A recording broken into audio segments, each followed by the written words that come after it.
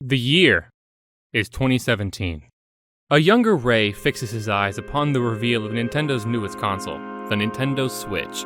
The Wii U, while certainly the home of many hidden gems, was definitely one of Nintendo's most underwhelming consoles.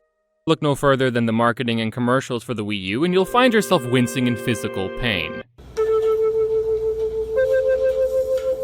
Mario and Peach together. Me and Gina together.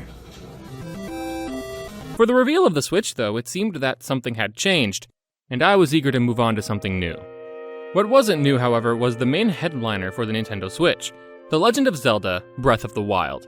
Infamously being delayed on the Wii U time and time again, it was obvious that it would release on the Switch as well.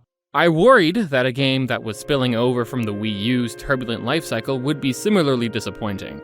In addition, it had been quite some time since I had played a Zelda game.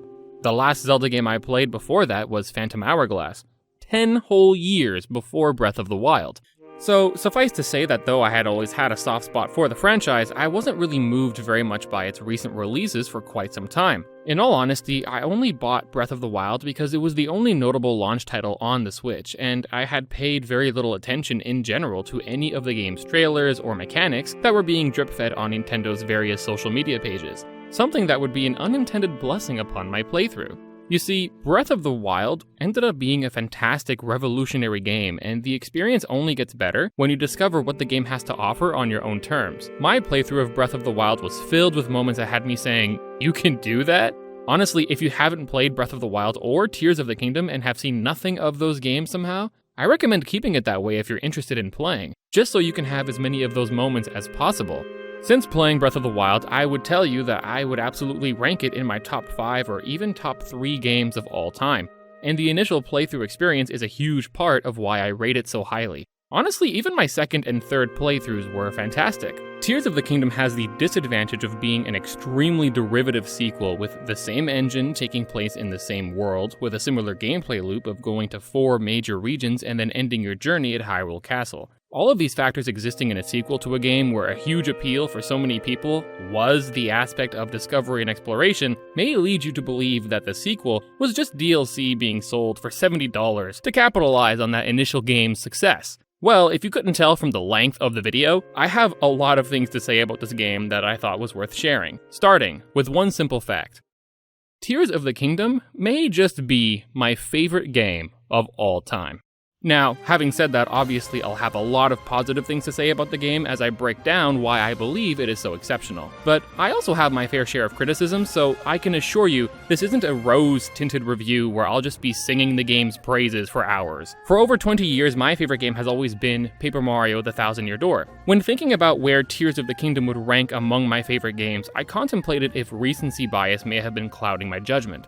But after carefully reflecting on everything Tears of the Kingdom has going for it, especially compared to Breath of the Wild, which I readily called a top 5 game, there's a pretty good chance that this is my new favorite game I have ever played. How can that be possible after I just pointed out how derivative of the first game it was and how much of a detriment it would be? Well, sit back and relax as I take you through my in-depth review of The Legend of Zelda: Tears of the Kingdom. I believe there is a reason you were sent to us. It has to mean something. He is a royal knight. Hyrule will bow down before me. Hearing you speak so highly of Link, I find myself wanting to meet him as well. I will accept your vow of fealty to the Kingdom of Hyrule, Ganondorf. I believe that man's heart holds many dark ambitions. Just his name, even that, it gives me pause. Oh, your concern is very sweet, Zelda. There is something I must tell you. The reason I am here. You cannot win. I have to. Just give me the word! This'll get really bad if we aren't careful. But I'm sure we can do it! What could you want? Don't give up! I've got this! I'll flatten that Demon King! Link, you're not alone in this fight. Let's go! It's my destiny to fight by your side. My duties as chief. Time for a lightning strike or two. Link! Protect them all!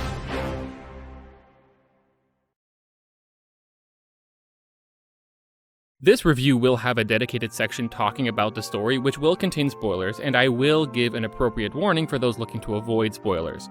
That being said, keep in mind that there will be some mild visual spoilers that aren't necessarily story-related, such as glimpses of certain areas, enemies, mini-bosses, shrines, new mechanics, new items such as Zonai devices and some of their uses, and so on. Proceed with this in mind.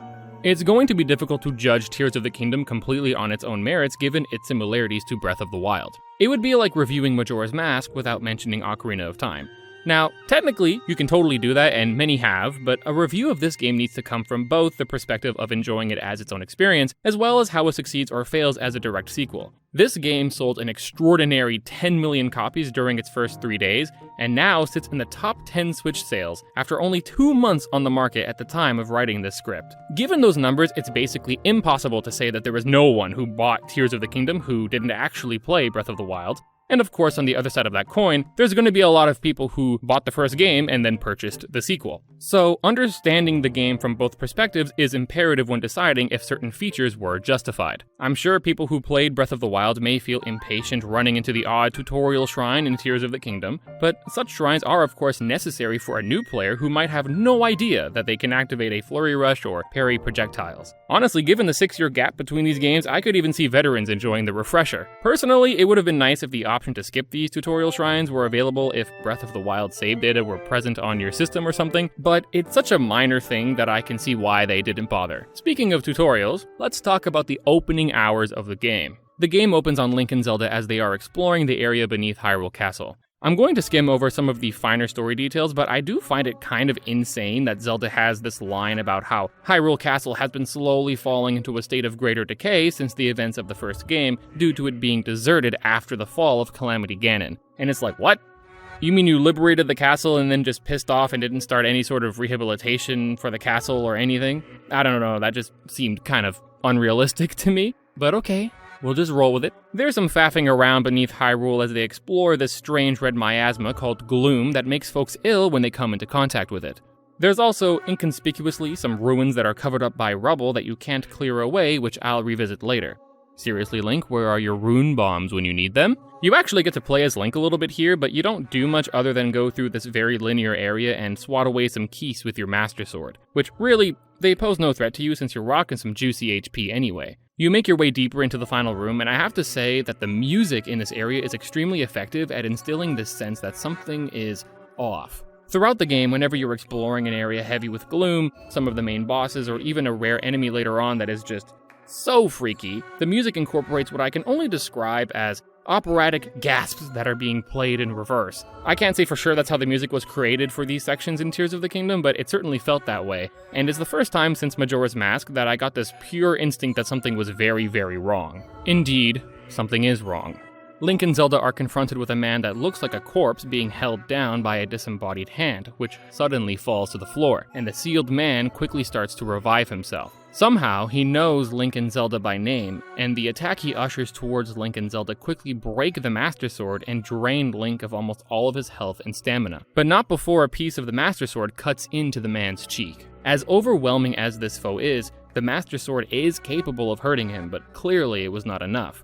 I do like this approach to Link starting out with minimal HP and stamina. They took a page right out of Metroid's book by giving you a taste of what it feels like to be well-armed and healthy right before stripping you of that. Honestly, that makes sense considering Metroid, much like this game, is about exploration and an open environment, so it's appropriate that Link and Samus should share this dilemma of losing their power-ups in common at the beginning of a game. The man lifts Hyrule Castle into the sky, the ground breaks apart, and though it appears that Link is in great pain due to an infected arm, Link tries to save Zelda from a precarious fall through the cracks. Despite his best efforts, he's unable to catch Zelda before she falls into the abyss and disappears. Link is about to follow suit before the hand holding the mysterious man in place appears from the ceiling, dragging Link up through it to safety, and thus begins the tutorial proper, the Great Sky Island. Let's not beat around the bush. This is the Great Plateau 2.0. When the game first released, I saw a lot of folks clamoring about how much better the Sky Island is than the Great Plateau, but I think my opinion might deviate from that sentiment. Now, which do I prefer? I might say the Great Sky Island, but that's coming from the perspective of someone already acquainted with Breath of the Wild and its systems. As a tutorial, I think the Great Plateau might actually be a little bit better, despite how many similarities they have. In both areas, you hear a disembodied voice after waking up in a cave. You exit to a beautiful environment and are urged to explore by an ethereal previous king of Hyrule. The only difference is that one king is a Hylian and the other is a goat. Oh, sorry. There's one other difference. The fanbase basically didn't care at all about one of them, and is down horrendous for the other. I'll give you 3 seconds to guess which one. Did you guess the goat? Now, to be fair, I think that Raru's design, that's his name, is definitely very interesting, and also he isn't really a goat. I mean, he's the goat, but not literally. He's a member of the ancient Zonai race mentioned in the previous section with Zelda. Something I think this franchise has done very well are the race designs. I can't think of a single one I don't like, which is impressive because the designs of the races have been known to change drastically from game to game. The Zonai aren't featured very heavily since they're basically an ancient civilization, but the ones we do get to see are all very cool. They give off a very dignified presence. He's also the source of Link's new arm, I think I forgot to mention that. Where King Rhoam really just pretends to not be interested in what you're doing, Raru is definitely giving you a guiding hand, no pun intended. Breath of the Wild's take on Rhoam was to mimic the beginning of the original Zelda, where Link meets a nameless man in a cave who sends him on his way. Raru is decidedly different. It's evident that the surrounding environment, as well as the constructs giving you various tutorials, were placed here with the express purpose of helping Link upon regaining consciousness. One of them even gives you a Purapad and not the Sheikah Slate, and says that Zelda ordered them to give it to you without telling you when, where, or how. In Breath of the Wild, Zelda orders some Sheikah to put Link in the Chamber of Awakening to facilitate his recovery. But when you wake up in that game, there's just no one there looking after the chamber of this incredibly important person in the midst of their recovery? Did the Sheikah know that Rhoam would be there to give Link his tutorials? I always thought that was weird, but in Tears of the Kingdom, it's evident that someone is looking out for you, even though you don't know how yet. One thing you do know is that the Sky Island is gorgeous. I will admit that for pure aesthetic purposes, the Sky Island is definitely a notable step above the plateau. In general, I think the entire game is much more visually impressive of an experience. Many vistas in Hyrule that you may have seen in Breath of the Wild look very different in this game, which is a nice touch for returning players to see how much the game has changed. The game can be a little bit too beautiful for its own good though. In the first game, you'd get the occasional frame drop if too many effects were going off. Maybe there were some noticeable drops in the Lost Woods, but that was about it. It's unfortunate that Tears of the Kingdom might just be a little bit too ambitious for the console it's on, because frame drops are definitely more common even with the frame rate capped at 30, especially when you're enticed to build complex contraptions throughout the game, which can cause it to lag even more. Considering the strength of the Switch, or lack thereof, I will praise the overall presentation of the game. Breath of the Wild really set the standard for what a competently made game on the Switch could look like, with a clever blend of lighting and rendering techniques to really make these environments something to appreciate. Looking at you, Pokemon. Tears of the Kingdom continues this first game's ability to look stunning, and in most ways surpasses Breath of the Wild environments. Don't get me wrong, it's mostly the same Hyrule once you get off the Sky Island, but there's more color overall. Breath of the Wild, while beautiful, was a bit somber in both its tone and its color palette. That was obviously intentional, but it could make the environments feel a little bit samey, and Tears of the Kingdom does a great job giving you some more visual distinction not just by how its environments are constructed, but by adding variety through the introduction of additional Sky Islands and the chasm beneath Hyrule. On the Great Plateau in Breath of the Wild, once you activated the Sheikah Tower, Rhoam tells you that all shrines are visible from the top of the tower, and to go to each 4 shrines in exchange for a paraglider to get you off the plateau. These shrines act as ways to bestow abilities to Link that he'll be using throughout the game, and Tears of the Kingdom does the same with its Sky Island shrines. Once you get all 4 shrines, you're directed to a location in the area to complete the tutorial and be set off on your journey. In Breath of the Wild, you're told to go to where the shrines intersect, whereas you're given clear directions in Tears of the Kingdom. I actually think this was handled better in the first game. Being able to see all 4 shrines from the tower, being able to go to them in any order, and finding your final objective by using the topography and map on your Sheikah Slate really helps to teach you to pay attention to your environment, whereas the Sky Island is more linear in its progression. Case in point, unlike the first game, there's an intended order of shrines in Tears of the Kingdom. First and foremost, Ultra Hand. As I was making my way to the first shrine, I noticed a dragon off in the distance. It was pretty far away and very high up. This was quite a feat, considering the Sky Island is already so high up, and this dragon was flying significantly higher than that. For a new player, this is definitely going to instill mixed feelings. The first time I saw a dragon in Breath of the Wild, it was one of the coolest things about that game. These massive beings just existing, completely unbothered by our presence. It definitely instills you with a feeling of awe. Interestingly, this dragon did not look like the 3 dragons present in Breath of the Wild, and it was flying significantly higher than those 3 had ever flown. I noted, hey, they added new dragons, that's kinda cool, and moved on with my life. I did wonder what the dragon's name was, though. The original 3 dragons have names that are based off of the 3 goddesses of the Triforce, Dinral, Naydra, and Farosh. I made a mental note to find out this one's name later, using the camera feature once I unlocked it, and I moved on into the shrine. You know, it's funny. During my multiple playthroughs of Breath of the Wild, I never really thought that the Sheikah Slate abilities were lackluster or underwhelming. They of course all have their uses. I think my favorite may have been Stasis, but how do the new abilities measure up? Well, I'm going to be as direct as possible. The new abilities put Breath of the Wild Sheikah Slate to shame. Even just the first ability, Ultra Hand, is simply ludicrous. I actually just like to call it God Hand because I think it's more appropriate. When you're given this ability, you're told that you can use it to make whatever you want, and this was not an exaggeration. Basically, you can take literally any inanimate object that isn't tethered to the actual world, like weapons, barrels, logs, items, and so much more, and move them around, rotate them, and stick them to any other inanimate object. The puzzle for this shrine is to create a hanging platform by combining these wooden planks with a hook, while giving you some simpler gaps early on to get you acquainted with controlling objects with Ultra Hand. Ultra Hand is just magnesis, but for all objects, not just metal ones, plus the added utility of combining disparate objects to make some insane contraptions with your creativity as the only limitation. Like, seriously, it's just an infinitely better version of magnesis. You can create almost anything. If you've spent any time online after the game's release, you've probably seen some pretty impressive creations.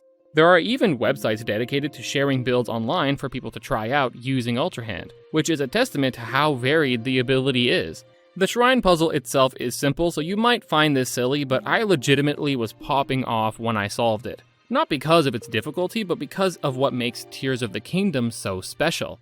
When you solve a puzzle in most games, it's because you fed a correct prompt into the game, which will then set a flag so the game recognizes that the puzzle was completed. You solve the puzzle because it was the intended solution by the developers. When you solve a puzzle in Tears of the Kingdom, it's because you are a genius. Now, obviously, there are still intended solutions to basically all of the shrines, but given the logic system in this game is so strong, combined with the freedom offered by Ultra Hand, the puzzle really illustrated to me just how creative the game I was about to play could be.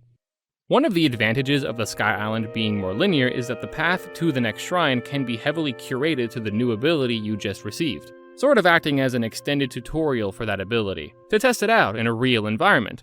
For instance, in order to make your way to the next shrine, you can take one of 2 paths. The left path requires you to make another hanging platform to slide down the rail, and the path on the right requires you to make an extended bridge to walk across. After some more puzzles, you make your way to the next shrine, which grants the Fuse ability. Fuse is an extension of Ultra Hand, except instead of combining objects to each other, you combine objects to your current equipment. This applies to your weapon, shield, and bow. The shrine gives you some simple puzzles involving attaching a boulder to a weapon in order to create a club that can smash rubble, and a fire fruit to an arrow to burn some vines holding up this platform, containing a key that lets you complete the shrine. There are no practical uses given in the shrine for fuse combinations with your shield, which is a bit of a shame and may be part of the reason why it seems to go so underutilized by the average player in comparison to fuses with arrows and weapons.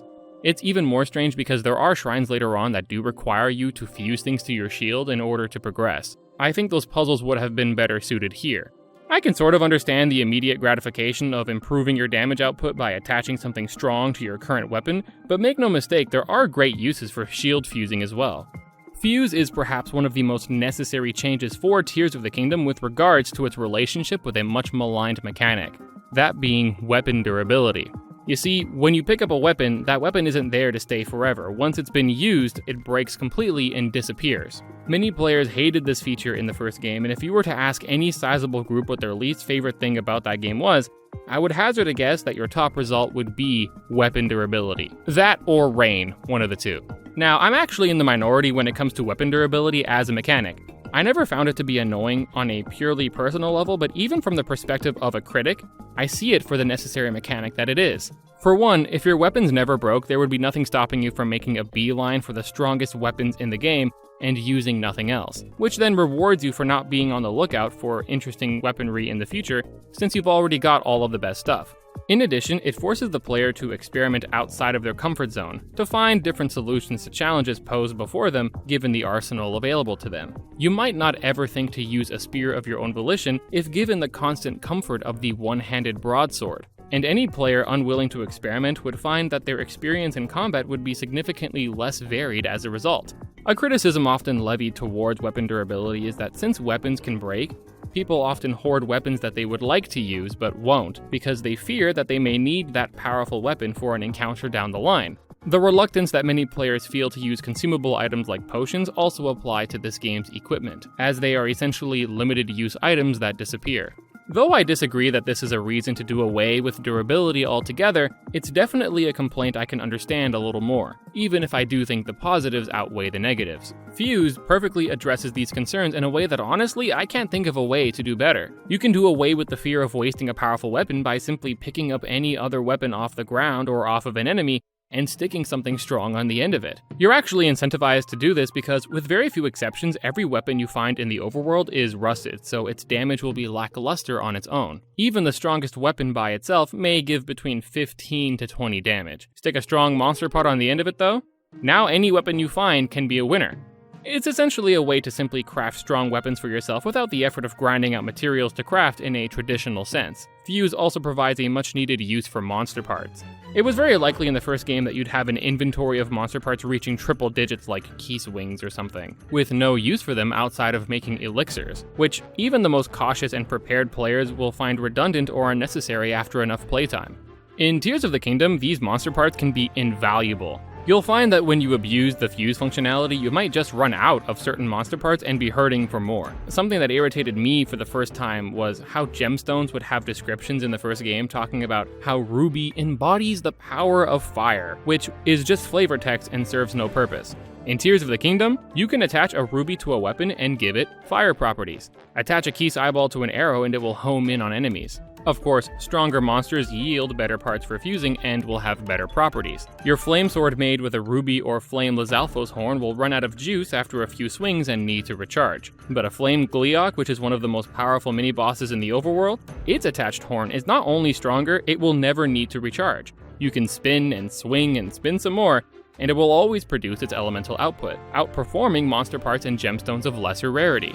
Fusing also adds additional choice for the player. Do you sell this ruby or monster part you picked up for decent cash, or attach it to a weapon for an immediate boost in combat effectiveness? One of my favorite weapons in Breath of the Wild were magic rods of all types, but they never tended to last very long at all, and they were pretty rare. In this game, you can come across magic rods pretty easily. You can even buy them at a specific NPC, and then outfit them with a gemstone of your choice for the particular element you're looking for. Fuse can be as rudimentary as attaching your strongest monster part to an available weapon and calling it a day, and you're probably going to be more than well off, but there are tons of other uses for Fuse. Attach a bomb to your shield and now anyone who strikes it will be blown back. Or you can use that shield with a shield hop to create an explosion beneath you that safely propels you upward.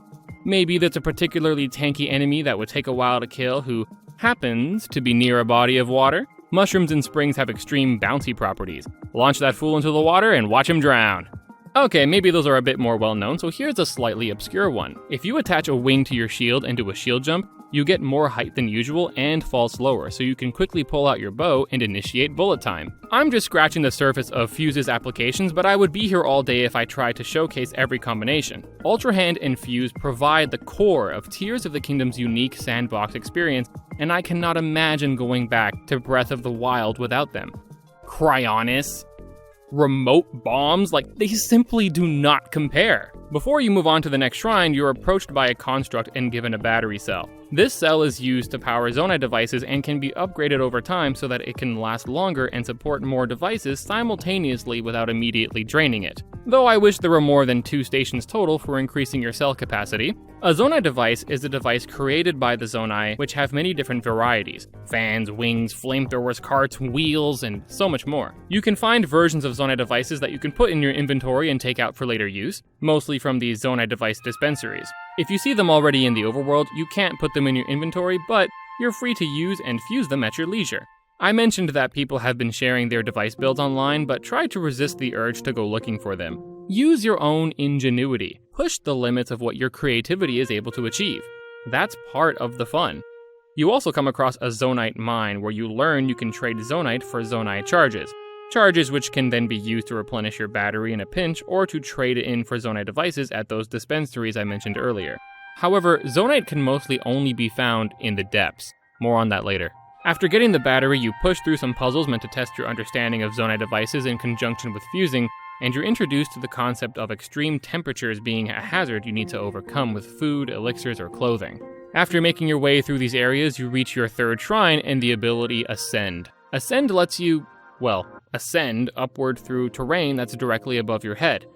It's simple, but effective, and any additional options for vertical movement is not unwelcome.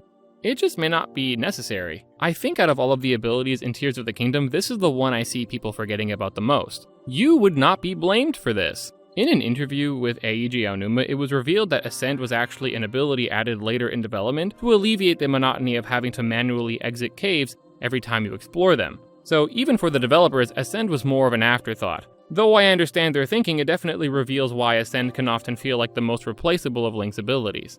The reason why something like Breath of the Wild's remote bomb would be redundant in Tears of the Kingdom is because you get bombs both from bomb flowers and from Zonite bomb devices. If you want upward mobility, you can climb or use springs, bombs, jumps, rockets, fans, or even fire. So it's only necessary to use Ascend when you need to move through terrain, when no other options are available, such as in shrines, or when it's the easiest available method of vertical movement. There are uses for it in combat, more than you think if you remember to use it. I do like that you're given the opportunity to cancel your ascent after having a look at the surroundings at the destination, but that also makes me wish this ability made it possible to descend as well. But that would have probably made the ability too broken. After getting Ascend, you're able to access the Temple of Time, where Link encounters an apparition of Zelda who gives him his last ability. But you're unable to proceed until you find the last shrine and come back for an extra heart in order to open the door. It's only now that you are given the ability to fast travel to the shrines you have visited. I don't know why they locked that ability until this point, because it would have been useful, since I ended up taking a wrong turn before the third shrine and going to an area that forced me to restart my route. I also find it pointless that you are required to go to the temple to get your final rune, just to turn around to find the last shrine. The final shrine is already catered to your final ability. I don't know why it was necessary to make you go back and forth instead of just sending you to the shrine right away, or indeed having the shrine at the Temple of Time. I said I preferred the Great Plateau as a tutorial, and that was not without a good reason. Anyway, the ability in question is Rewind, which is definitely this game's version of stasis. Instead of freezing an object's time, Rewind makes an item reverse its movement within a set period of time. This reverse starts after a small delay where the object freezes in place, so you can interact with the frozen item in that time frame if you want, which is nice. The shrine teaches you that you can use Rewind on a raft floating down a stream to instead move upstream, or reverse the direction of a cog. There are, however, combat applications for Rewind. Enemies that throw things at you can have these projectiles rewound to immediately return and blast them. This works with basically everything except for arrows. You can even throw your own weapon and then rewind it. Normally that doesn't matter since weapons break on impact if you throw them, but for boomerangs you can reverse their flight path and hit multiple enemies again. It's really pretty fun. Once you're on Surface Hyrule, the best use for Rewind is definitely rewinding debris that falls from the sky in order to gain large immediate height to examine your surroundings for your next destination. Even Rewind is another option for vertical mobility, which further makes Ascent redundant, but I digress. It's also nice if you ever drop something off of a cliff by accident. With quick reflexes, you can rewind the object back up to your position. The Great Sky Island as a tutorial is fantastic, definitely a step above most games' tutorials, don't get me wrong. That said, it can be hard to compete with the Great Plateau. That area in Breath of the Wild was well loved for a reason. It can be easy to think of the Sky Island as superior because it introduces more mechanics and is visually more interesting, but that merely speaks to the content of the two games in general, not the individual areas' merits as tutorials. Breath of the Wild was more competently put together in my view. There's no wasted space, no backtracking to already visited areas, and there's significantly less hand-holding with regard to introducing the game's mechanics. Consider this. Tutorials for things like cooking existed on the Great Plateau, but you needed to look for them. Many players ended up learning how to cook by trial and error, which I think is more in line with the hands-off approach of these two games. On the Sky Island, you're strung along a predetermined path until you hit a snowy mountain with a cave at the base. You are immediately greeted with a pot, peppers, and a construct eager to tell you how to cook. It's just a lot more hands-on than the previous game, which there's nothing wrong with that, I just preferred how it was in the first game. Now, is the Sky Island more fun? Yes. Almost absolutely. There's way more eye candy and the mechanics on offer are much more engaging. I just prefer the plateau as a tutorial. Now, having said that, Breath of the Wild doesn't hold a candle to Tears of the Kingdom in basically every other regard going forward. After collecting all of your abilities, you go back to the Temple of Time to open the door, say goodbye to Rauru, watch Link Thanos snap his Master Sword into Zelda's arms in the past, watch the clouds part as that dragon from earlier ascends up into the sky above the island to bookend your tutorial, and then you're given complete and utter freedom to explore Hyrule. This is it. The world is your oyster. You are heavily urged to head for Lookout Landing, but from here on out, you can do whatever you want. That being said, I do recommend going to Lookout Landing first anyway, or else the lookout towers that fill in your map data will not be operable and you won't have access to the paraglider. Long story short, Lookout Landing acts as a springboard into the rest of the game. You'll meet a few NPCs here that you can meet up with and do side quests with later down the line, some lore, shops, an introduction to the Depths Survey Corps, and a much older Purah. This little area does a great job making the world feel consistent and cohesive through its continuity with NPCs that appear here as well as in Breath of the Wild. It's apparent that the events of Tears of the Kingdom take place a number of years after Breath of the Wild, and the game does a good job of making it feel like it. Each area that you visit has enough visual distinction from their previous incarnations to sell that time has passed. Not so much that it feels unrealistic, but just enough to reasonably feel as though some events have happened in Link's absence. Not only that, but many of the townsfolk you interacted with in Breath of the Wild are still around in Tears of the Kingdom, just older and with new circumstances. This is especially easy to see with many of the child characters in Hateno Village, who are now older. Overall, Lookout Landing is a great starting hub that does a good job conveying multiple points of interest all at once. The sky, the land, the depths, Hyrule Castle itself, the denizens of the world, and the 4 main regions. With so many potential points of interest, on paper it might seem like you'll feel pressured to slam through the game like a bull on coffee, but there is a slowness to these games. There exists a compulsion to take your time and do what you like. You'll do well to listen to the urge to take your time because there is so much to do and find. You can take on side quests, go spelunking in the myriad of new caves, fight monsters, go shrine hunting, or just go plain exploring. Your exploration need not even be limited to the surface world. If you've got the gumption, you can try your hand at the depths, or exploring the sky. Both the sky and the depths are as large as Hyrule.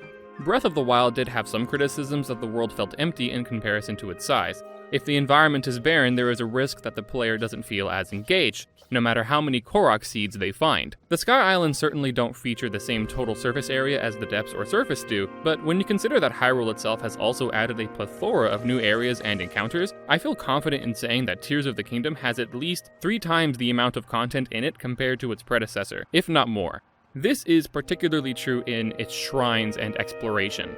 The game separates the sky, surface, and depths separately on the map for readability, but the more you play the game, the more you start to see how all 3 layers are connected. The lookout towers can launch you high enough to explore islands in the sky. Certain sky islands contain old maps leading you to treasure in the depths, and the depths can provide you with tools to aid you with your exploration on the surface. The depths is intimidating, in a word. I look down at these large holes in the ground filled with nothing but gloom and think, nope. You can go down as early as you want, but I admit that I was too scared to do so for a while. In fact, my first trip down there was completely involuntary. I was doing the labyrinth puzzle in the North Hebra region after completing the Rito main dungeon. These labyrinth puzzles are a 3-tiered process that starts on land, takes you up into the sky, and then all the way straight down into the depths to complete it. See, I didn't know I was being plunged into the depths until it was too late, and the blaring sound of brass that lets you know you've entered the depths damn near made me piss myself.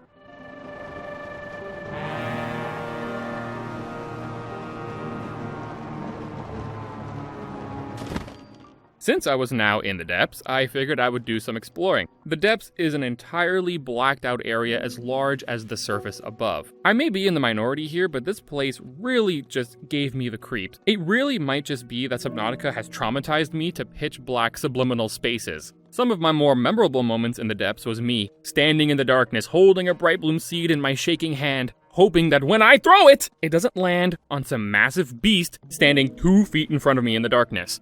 After exploring for a few minutes, I did in fact stumble across a gigantic enemy and said, nah. If you're willing to explore the depths though, there's a lot to be found down here.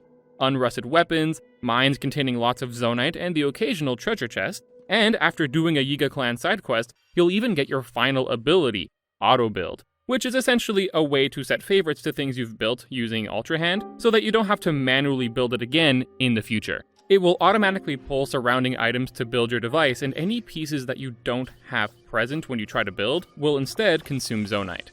For being a quality of life feature, it's a bit disappointing that there is no option to build a preset using equipment directly out of your inventory. If you want to build something and have all the items for it in your inventory and don't want to use your Zonite, you have to manually take each item directly out of your inventory one by one. There certainly could have been a better way to do this. A toggle that lets you choose between using items in your inventory versus Zonite would have been incredibly welcome. You can save only 8 favorites of your own creation. I was personally fine with 8. I never needed more than that because I would constantly overwrite older models of presets I had saved with more efficient ones as I got better at building. That said, for the more ambitious player, 8 could probably feel a little bit restrictive. The game tries to remedy this with schematics, another reward for exploring the depths. Construct mines and Yiga bases will have schematics available to save into your auto build list. I really do like these schematics. They don't eat up slots on your favorites list, and there were more than a handful of schematics I would receive that I hadn't thought to build myself. Thus, many schematics acted as inspiration for my own creations. My favorite thing about schematics, though, is the glimpse into the constructs and Yiga Clan that they give you. Schematics made by the constructs are more straight-laced and easy to use, like the simple fan plane, while the Yiga Clan schematics are more nefarious, unwieldy, and goofy in nature, like the aerial cannon. Also, when you collect schematics from the constructs, they provide you with materials to allow you to test it out, but the Yiga schematics don't come with that perk, since they aren't an ally faction like the constructs are. I really do love when video games are able to use their mechanics to help express a character or group's personality. On the topic of the Yiga, I do feel almost proud of my man Koga, who managed to go from this comic relief character who featured in a small subset of one region from the first game to running an entire network of camps, training facilities, and weapons depots. Like, good job, dude, you really hustled. Within the depths are also a number of battle challenges in places like these Colosseums, which are a series of enemies you must defeat to get a reward. More often than not, your reward for these challenges will be outfits or equipment that are direct callbacks to previous Zelda games. Unscripted for a second, while getting footage for this part of the script, the first Colosseum I happened to stumble upon while I had like no hearts whatsoever was the infamous Lionel one, and I was just like, screw it. Which had to be some of the most fun I've ever had playing the game. These Lionels are no joke. Anyway, the depths are not the only place you can find these, as there are many places on the surface that have these items as well. I commend the developers for this choice. It provides not only a greater incentive to explore the depths, but improves the rewards held therein. Some of these items existed in Breath of the Wild, but were exclusive to Amiibo. I really appreciate the developers making these armor sets and weapons available natively. I loved using the Sheikah mask in Breath of the Wild, but I do not have the Sheik Amiibo, and I was only able to get it after borrowing it from a friend who did. The only Amiibo exclusive rewards now are certain paraglider skins, which I can certainly do without, and it's much more in line with what I think Amiibo rewards should be granting. Not unique equipment and entire mechanics in the case of the Wolf Companion in Breath of the Wild. The interplay between the surface and depths I alluded to becomes more obvious the more you fill in both maps. After playing long enough, you'll come to realize that the depths acts as a mirror to the surface. The rivers and lakes on the surface are impassable walls in the chasm. Tall mountains are instead deep valleys. The most significant of these mirrored features are the light roots. These are bulbs in the depths that once activated will clear the effects of gloom and light up the surrounding area. You'll come to find that these bulbs actually perfectly mirror the positions of shrines on the surface. So, if you're in the mood for some shrines but can't seem to find any, it might be a good idea to explore the depths, especially since the light roots are infinitely easier to find. Knowing where to look for light roots is simple. Any part of your map of the underground that isn't filled in is going to be home to a light root somewhere. Not to mention, if you're in an unlit area of the depths, the orange glow of the bulbs are easy to spot. In Breath of the Wild, finishing all the shrines without a guide could be a little tricky for shrines that are hidden away really well. In Tears of the Kingdom, there are even more shrines hidden away in caves on surface Hyrule that you wouldn't be able to see with a flyover. But if you have a light route in that position, you'll know for a fact that there is a shrine there. Sometimes the cave entrances themselves can be hard to find as well, and while you can take your time looking for it if you want, you can also make an offering to Satori. These Sakura trees in each region of Surface Hyrule contains a plate where you can make an offering to Satori, who was an Easter egg in the first game, who will reveal the location of all cave entrances in the region. My only gripe with this feature is that it will still reveal cave entrances for caves you've already discovered and logged on your minimap. If each beam of light disappeared upon finding that cave entrance, it would have been simpler to find all of the remaining caves. That said, it's a great feature and plays well with the overall exploration, which I certainly abused when going for 100% shrine completion. As I was narrowing down shrines, I would explore the depths and find light routes to pin down shrine locations on the surface, and then, if those shrines were in caves, I'd go make an offering to Satori to reveal the location of cave entrances nearby. It really did make finding shrines without a guide much more accessible in this game, and provides a greater sense of interconnectivity within the world.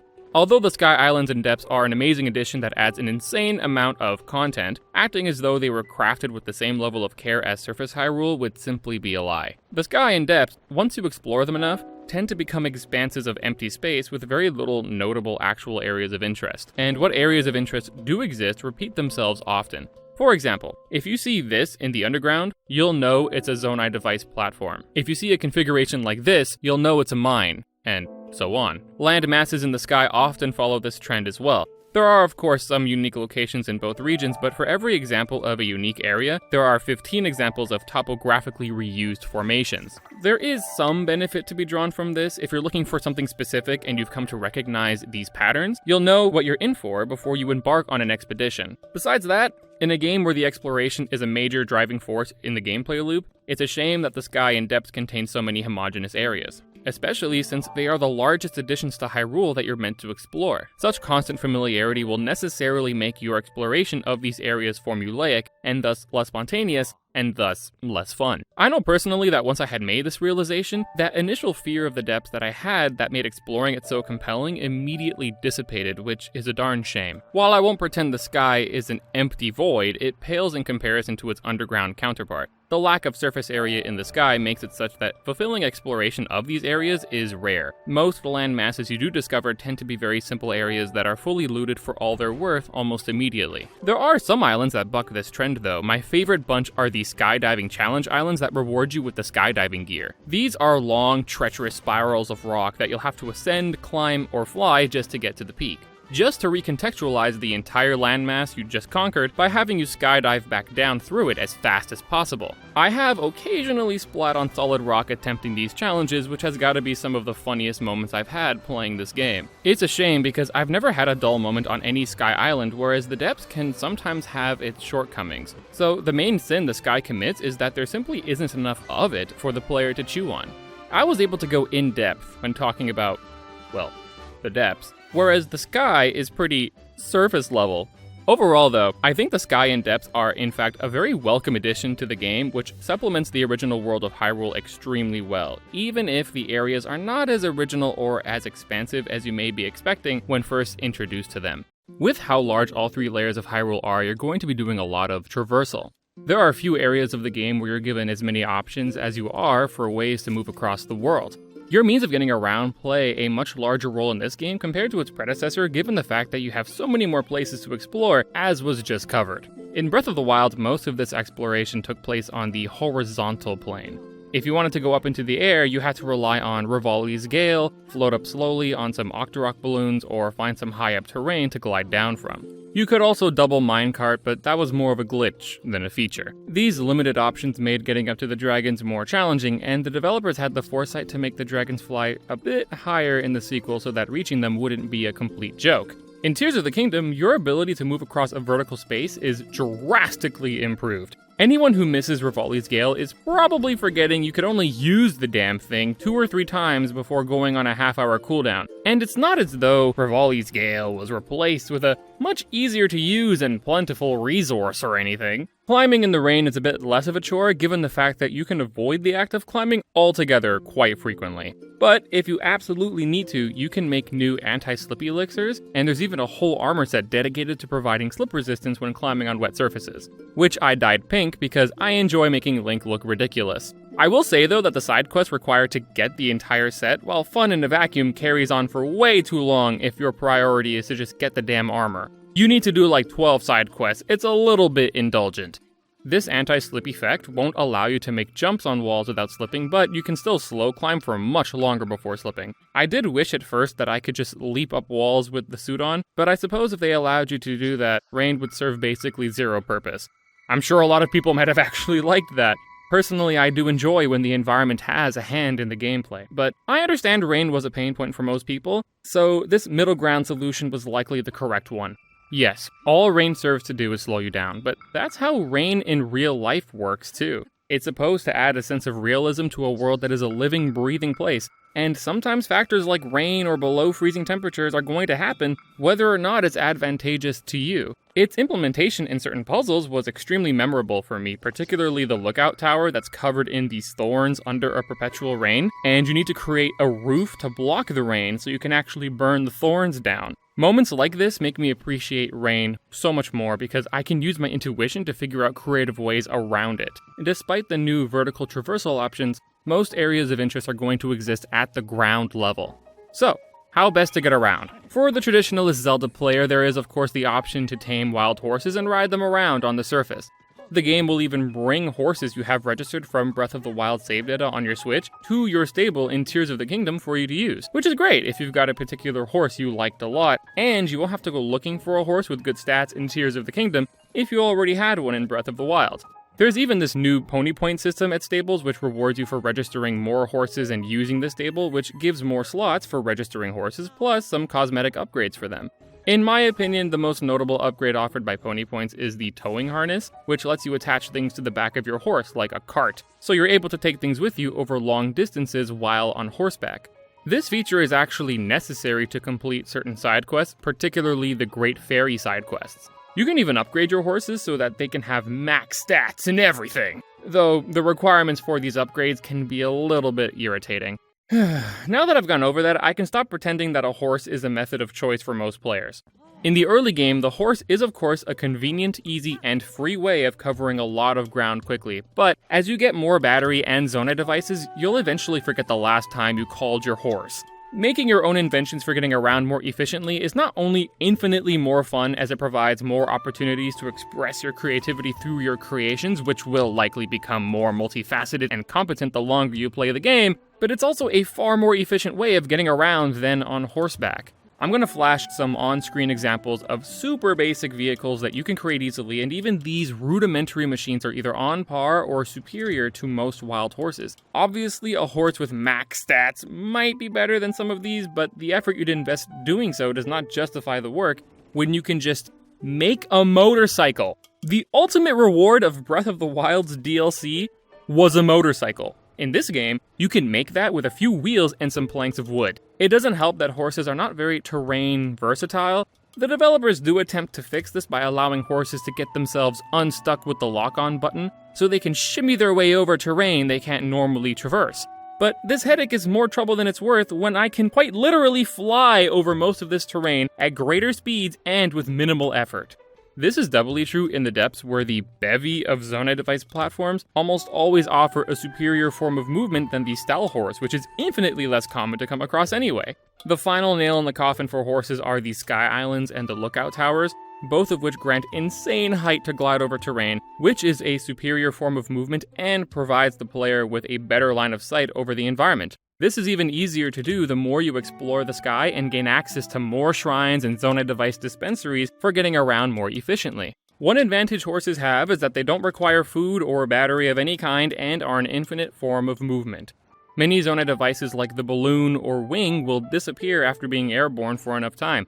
And though most competent ground vehicles you could build would be superior, they can be costly to build repeatedly and will need to stop occasionally to allow the battery to recharge. Unfortunately for the noble horse, there are ways to circumvent even these issues by simply using parts that don't disappear midair, building efficient multi-purpose devices that use less battery, or even using a large Zonai charge for a longer excursion. Horses simply could not catch a break when competing with all these other superior modes of transportation, especially when auto-build makes configuring your favorite vehicle a snap of your fingers. A way to balance this further in the horse's favor could have been to make your battery either not auto-recharge or to recharge much slower, but obviously that would have been a horrible idea, and I'm glad they didn't do anything like that.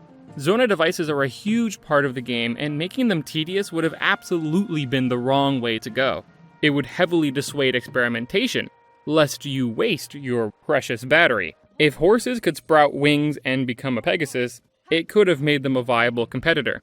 I feel almost like an old man who misses the age of the jukebox even when he understands that these new iPod doodads provide a superior experience. At least horses don't up and vanish every time you enter a shrine. That's another reason why horses are much better to use early on.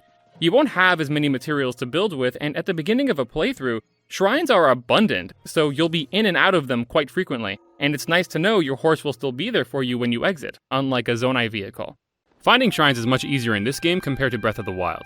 Some Sheikah shrines were hard to see in areas that were heavy on bright red and browns that could drown them out, but light shrines in Tears of the Kingdom stick out no matter what environment they are in.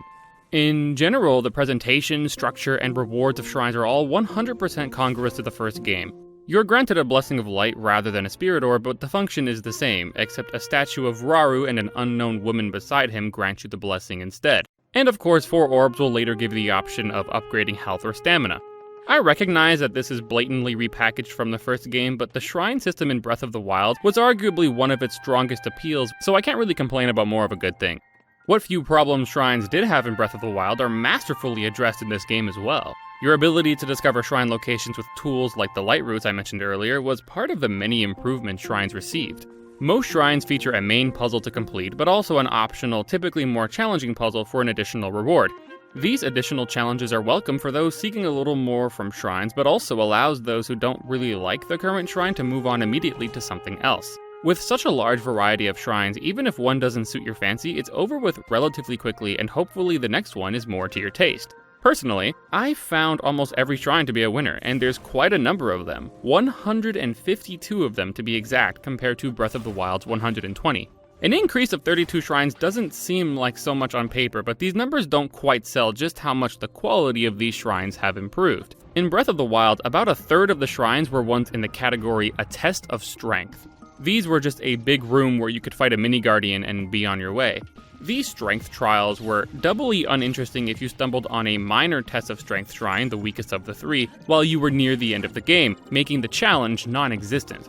With such a linear, boring challenge taking up a third of what was one of Breath of the Wild's main activities, it was quite a sizable blemish on what was otherwise a fantastic feature. Tears of the Kingdom does away with these Test of Strength shrines and then adds more on top, so the variety on offer is significantly higher than you might think.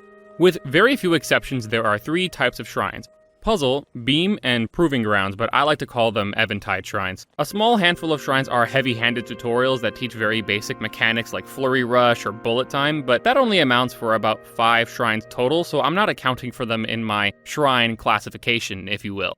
Puzzle shrines are exactly that, areas meant to test your knowledge and problem-solving skills. Some puzzle shrines, while not as heavy-handed as tutorials, still act as a way to introduce a new mechanic to prepare them for an upcoming challenge. The solutions to these puzzles are often extremely self-explanatory, which is the point. A great example of this is Mayatat Shrine, or a sliding device. This shrine teaches you that sleds will slide on sand and provides a practical use for it in the second section, where you make a sand sled with a fan and a steering stick. This was actually my first exposure to the steering stick, which was very exciting, and the shrine also provides a safe environment to test the controls. The placement for this shrine on the map is excellent. It's likely the first place you'll go in the Gerudo region, since all other shrines in the desert will be engulfed by the sandstorm, which leaves this shrine as the only visible and safe shrine to go to. Its location is even more attractive to the player because it's right next to a small settlement. In fact, the only settlement in the desert besides Gerudo Town, and is at the end of the only road in the region, which is a straight shot from the Gerudo Canyon stable, right before you enter the desert. I have to praise the developers here. The excellent game design will subtly influence the player towards this shrine and then provides them with useful knowledge about how to traverse the desert. Yet, the player agency and freedom that makes Tears of the Kingdom so compelling is never betrayed because you're never actually required or forced to do this shrine. Now, a criticism about this particular shrine is the lack of choice offered, as there are very few, if any, alternative methods for completing it. This is a rarity though. Shrines are pretty famous for being extremely flexible with ways to complete them. An example of a puzzle shrine that is extremely open-ended is Geokuhum Shrine, or Built for Rails. This shrine is meant to push the limits of your knowledge of rail physics. Rails are introduced on the Great Sky Island, both during the Ultra Hand puzzle with the hook platform, and throughout the island in multiple different sections. Now, you're asked to use rails with straight iron slabs, which is a much more unwieldy tool than a minecart which snaps to the rail automatically. The first rail is downhill, so if you already know you can shield surf on rails, you can skip the intended method. The final rail is where you are truly tested. You are provided with 3 fans and a handful of slabs. The track starts with 2 rails with a large gap in the center. The rail goes up and curves, and then both tracks abruptly end, and a new track begins dead in the middle where the gap was. You need to create a 3-forked platform, but if you do it incorrectly, it will be too heavy for the fans to push up the rail. If you try to create only a fork in the middle, the platform will fly right off the track at the curve. Of course, not creating a fork in the middle means that as soon as the tracks change, you have no way to latch on the middle rail and the platform will tilt and fall. My solution was to create a 3-forked platform and allow it to get stuck from the weight past the curve, detach the right fork, and then once the platform lost balance and tilted over, I used rewind to correct its position, and then while upright, detached the left fork so the platform would be light enough to advance and facing the correct direction to latch on to the middle rail. Certainly an unorthodox way to do this shrine. I'll show some other examples on screen of some other pretty insane solutions players conceived. This shrine is a prime example of how an open-ended physics engine combined with limited tools creates a breeding ground for creativity. No 2 players' logic is going to be exactly the same as each other. Thus, many different, equally viable solutions are born, and those solutions punctuate your experience and create memorable moments because you, using your own ingenuity, came up with a solution that reflects the way you think uniquely. I've seen people posting their solutions to certain shrines which subverts the intended method, quote unquote, with a statement like, "I bet the developers didn't think of this," which is a fundamental misunderstanding. Tears of the Kingdom's entire design ethos is based upon taking advantage of the logic system in a way that makes sense to you. Paradoxically, by implementing a solution other than what you perceive to be the intended one, you are validating the developer's intentions, not subverting them. Some puzzles allow you to bypass the mechanics of the shrine altogether with resources you collected outside in the world. This also applied to the Built for Rails puzzle, but for that shrine, even with outside tools, your applications of those items will need to be extremely unconventional, unless you're using a shield rocket. A better example of a puzzle being truly broken by an item in Tears of the Kingdom is Oshozan-yu Shrine, or Mallet Smash. You're meant to use these logs combined with the momentum provided by rockets to hit these large switches in order to advance. However, you can also just blast the switch with a bomb flower and that will also work. If the developers didn't want this to work, they could program it in, surely. So you might be asking, why allow the player to bypass the puzzle in this way? The answer is that the game is rewarding you for both experimentation and preparation. It's not as though this alternate solution is spelled out for you. You still have to try it before you know it's an option. If you never knew about this property of the switch, there's a chance some of you will have never tried it. It also rewards the player for gathering materials and exploring the world thoroughly, providing greater interplay between shrines and the outside world. Beam Shrines takes this idea and runs with it, as the entire puzzle takes place in the world rather than in a disconnected puzzle room. You'll find shrine pedestals but without the central stone, and you'll be tasked with finding the stone connected by a beam of light and bringing it to the pedestal. This is the test of the shrine, and once completed will grant you with Raru's Blessing, which is just a walkway straight to the Orb of Light. I think of the 3 kinds of shrines, this may be my favorite. You're rarely given any tools to aid you, and by the same token, no limitations are placed on you. You're free to use whatever means you like to complete the task. There are beam shrines both in sky and on land, but the ones in the sky require some more precarious strategies to move the stone from island to island. You'll be making flying machines, dropping the stone from great heights, or even catapulting it over massive drops. These are very much like the shrines in Breath of the Wild that required you to insert an orb into a pedestal, but handled much better and with greater options for interacting with the item you're meant to be transporting. You could really only pick up the ore by hand and move it, but with Ultra Hand, you can attach the stone to a bloody rocket and send it on its way. Given the amount of freedom you have to move the stone how you like, is it a surprise I have nothing negative to say about them? There are no limitations for how you can move the stone around during a beam shrine, but if you really want a shrine to limit your options compared to puzzle and beam shrines, you might fancy the Eventide shrines. These are combat-focused shrines, but they're a lot more dynamic than the Test of Strength trials in Breath of the Wild. To complete it, you need to dispatch all enemies in the shrine, but you're stripped of all of your equipment and forced to use only a predetermined selection of items. The more enemies you defeat,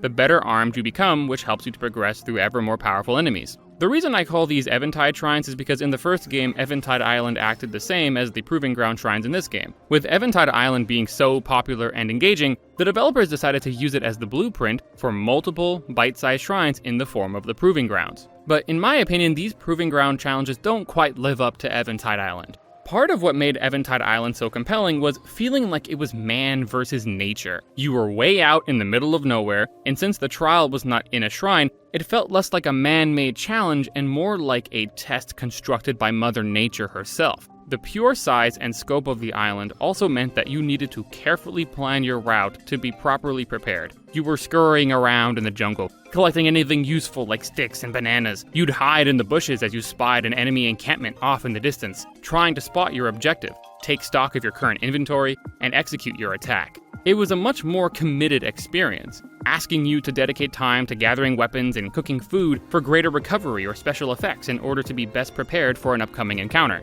You were tasked with going from nothing to essentially building your way up to an encounter with a Hinox. When you dominated the challenge, you dominated the island, and the ordeal was taxing enough to really make it feel like a grand accomplishment. Part of the reason this challenge is so memorable is because it doesn't matter how armed you are before the start. You'll be humbled by having everything taken away, with only your cunning to get you through. Proving Ground shrines imitate this feature of resetting your equipment, which does make for a decently fun challenge, but it doesn't have quite the same impact as Eventide Island. Proving Grounds taking place in a shrine with constructs planted there specifically to test anyone who would enter makes the whole experience feel artificial. These challenges are also much shorter, and while that allows the developers to create different variations of the concept over multiple shrines, it also makes each Proving Ground individually less compelling. It doesn't help that the design of the shrines are all very sterile, and failing the challenge is not as punishing due to how short the challenge is, which removes a ton of the tension that was present in Breath of the Wild's Eventide Island or even Master Sword Trial. Each Proving Ground shrine differentiates themselves from each other by incorporating a theme.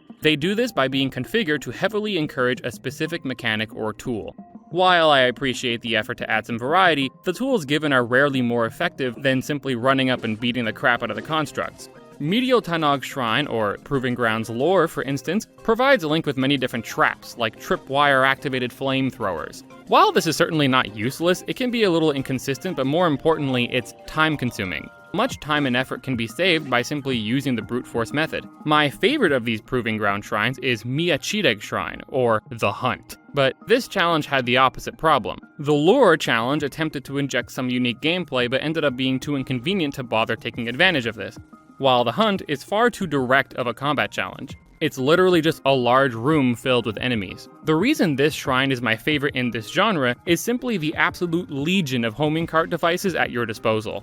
The simplicity of the layout means the sheer number of enemies will easily run you down and overwhelm you, and your arsenal on hand to respond with is of course very limited. So you'll be relying on these homing cart weapons quite a bit to keep these enemies preoccupied. So the flat, open area does do a good job making the main gimmick of this shrine, the homing carts, actually an attractive option. I personally just found that deploying an ever-growing legion of automated minions was simply really fun. While the Proving Ground shrines are definitely a step up from the Test of Strength shrines in the prequel, I found them to still be the weakest of the three kinds of shrines on average. It's not like I hate these shrines or anything, but given that they take their inspiration from one of the most compelling areas in Breath of the Wild, I found that they're not nearly as interesting as they could have been. Overall, the quality of all shrines is significantly improved, and so is the distribution. With shrines on the surface and in the sky, the more you complete, the more fast travel points you accumulate, instilling a growing feeling of mastery over the game world. Shrines are instrumental in this design, as they can train you to become a better combatant, introduce you to particular mechanics, familiarize you with your abilities by challenging you to use them in different ways, and then reward you with extra stamina and health to bolster Link's abilities to explore more efficiently, and fight ever more powerful enemies with a greater pool of health as a safety net. And boy, can some enemies hit you hard. Enemies are more dangerous than they were in Breath of the Wild, and the variety on offer has been improved. Breath of the Wild was often criticized, quite rightly, for its lack of enemy variety. The world was inundated with bokoblins, moblins, and Lizalfoses, with only the occasional Talus Hinox or Lynel for extra flavor. The game tracked your progress and enemies increased in strength alongside Link, but the increase in strength took the form of alternate colors of already existing enemies. The color scheme was your helpful indication that enemies had inflated stats, but they never really gained increased capabilities. And all of this is still true in Tears of the Kingdom. The weakest bokoblin color will have the exact same moves as the strongest bokoblin color. Even though simply recoloring a previous enemy is a bit underwhelming, it could have been hugely helped if these more powerful versions of enemies also came with some unique moves. The Lynels do this, and I think it would have been a great choice to implement this for the more common enemy types since they're more common. The most a silver bokoblin will do over a blue one is swing once or twice more.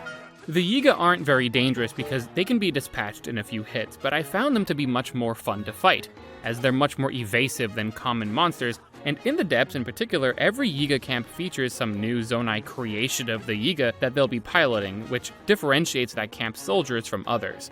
Some higher level constructs have the same fuse capability as you, attaching rocks or devices to their weapons.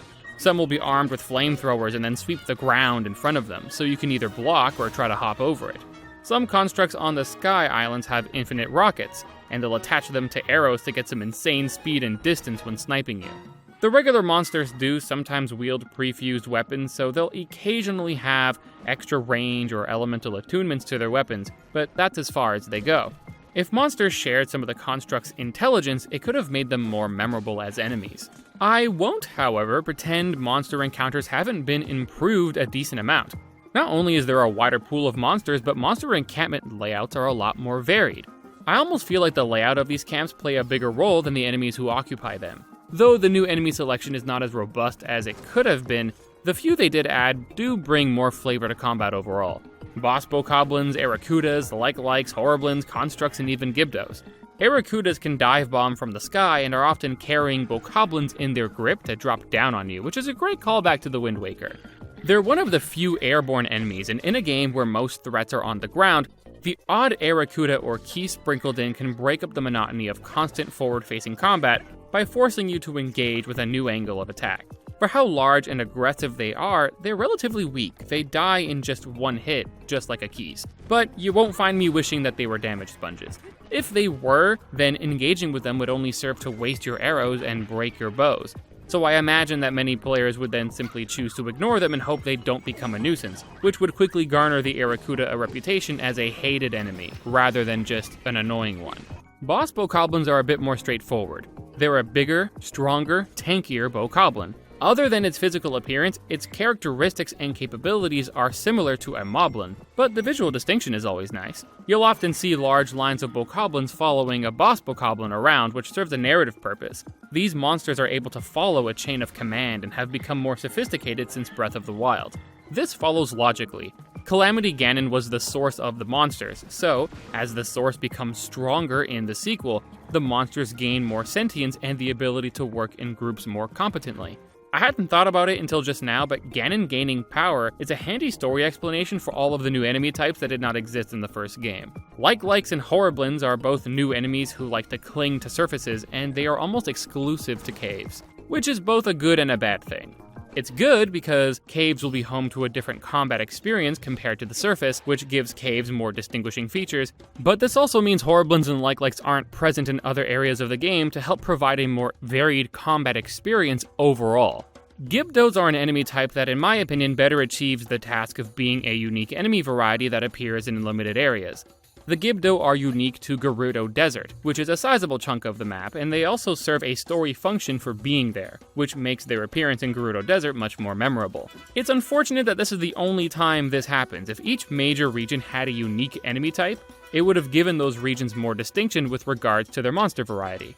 Breath of the Wild was already well known for having a robust selection of options for combat, which was enabled by the game's superb physics engine. But it would be quite an ordeal to dispatch your enemy in creative ways. If you wanted to use something like an electric choo-choo jelly offensively, you'd have to drop them haphazardly all over the floor and then find a way to deliver them to your enemy without them being alerted or dispersing. Best case scenario, you would use a Korok leaf to blow them forward or roll them down a hill. It would take a lot of effort. The reward was a small amount of damage plus an electric initial shock, and a lot of the time when you tried these complex strategies, they simply would not go according to plan, which would dissuade creativity. Tears of the Kingdom fixes these issues and then some. Combat? More than anything in this game, exploration included, is the most expressive element of the game. It's truly impressive just how much the quality of the combat has stepped up. That scenario with the choo-choo jelly I mentioned earlier in Breath of the Wild, in this game, you can just attach the jelly to an arrow and shoot it. Or, even better, throw it by hand. Yes, in this game, you can actually just hold items and throw them so you don't have to waste an arrow. Supremely useful information to know when using Bright Bloom Seeds in the depths, by the way. When accounting for Zonai devices, items, Ultra Hand, and fusing, your options for combat are damn near limitless. And that's not even a hyperbolic statement. Want to do your best cosplay of an assassin? Equip the Sheikah armor set and throw some puff shrooms to create smoke screens for guaranteed sneak strikes as you systematically dismantle an enemy fortress. Doing a bow specialist playstyle is actually quite viable in this game. Both arrows and bows are plentiful, and with the ability to fuse anything to your shot, you can rain down a hellfire of bombs, elemental storms, and homing arrows. This is doubly fun when you have bows that multiply your arrows, because yes, it will multiply the fused items as well for some true mayhem. You may enjoy a little subterfuge and throw a muddle butt onto the strongest enemy in a group and have them fight for you. Fusing specific monster parts can change the property of a weapon as well. Attach a hammer-like horn to your blade and it will function like a hammer, breaking apart rock armor that enemies sometimes like to wear. By the same token, a normally hammer-like weapon can be fused with a sword-like monster part for cutting power. I haven't even gotten to the Zonai devices. You can shoot a hoverstone from an arrow to create a floating platform to either act as a shield against enemy projectiles or shoot it up high and ascend to it to get a better vantage point. This trick also works wonders if you accidentally fall off a sky island. You can attach lasers or elemental spitters to your shield to defend yourself as well as output some damage. And the damage your items do while attached to shields is actually affected by the shield strength. Attach a fan or even a Korok frond to a stick and you'll gain a gust effect to blow enemies off of cliffs. One of my personal favorite Zonai devices is the Spring. You can use it to gain height by either deploying it or attaching it to your shield and doing a shield hop. Or you can put it on a weapon for the extreme bounce properties that mushrooms also provide. You can unleash your inner bombardier by flying over enemies and dropping a handful of timed bombs over their heads. These are all just some applications, and the examples I gave were of Zonai devices being used independently of each other. These things open up a deluge of possibilities when combined. The unwieldy cannon can be combined with a construct head to create an accurate automated artillery. Put a flame emitter on top of a homing cart, and now you've got a little fire-breathing ally that can run down enemies. You can make flying devices, tanks, drones, monster trucks, mechs, catapults, and so much more.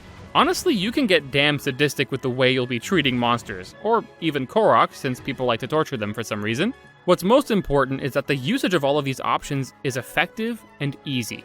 As I said, using items like choo-choo jellies in the first game was technically possible, but not worth the effort, so you would only do so if you wanted to spice up combat for fun. It was rarely something you did because it was a viable first choice for dispatching enemies in a timely fashion. Not so in Tears of the Kingdom.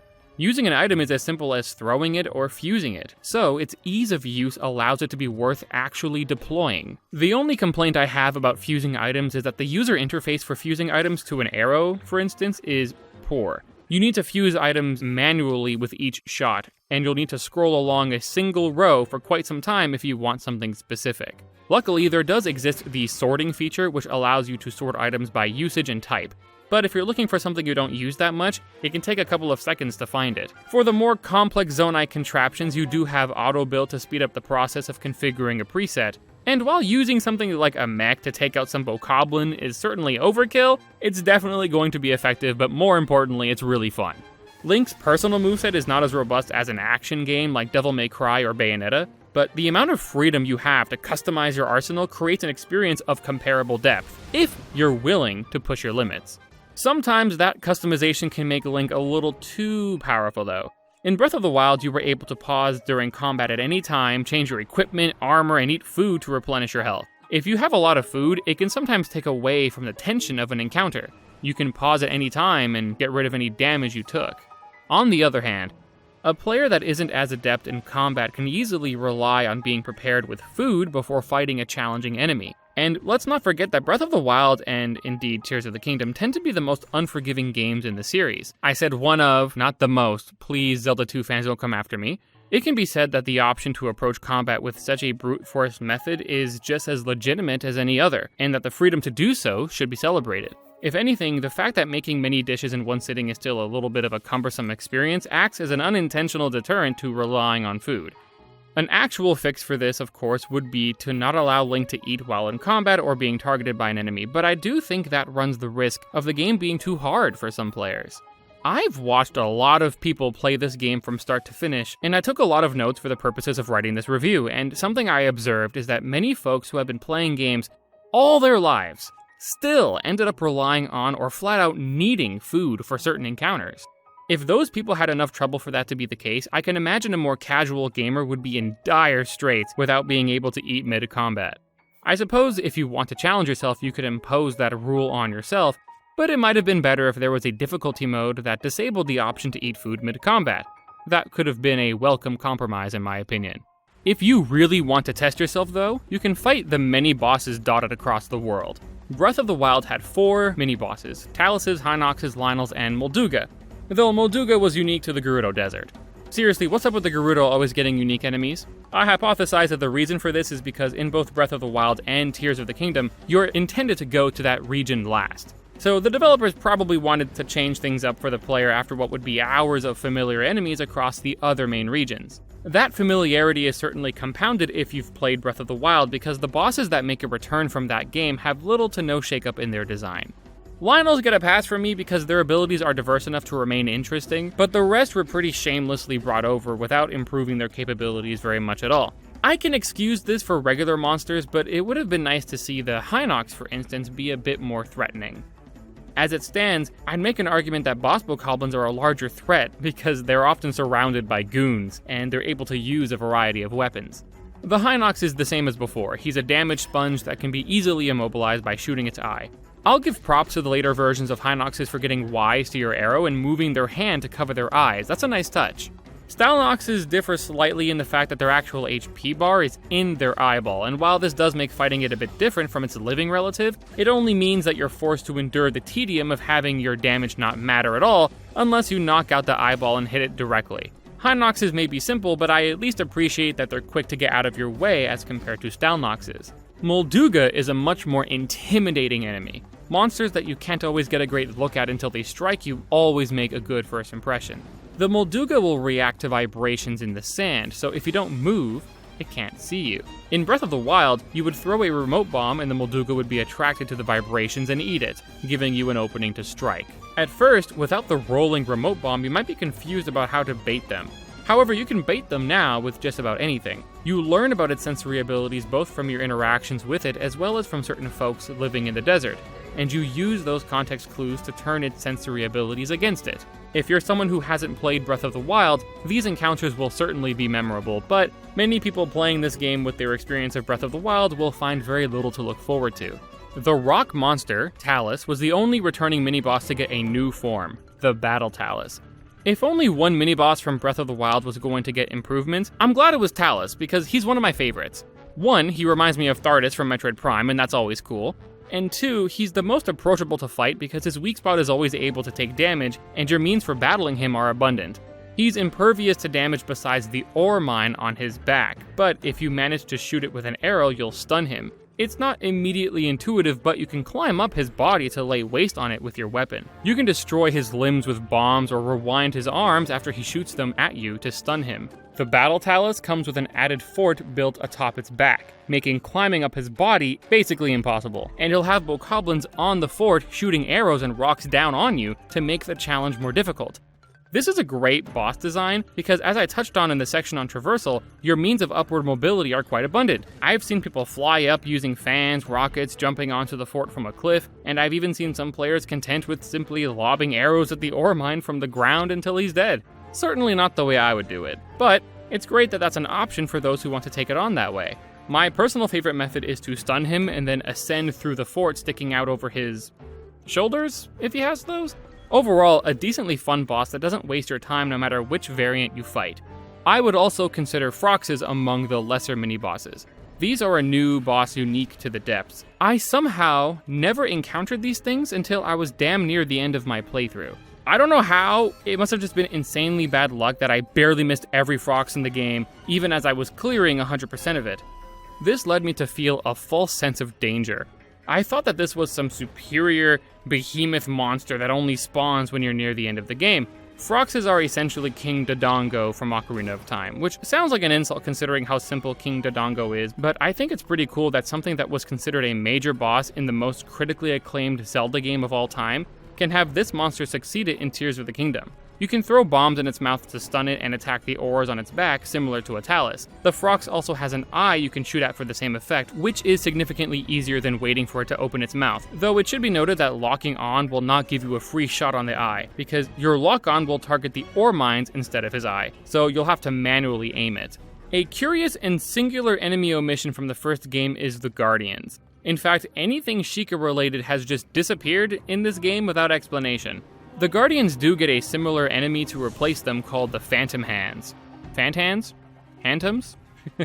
Anyway, I prefer the Guardians so much more. They spot you from much farther away, they're much faster, and they camp out at key spots, making them an obstacle you have to overcome, or at the very least circumvent. The Phantom Hands behave similarly, but I feel like the developers almost try too hard to make them intimidating. Don't get me wrong, they're still creepy, especially the first time around, but now that I can compare them in hindsight, the Guardians left a much bigger impression on me. I almost preferred the theme of the Guardians. It was enough to let you know they were approaching and that you should be worried. It doesn't help their case that the Phantom Hands are also so easy to avoid. You can get up on a rock that's like 3 feet off the ground and they leave you alone. Guardians would never.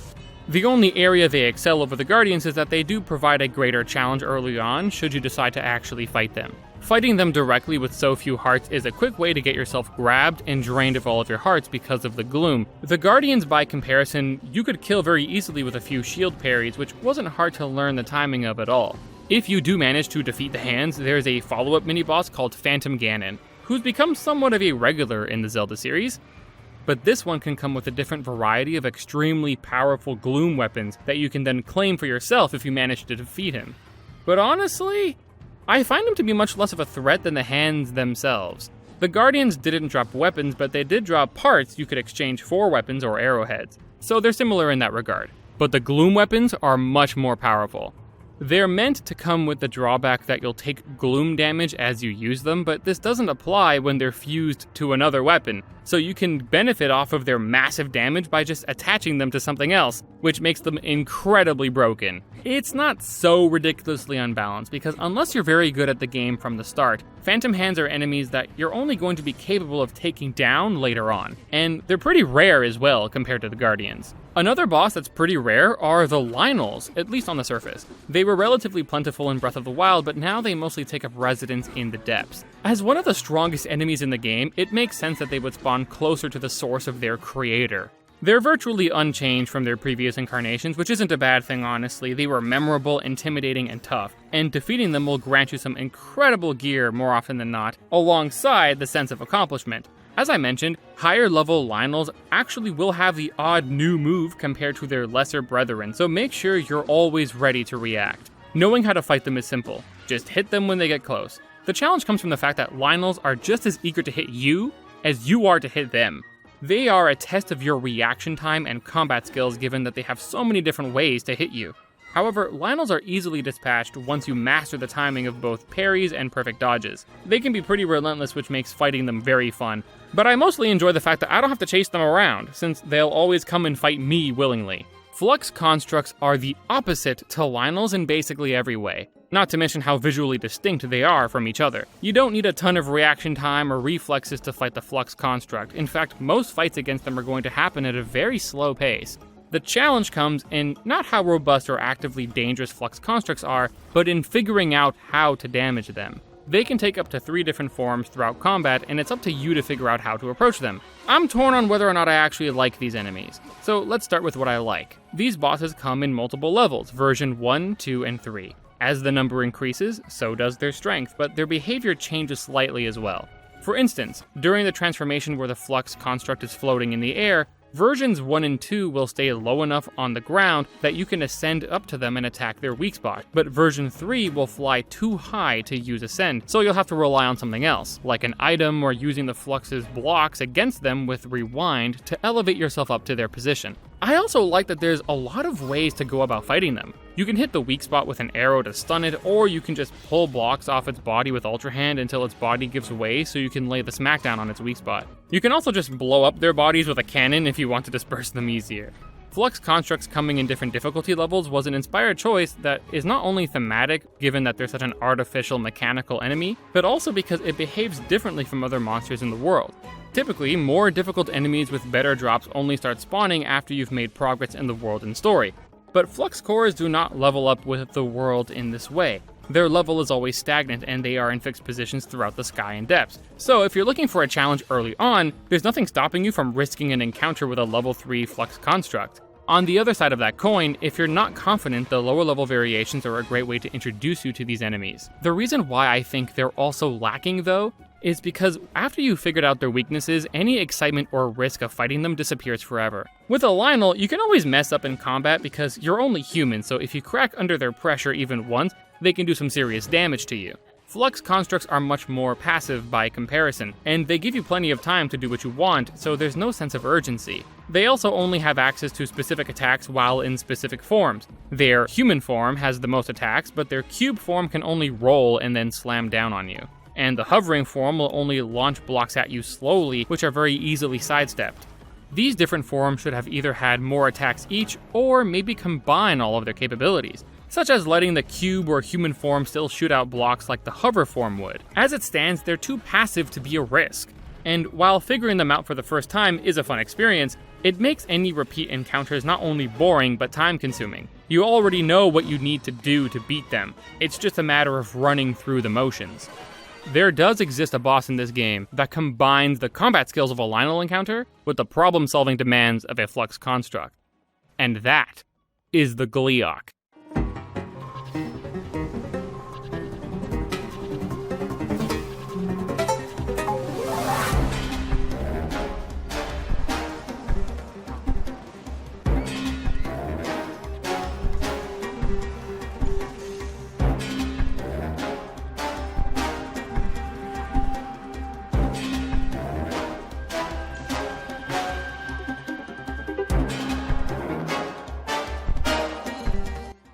I absolutely love Gleeoks. This is a returning boss from the very first Zelda game, which I actually played recently on NSO for the first time, so seeing him in this game was a nice treat that I wouldn't have appreciated had I not played the original game. The scope of what an enemy could be back then was obviously much more limited on such primitive hardware. So while it was a 3-headed fire-breathing dragon, it wasn't the most intimidating thing in the world. That being said, the more powerful hardware becomes, the more challenging it is to create such an imposing enemy in a way that will do the concept justice. Older hardware was simply not capable of high-fidelity graphics and visuals, which was both a blessing and a curse. It impeded the developers' ability to create their version of what they wanted their game to look like, but it also meant that they had the luxury of relying on the player to abstract what these pixels were supposed to represent in reality. This is also why so many instructional booklets back in the day contained illustrations of enemies, to let players know what these bosses were supposed to look like. Look no further than Pokemon Red and Blue's horrific sprites for the best example of this in practice. From the developer's perspective, once your hardware improves, you no longer have those limitations as a crutch for being unable to deliver on bringing that original concept to life. Again, Pokemon is a great example of this. Tears of the Kingdom faithfully and competently brings this multi-headed monstrosity to life, and I must commend the developers for that. It's intimidating, imposing, badass, and strong.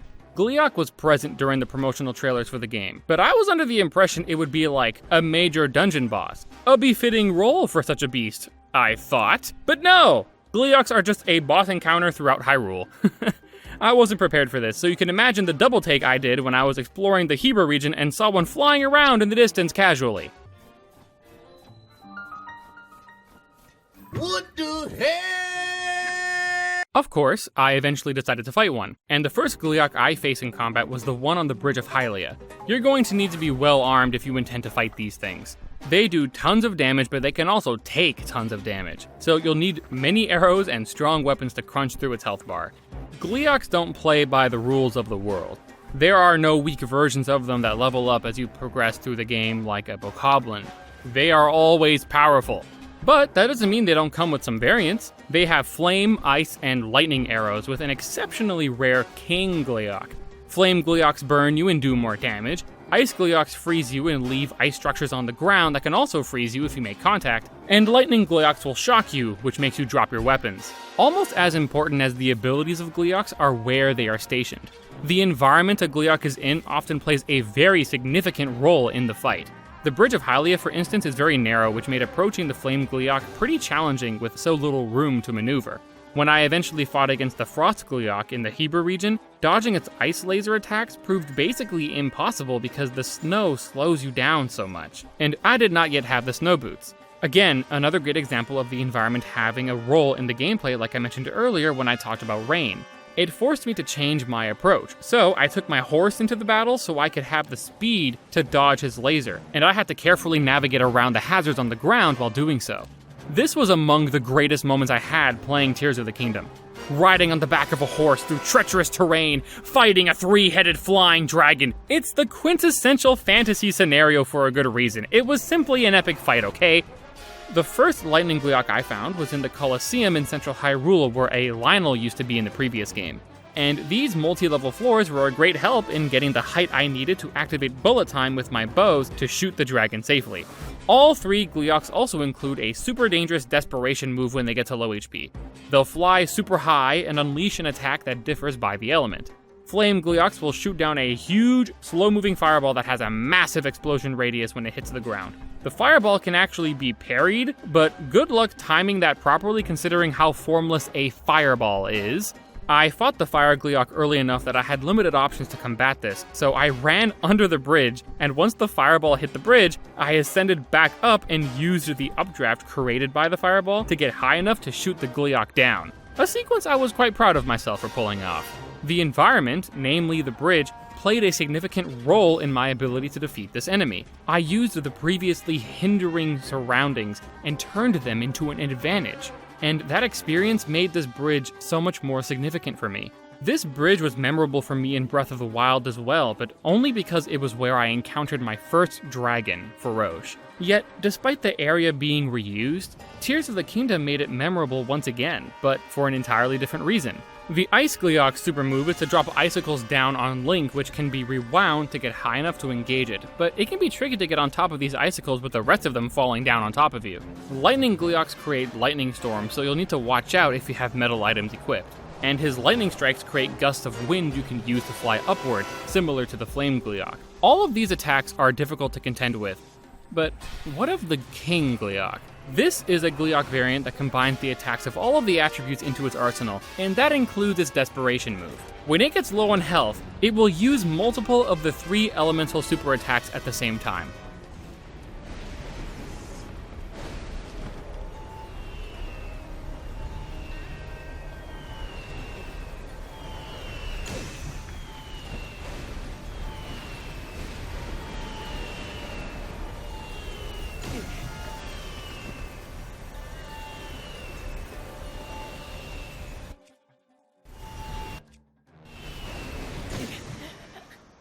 Yeah. I think the most difficult combo is definitely Ice and Lightning. That made it damn near impossible to get up there safely. Every encounter with a King Gleeok takes place in a mostly featureless arena, so you won't have any terrain to abuse against this strongest form of Gleeok, which I think is appropriate.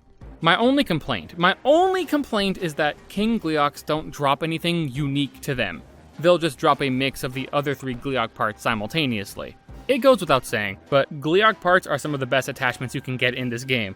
They sell for a decent amount, they are powerful targets to fuse to weapons, and some parts will be used as ingredients for upgrading certain armor sets. Probably something you'll want to have if you're going to be fighting these things. You upgrade your armor at the Great Fairies. The Great Fairies offer to upgrade your gear in exchange for various materials. These materials differing depending on the armor set. I like that many armor sets provide an additional set bonus once each piece of armor has been upgraded twice. It is a reward for wearing a complete set instead of just throwing on disparate parts with the highest defense values. Great Fairies can also provide some great context clues about the world. You may notice on the odd armor piece that you need, say, a Ferocious horn.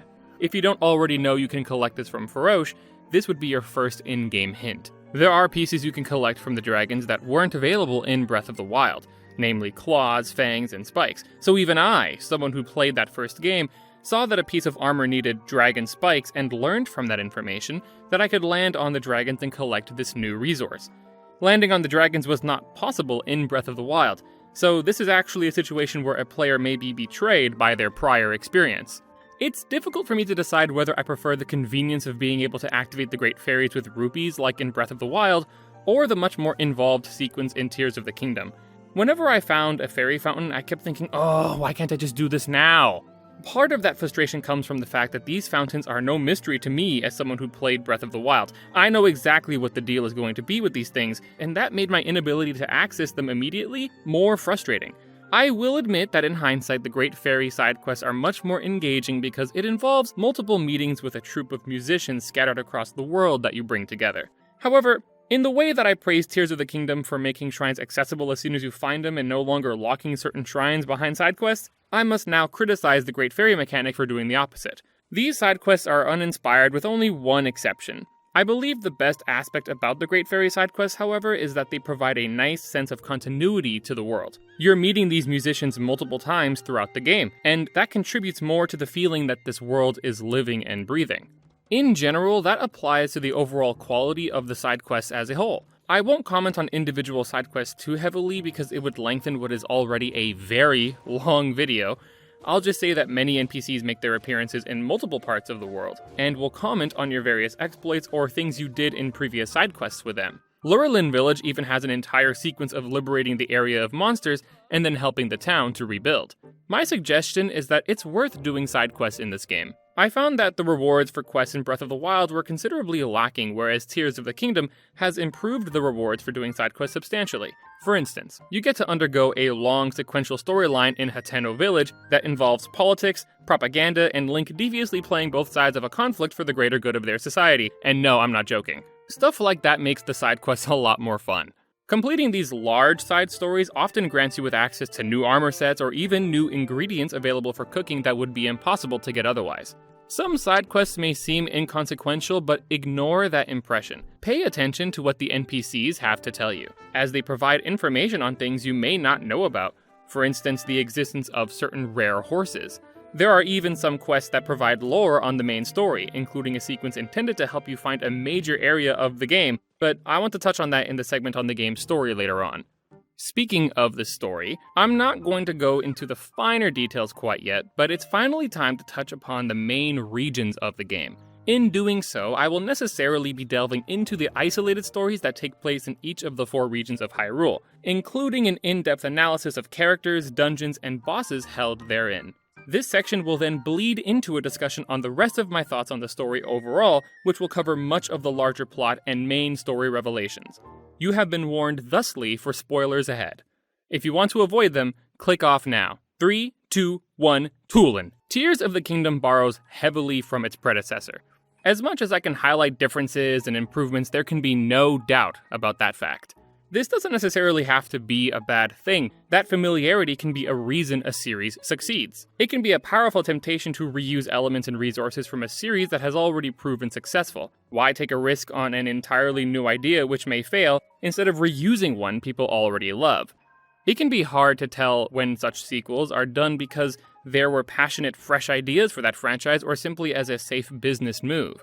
Majora's Mask is a game that I believe successfully falls into the former category because while it reused a lot of the same combat, assets, and items among other things, it went into such a drastically different and unique direction that no one really complains about it.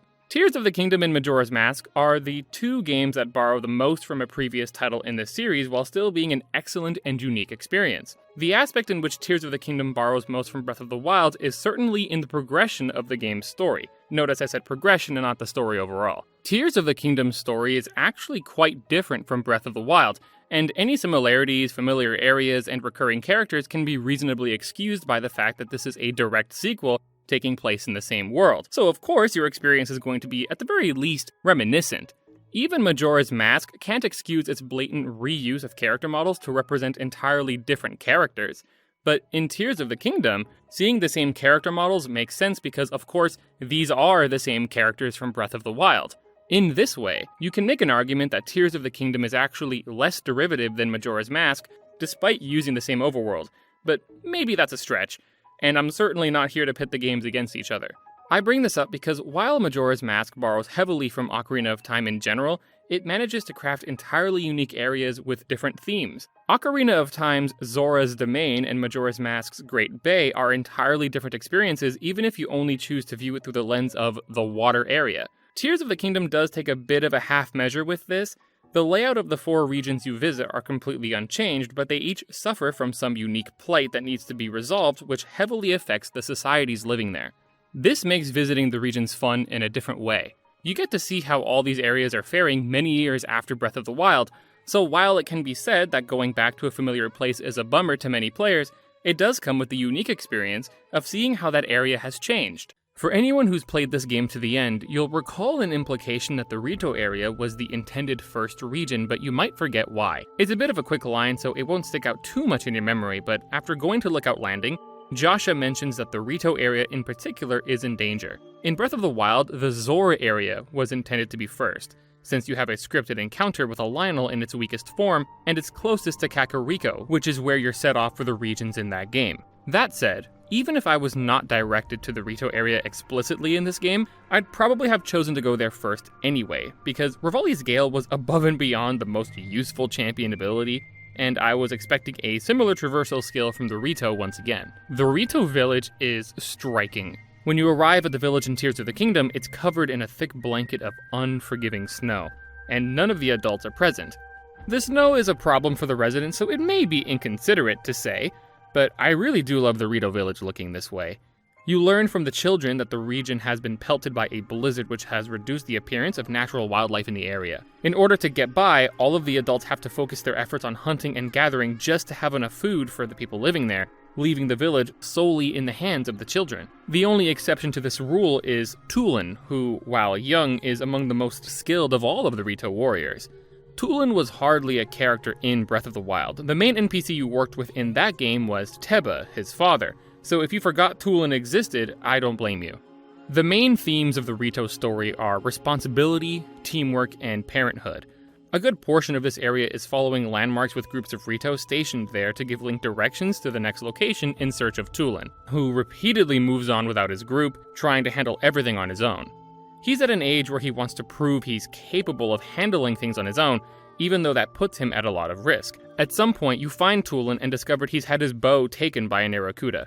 Humbled by being unarmed and unable to retrieve his weapon, he's forced to ask Link for help. I can only imagine how embarrassed he would be if Link weren't there to help him, meaning he'd have to saunter back to his group and ask them for another bow. However, Link is one of the few people Tulin readily accepts as more skilled than himself, due to his reputation garnered by his heroics in Breath of the Wild. After shooting down the Arrokuda, Tulin grabs his bow and then assists you in dispatching some enemies. This acts as a nice introduction to the ally system. Okay, it doesn't really have a name, but that's what I'm choosing to call it, but essentially you get to work with Tulin directly as an ally character. He has the ability to create horizontal wind gusts and will contribute in combat. In working together with Tulin to dispatch the mob that stole his bow, you'll come to understand why Tulin is so confident. He is one cold dude. He'll very often clown on opponents with triple headshot volleys. Like, what the... Of all of the ally characters who join you in combat, Tulin is easily the most fun to fight alongside. His ability, while not nearly as flashy as Revali's Gale, is certainly useful, and its more frequent availability makes it a greater part of your playtime overall. You're informed by some Rito folks that the source of the blizzard is a large, hard-to-miss cloud in the sky. They give a message from Teba that Tulin has learned the value of teamwork and is ready to ascend to the cloud above to discover the source of the blizzard. I think it would have been better if Teba were here to tell Tulin this himself, but I think they wanted the post-dungeon moment between the two of them to hit harder if it was their first interaction where Teba acknowledges Tulin and passes the torch down to him. The following area is one of the most fun in the entire game. I'm not a mountain climber, but I can imagine that this slow, arduous climb, this step-by-step process of looking up to see how much closer you are, and then looking down to see how far you've come, is probably how mountain climbers or cave divers probably feel. The climb is so lengthy that there are 2 shrines on the way up that act as checkpoints. It's a great set piece visually, the platforming challenges are fun, and there are plenty of enemies to keep you on your toes. Honestly, I like the climb up to the dungeon more than the dungeon itself. During your climb, Tulin consistently refers to an old legend about an ark granted to the Rito by the gods. For someone who claims not to believe the tale, he sure brings it up a lot. Of course, none of this was mentioned in Breath of the Wild, and it's exceedingly obvious that the tale is true, of course, which makes his constant referrals to it and denial of it a little bit grating on my patience. Eventually, you get to the final stretch, which is a bunch of smaller boats flying around the gale, and you see a large central arc in the eye of the storm through the occasional lightning strikes, which is a very intimidating sight. Something about flying boats or airships are just peak fantasy. After some more platforming, you enter the eye of the storm through the top. Another visually exquisite sequence. Shame that it drops frames, though. And thus begins the Temple of Wind. In Breath of the Wild, the dungeons were criticized for how similar all of the dungeons were to each other. The bosses were all different flavors of the same enemy, and the dungeon's central mechanics were all very similar, with controlling a part of the dungeon in order to solve puzzles. In addition, the insides of the dungeons were not visually distinct from each other. It's very possible to take a picture of a wall inside one of the divine beasts, and it would be very difficult to identify which beast it actually is. This is not the case in Tears of the Kingdom. Every dungeon is visually distinct with different architecture and bosses. The progression within the dungeons, however, is pretty familiar. All of the divine beasts in the first game, as well as all of the temples in Tears of the Kingdom, share the same flaw that there's no greater dungeon mechanic. The lack of thought-provoking puzzles was a criticism of Breath of the Wild, and unfortunately those shortcomings do carry over to this game. The individual puzzles do not really tie together into a cohesive whole. They may as well just be 5 different shrine puzzles in the same place. I won't touch upon this shortcoming for every temple going forward, because that would be monotonous. Just know that it is a problem they all have. Well, except for one of them, which we'll talk about when we get to it. Each dungeon will have 5 different puzzles which act as keys to the boss room. Although, a nice addition is that in order to complete each puzzle, you'll need to use the accompanying party members' abilities to complete it, which adds meaning to their presence. Being a flying arc, the puzzles have much to do with aerial movement, and my personal favorite is this cog here that you have to spin using an icicle. Wait, that has nothing to do with aerial movement at all. Either way, I like the puzzle. Once all of the puzzles are complete, you can open the gate within the arc and finally confront the beast that's been causing the blizzard. And this fight is...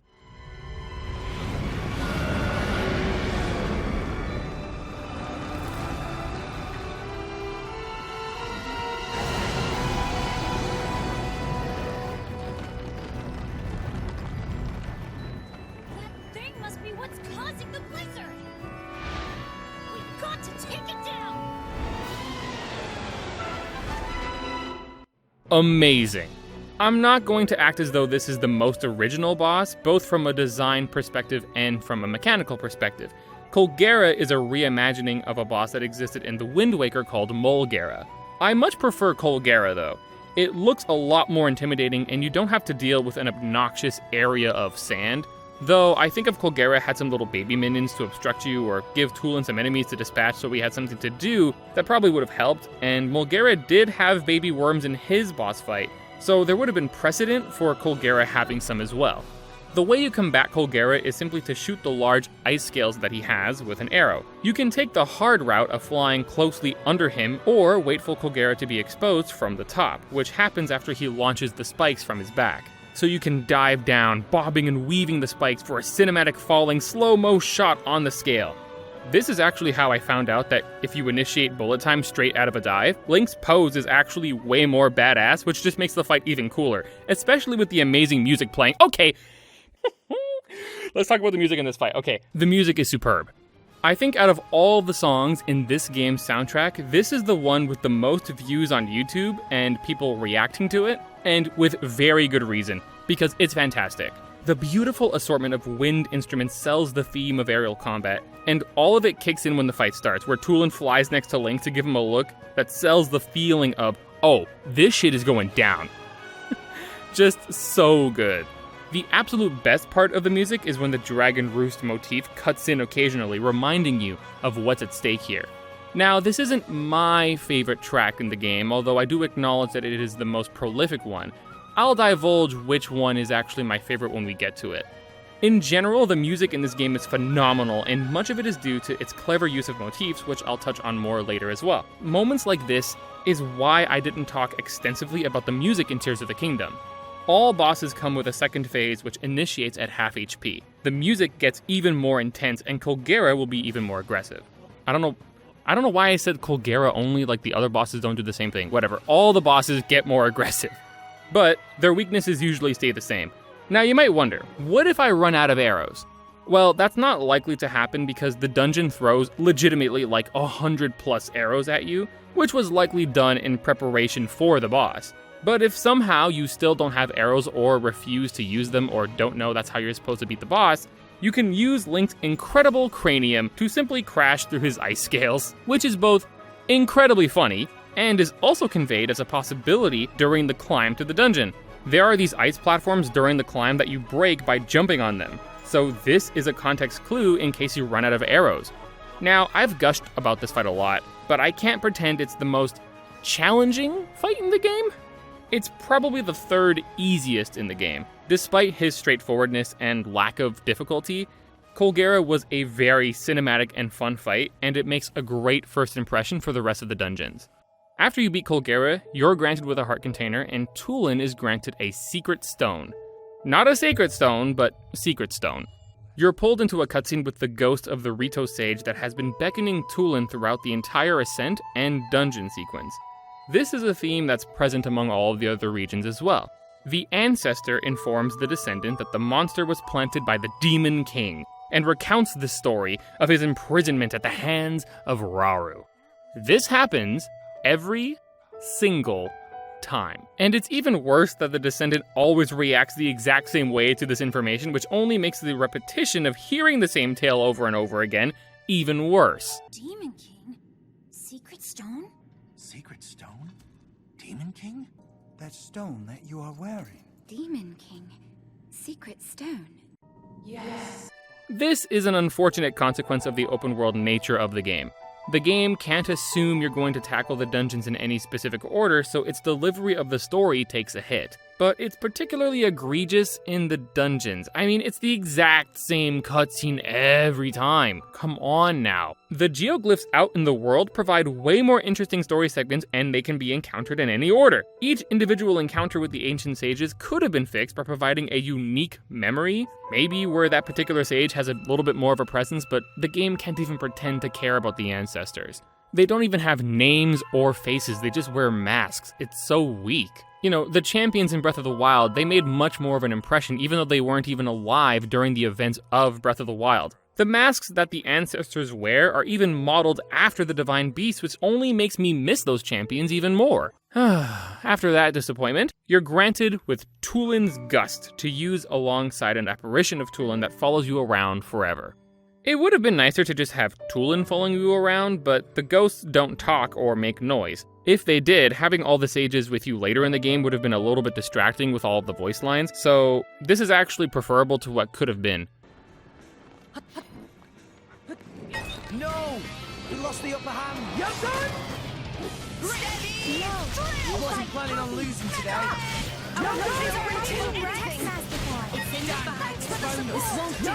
You can deactivate the Sage Ghost if you want, which is nice, but most of the time you don't want to. Now, with regards to the Sage abilities and the Sages in combat, I'm going to touch upon them more in detail once I've covered all of the Sages, so I can compare, critique, and contrast them in their own segment.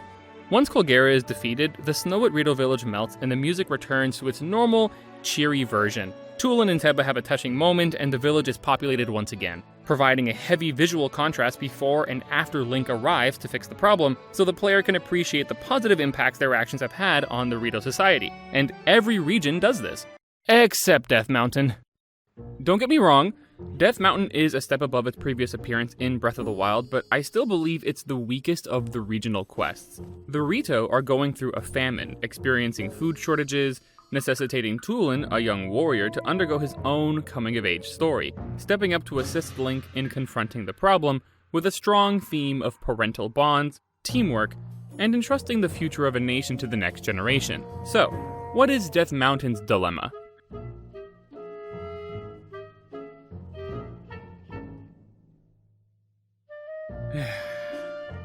The crack epidemic was a surge of crack cocaine use in major cities across the United States throughout the entirety of the 1980s and the early 1990s. Death Mountain is the region with the single lowest stakes.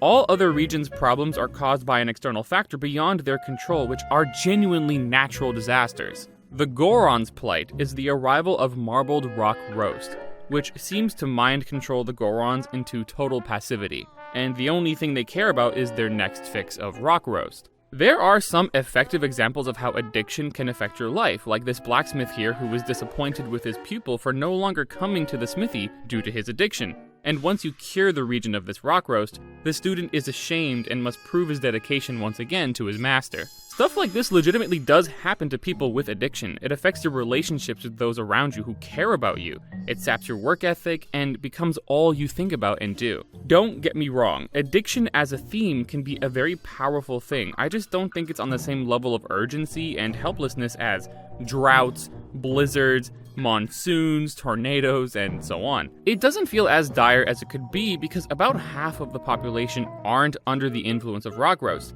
The situation isn't out of the Goron's control yet.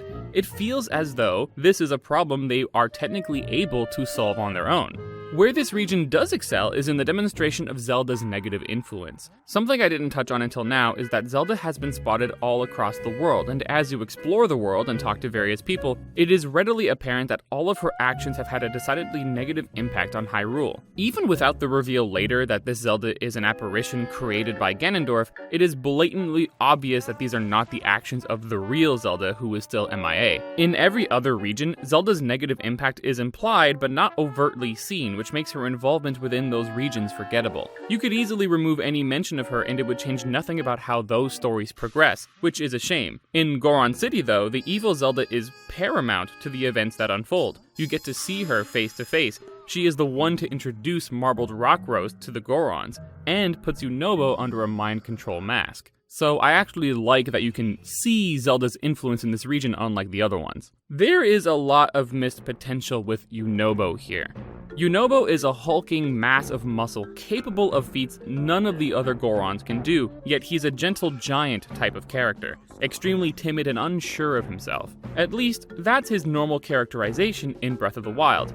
In Tears of the Kingdom, under the influence of his mask, he's abrasive, judgmental, bossy, aggressive, and overall very dismissive of his fellow Goron. Here is where I think there was a lot of missed potential. It is very interesting to see this normally gentle character behave so opposite to his nature, but the impact is minimal because we, the player, understand he is being compelled to act this way against his will. I would posit that not only would it have been more interesting if Yunobo acted this way without being mind-controlled, but that there was also a good foundation to realistically justify it. Yunobo is timid, unsure, and shy.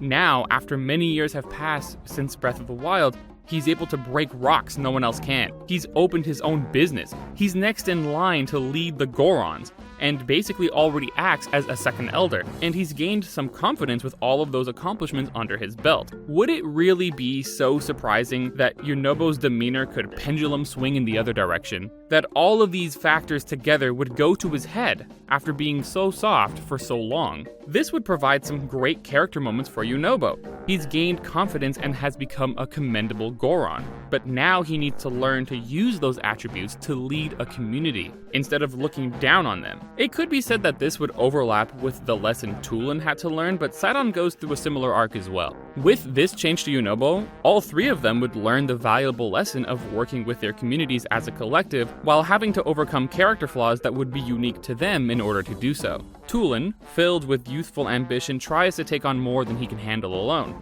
He does so because he wants to receive the acknowledgement of his father and his tribe.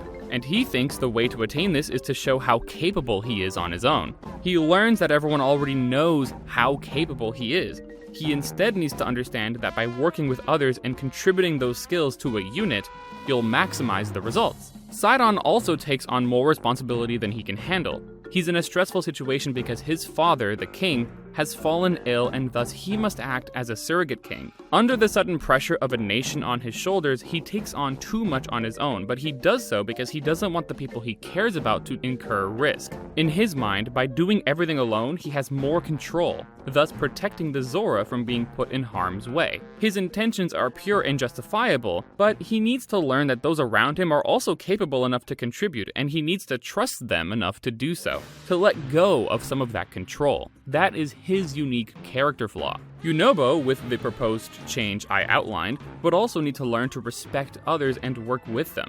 But his personal character flaw in this case would be his hubris. His newfound confidence would need to be balanced with humility, so that he can be an asset to his community rather than an egotistical tyrant. They could even play up this change in his personality as being manipulated by Zelda rather than outright mind-controlled.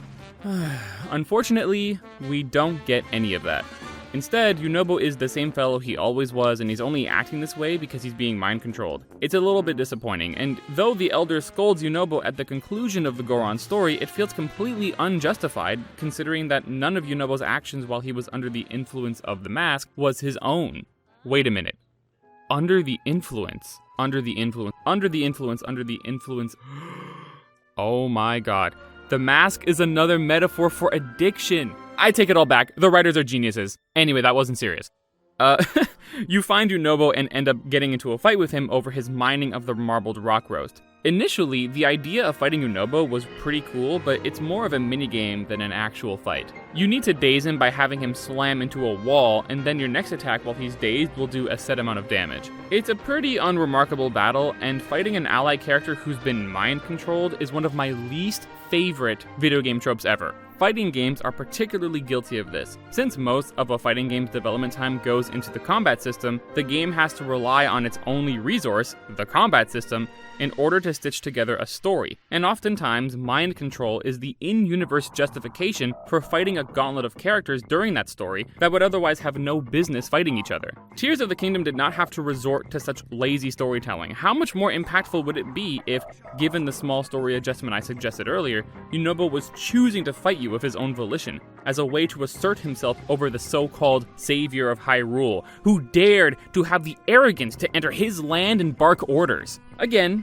missed opportunity story-wise in my opinion, but I can see that this may have been too large of a departure from Yunobo's original characterization for some people, so I understand why that avenue wasn't pursued. After freeing Yunobo from the mask, you accompany him to the top of Death Mountain, where easily the coolest sequence within this story occurs. And by this story, I mean like the Goron story. An aerial battle against a three-headed rock behemoth Moragia, which seems to be a loose callback to Volvagia. You're given an infinite Zonai battery alongside a wing plane, and you need to use Yunobo's unique ability to defeat it. Yunobo will launch forward like a bowling ball, destroying rocks and enemies in his path. When piloting a Zonai device, Yunobo will automatically ready himself to launch off the front of it, using your camera to aim him. This battle acts as a great action set piece as well as a tutorial for Yunobo's ability where it shines the most, since no other Sage ability can be used while mounted on a vehicle. I had a lot of fun with this, dodging the various attacks the heads spew out while making sure I can aim Yunobo properly. I actually preferred this sequence over the actual upcoming dungeon, which is a trend in this game actually. The music during this fight is surprisingly good too. It's got this faster tempo but with a foreboding tone, almost as if to tell you there's something more than just Moragia lurking underneath the volcano. Defeating Moragia opens up the center of the volcano, which is a straight shot all the way down into the depths where the fire temple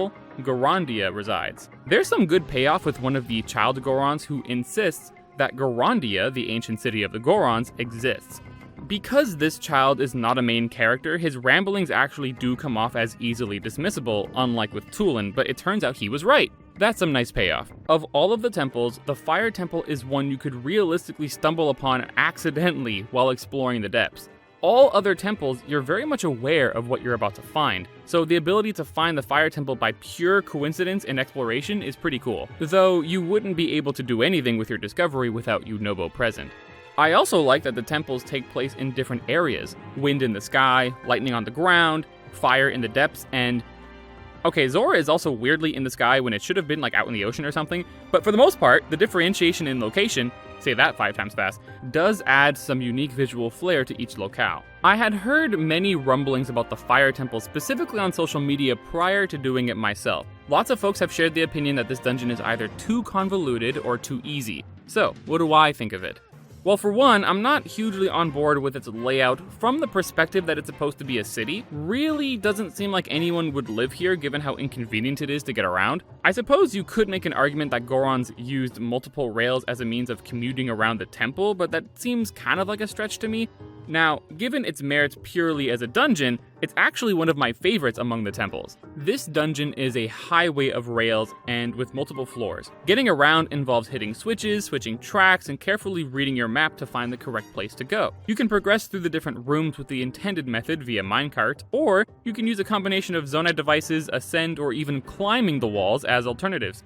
This is the reason why people called it both complicated and easy. Those who humored the dungeon's intended mechanics found the sprawling layout challenging, while those who opted to bypass it with other methods found the dungeon lacking in difficulty and content. This touches upon an element of these temples that I waited until the Fire Temple to address, because it is the best example to use to illustrate the following point.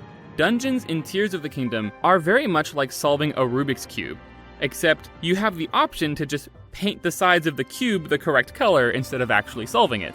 The option to bypass the dungeon's intended mechanics was very evidently intended by the developers. You could not climb the walls in Breath of the Wild's dungeons, for instance, but you can do so in Tears of the Kingdom. In Shrines, you cannot pull Zonai devices out of your inventory.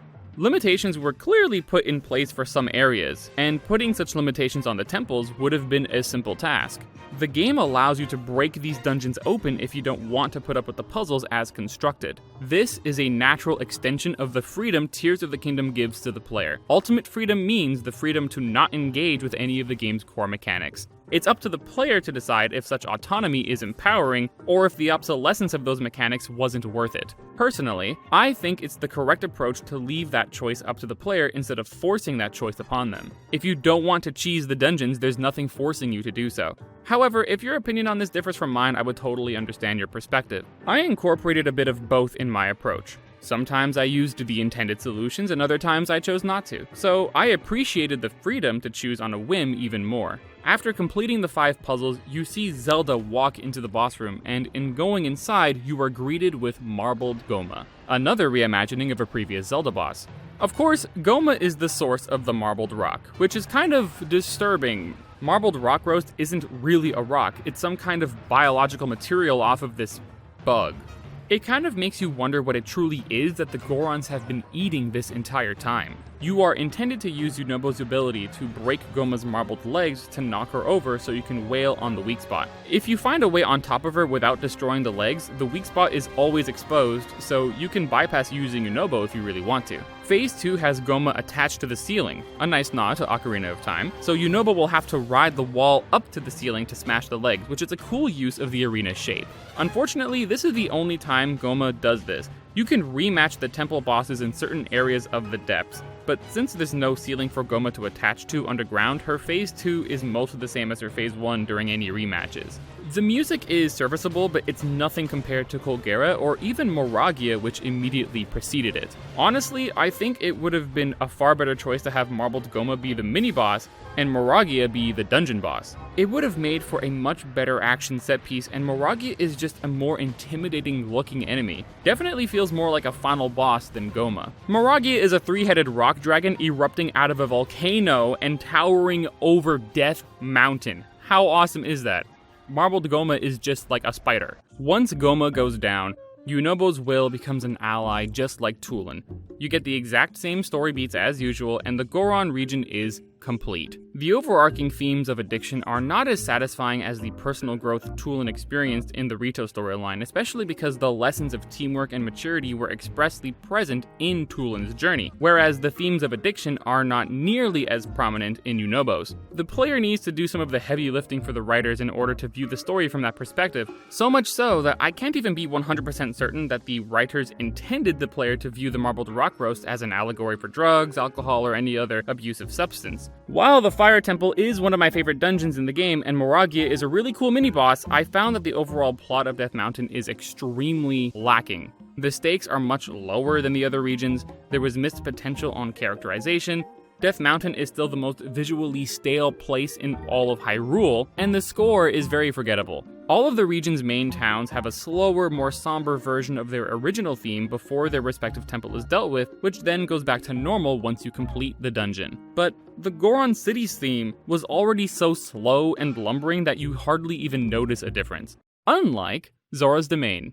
Zora's Domain was my favorite location in Breath of the Wild. In Tears of the Kingdom, that mantle was usurped, but it's still a striking location in this game. As you approach the domain, you'll start to notice sludge raining down from the sky, an indicator of the kind of peril that has befallen the Zora. Visually, Zora's Domain was always a marvel to behold. Finding it in Tears of the Kingdom was almost as impactful, but for an entirely different reason. The sludge raining down has infested the waters of Zora's Domain, making it impossible for them to swim and clogging their gills. The sludge makes the Zora ill and has the same adverse effect of diminishing the local food that the Rito have. Of all regions, the visual distinction between Breath of the Wild and Tears of the Kingdom is most apparent here. The Rito gets snowed in, but the Hebra region is already the snow region, so it doesn't look that different. Death Mountain gets some new rocks, which they weren't exactly lacking, and the Gerudo Desert experiences a perpetual sandstorm, but sandstorms already existed in the first game southwest of the Gerudo town.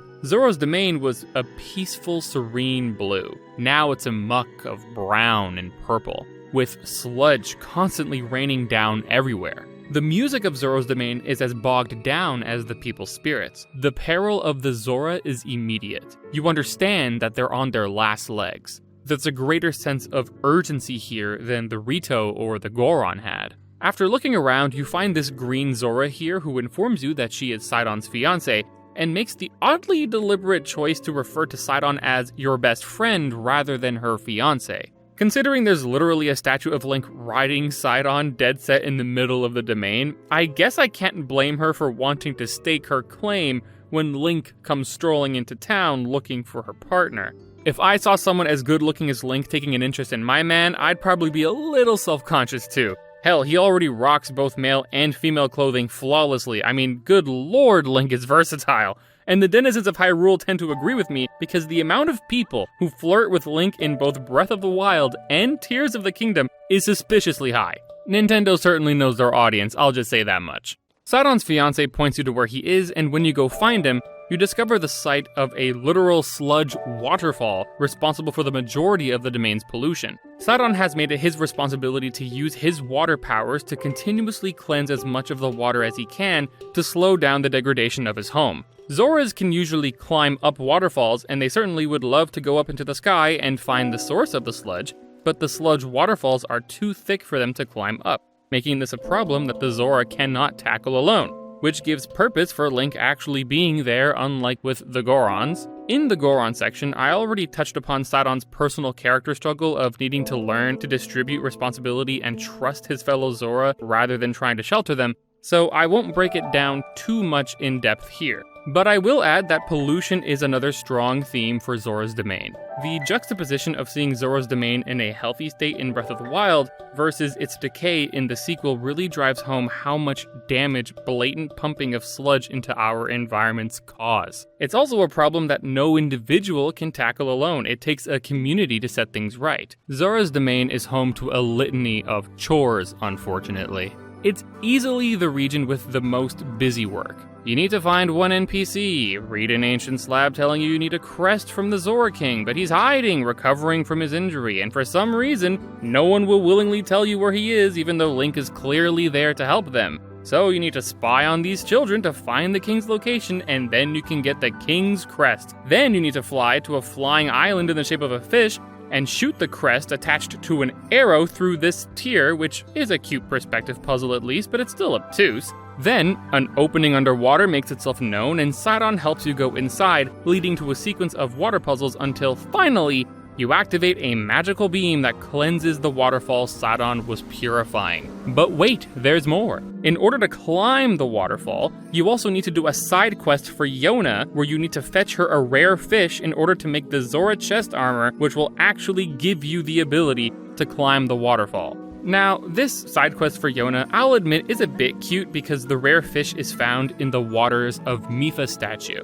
Mipha was a character in Breath of the Wild who was in love with Link and built him the Zora armor. Even long after her death, Mipha, by way of the fish in her pond, still helps Link from beyond the grave. That's a nice touch. Anyway, it's time for Sludge Like, which has got to be the lamest mini-boss in this game. It's only marginally more dangerous than a regular like and certainly doesn't have the visual impact of something like Moragia, but it does act as your tutorial to Sidon's ability, which has two parts. First, you can press A near Sidon to activate a water shield for protection, but then your next basic attack launches the water forward like a ranged projectile, consuming the shield and cleansing the sludge that's in front of you. You can also clear sludge with a hydrant Zonai device, which definitely has to be the most niche Zonai device in existence. During all of these chores, there is a ton of distance between each objective as you go. So honestly, I'd have to say that Zora's Domain was a bit of a letdown this time around. A real shame because it's my favorite region in Breath of the Wild. Sure, the story, themes, and character development for Sidon are much more competent than Death Mountain, but in practice, going through all of the motions was just kind of a slog, which I guess is fitting given all of the sludge. Death Mountain's story may have been lacking, but at least it had the sense to get out of your way quickly. Anyway, Sidon, after some coaxing from his soon-to-be wife, lets go of his panic, leaving the purification of sludge to the Zora as he accompanies you up the waterfall. The climb to the Water Temple is very reminiscent of the climb to the Wind Temple, only it's not nearly as treacherous, dangerous, or home to extreme temperature. It's very much a more laid-back version of the Wind Temple in that way, and the architecture is quite beautiful. While I prefer the Rito section due to the interplay between the pure height, visuals, and platforming challenges, I do think the Zora Ascent has more interesting mechanics during the climb because it has some cooler puzzles along the way. You can clear sludge and float around in these bubbles as you make your way from place to place. And the effects of gravity are lower here, giving the area even more distinction. The place is named Wellspring Island, and I think of all of the pre-dungeon climb sequences, it's my second favorite of the 4 regions, only being beat by the Rito. Eventually, you arrive at the Water Temple, and I'm not going to sugarcoat it, this is easily the most disappointing of all the temples. Almost every temple has 5 puzzles that are disconnected from each other, but at least the other dungeons pretend to be connected by their layouts. The Water Temple is literally a central platform surrounded by 5 disconnected platforms that surround it, each home to their own little puzzle. It doesn't even try to pretend like this is some grand location. There's not even any lore behind it. The Wind Temple was an arc created by the Zonai, and the Fire Temple is an ancient Goron city. The Water Temple doesn't really have any reason to exist, and speaking of water, what the hell is this temple doing all the way up here in the sky? I can only think that they did this to give this section of the sky a sky island in an attempt to fill out the sky map a little bit more, since it's definitely a little bit barren, but the Water Temple should have absolutely been in a lake somewhere. The best way to do this would have definitely been to just make the Water Temple the place where Link goes underwater after the Fish Island puzzle. This way, the Water Temple would exist under the surface of a lake, a much more fitting location, and there would have been a lot more interesting things visually that could have been done with a Water Temple in that setting. Imagine the Water Temple underwater, but existing similar to a state like Hyrule from the Wind Waker, where you can look up and see the surface of the water above you. That would have been so cool. Unfortunately, the Water Temple is super generic. Visually, it's not very exciting, it doesn't really have a reason to be there, and from a gameplay perspective, it's bland. Some of the puzzles are fine, but not nearly enough to make up for its shortcomings. It would have been hugely helped if it were given some flavor. The same way the Rito have the Ark, maybe make the Water Temple a flying whale statue with some legend behind it, where the interior could have a lot more interesting water puzzles. I don't know, just something. I will say, I do like the music here though, it's very light and wistful. with only the occasional lower tones to remind you of the dangerous upcoming boss. I know some people complained about the water temple in Ocarina of Time, but at least that water temple cleverly makes use of water levels as its central gimmick, along with controlling your buoyancy using iron boots. It's all water related. You know that feeling when you get out of a swimming pool and your body just feels way heavier than usual? The water temple in Ocarina of Time actually made me feel like that just playing the game. So even though it has its weaknesses as a dungeon, I really enjoyed the water temple in Ocarina of Time for that reason. And that feeling is kind of missing from this area. Luckily, the water temple in Tears of the Kingdom ends on a high note, because the boss is a welcome surprise. I was expecting another large monster again, maybe a slightly more intimidating blooper from Mario Sunshine, or a new take on the Wind Waker's Big Octo. However, the boss of the water temple is a silly little guy.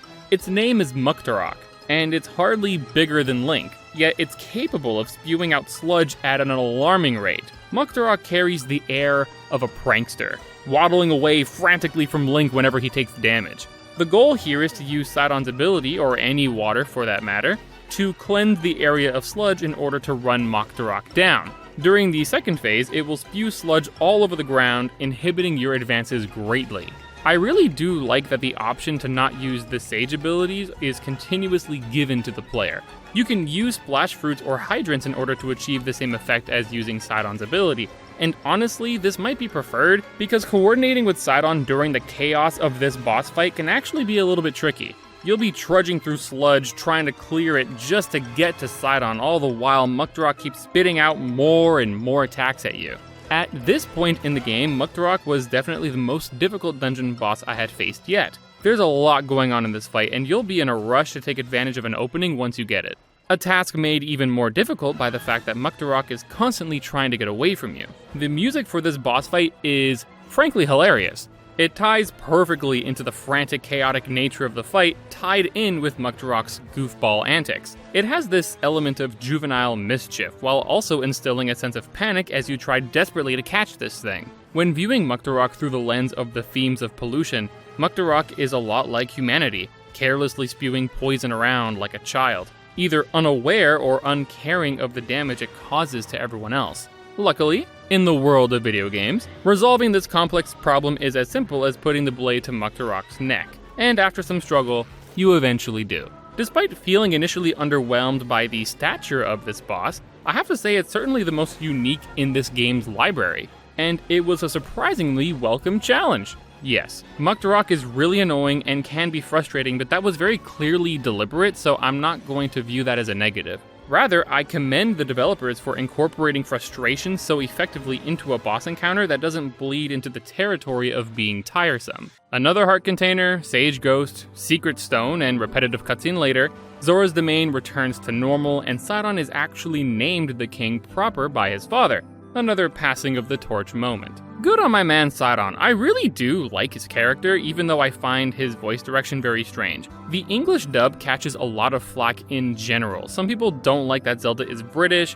Yunobo's voice and constant need to say Goro the same way you might say bro is a little bit cringe. And Sidon has this strange upward inflection on many of his lines.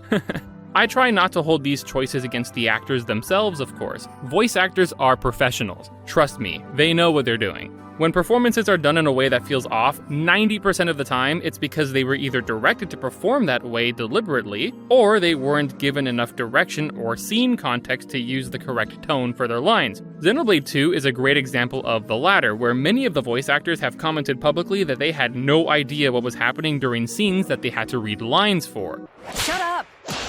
That said, I do believe the voice acting in general has stepped up a bit from the first game. I can't really parse specifically why that is. I can only say that I don't recall wincing at all from any of the lines from the English cast this time around when I did in Breath of the Wild. Overall, while the plight of the Zora had strong visual impact along with a fun road to the Water Temple and a surprisingly good dungeon boss, progressing through the story is as time-consuming as it is tedious. The potential for much more interesting settings for the Water Temple is squandered, and the Water Temple itself is the most underwhelming of the bunch.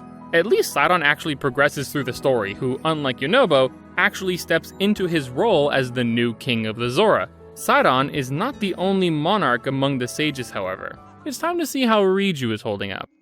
The order I covered the regions was the order in which I tackled them myself. Other than the Rito being intended first, which I understand completely given what a good first impression it makes, I can't say for sure that there is any intended order for the other 3 regions. That said, I do believe that the order I took them on is the order I would recommend for anyone else. The order of Rito, Goron, Zora, and then Gerudo provides a steadily increasing difficulty curve. The Gerudo Desert is definitely the most difficult region of the 4 races, so I recommend taking it on last. For one, the desert varies the most when it comes to extreme temperature. No other area in the game will necessitate you to prepare for both extreme cold and extreme heat, depending on the time of day. Exploring is a much greater challenge both because of these varying temperatures and because the sandstorm disrupts your vision and blacks out all map data. You can easily get turned around if you aren't careful, but there is a saving grace to help you. If you can get enough height, you'll emerge out of the top of the sandstorm for a brief moment, so you can use this moment to catch your bearings and course correct yourself. Exploring the desert with the active sandstorm was a welcome challenge. A lot of the fun in doing so comes from the risk that I may come face to face with Molduga or a swarm of Gibdo. Can we be real for a second? If a literal desert is more fun to explore than a volcano, I think that says a lot about how underwhelming Death Mountain is.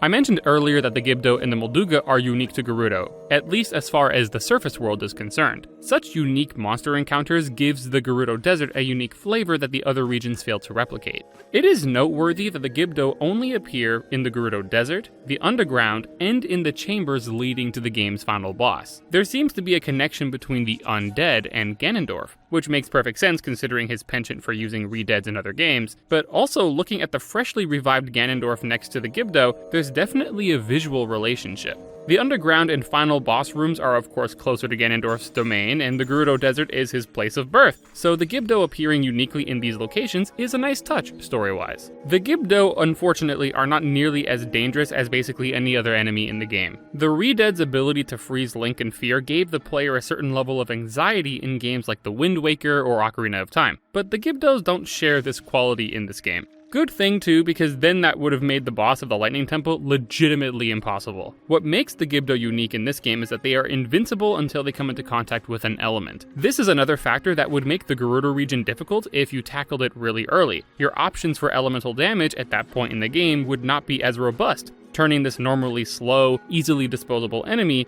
into quite a nuisance. You can use any element, you can even just throw fire fruits and such, but there's an upcoming ally that can help you dispatch Gibdos even easier. The Gerudo story begins, fittingly, in Gerudo Town. Gerudo Town normally forbids men from entering, but given the severity of the sandstorm engulfing the town, they aren't exactly in a position to enforce their laws, as the whole town has taken refuge in the basement of the palace. In Breath of the Wild, the negative impact of sexism played a role in Gerudo Desert. The law preventing men from entering acted as a major obstacle Link had to overcome, and it ultimately was against the best interest of the people living there, because Link was the only person in Hyrule with the ability to help them. The town was a good demonstration that only valuing one sex over the other ultimately only serves to limit an individual or a society. That plot element has already been dealt with by the time you revisit Gerudo Town in Tears of the Kingdom, though. Even when Link infiltrates the underground sanctuary without warning, he's greeted favorably by Riju's guard.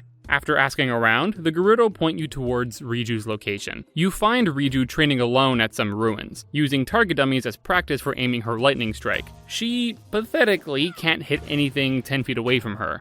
Excusing the fact that there was actually no hint at all that Riju even had lightning abilities, I do like that there is context for her having to train her lightning specifically. She's already proficient with weapons, but considering that the Gibdo are an ever more concerning issue which are only weak to elemental damage, she has no choice but to rely on her lightning strikes. She is ecstatic to see Link and quickly devises a plan to have him help her refine her lightning. Her solution? To have Link shoot the target with an arrow to help her aim.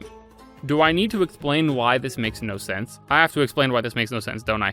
Okay. Just because Link can hit the target, that changes nothing about Riju's circumstances. She would still need to aim the lightning bolt during the follow-up. If anything, trying to aim at a little arrow as opposed to a much bigger target is likely even more difficult. The actual reason Riju needs you to use an arrow to guide her lightning is because it's the way the developers thought of to give Link control of her lightning. And they attach it to the usage of your bow so that your lightning strikes can be precise. I don't like the way they implemented this though. It makes Riju seem incompetent as a warrior, but it also means that anytime you want to use Riju's skill, you need to burn an arrow. Here's a much cooler way a precise strike could have been implemented. Make it so that when Riju's skill is activated, Link's next weapon throw is overridden by a lightning bolt that he can throw Zeus style. It would be supremely more badass, still allow for precise aim, wouldn't consume an arrow, and would make more functional sense. Riju would be lending Link the power of lightning, and he himself would be the one to aim it, thereby bypassing the limitation of Riju's poor aim. Overriding only weapon throws is my way of making sure the players could still throw items in a pinch even if Riju's lightning is currently active. Now, my complaints aside, this is a very strong ability, so maybe they thought the arrow trade-off was worth it.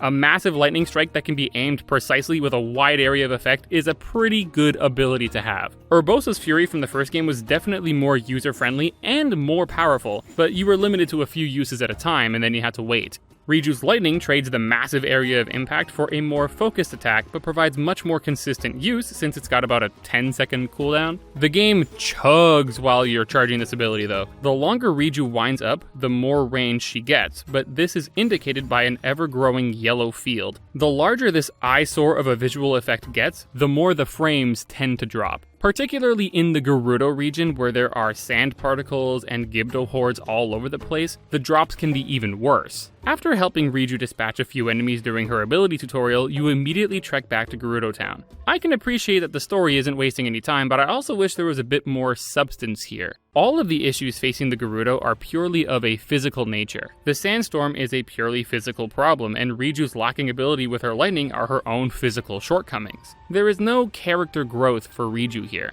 She's the same character she was in Breath of the Wild, and by the end of the Gerudo story in Tears of the Kingdom, she stays the same. She doesn't struggle with accepting Link's help and tends to know exactly what needs to be done at any given moment. Even when characters are discussing current events or strategies in the future, Riju is usually the quickest on the uptake. I really liked Riju in Breath of the Wild. She was a younger, less experienced leader with something to prove, who becomes the first person in town to look past Link being a man because she sees in him a solution to her problem and is quick to capitalize on his presence. It showcased a unique wisdom about her. She recognized immediately that she needed Link's help and was willing to bend the rules of her own culture without a second thought in order to get it. Her conduct demonstrated that she had a bit of a rebellious personality, appropriate for such a young character. In Tears of the Kingdom, you don't really get any of that from her. Her design is kick-ass, she is a good leader, and has no room to improve as a character during the time we spend with her. She's honestly a little too perfect. The Gerudo region is the only story where there aren't any strong themes or lessons to be learned.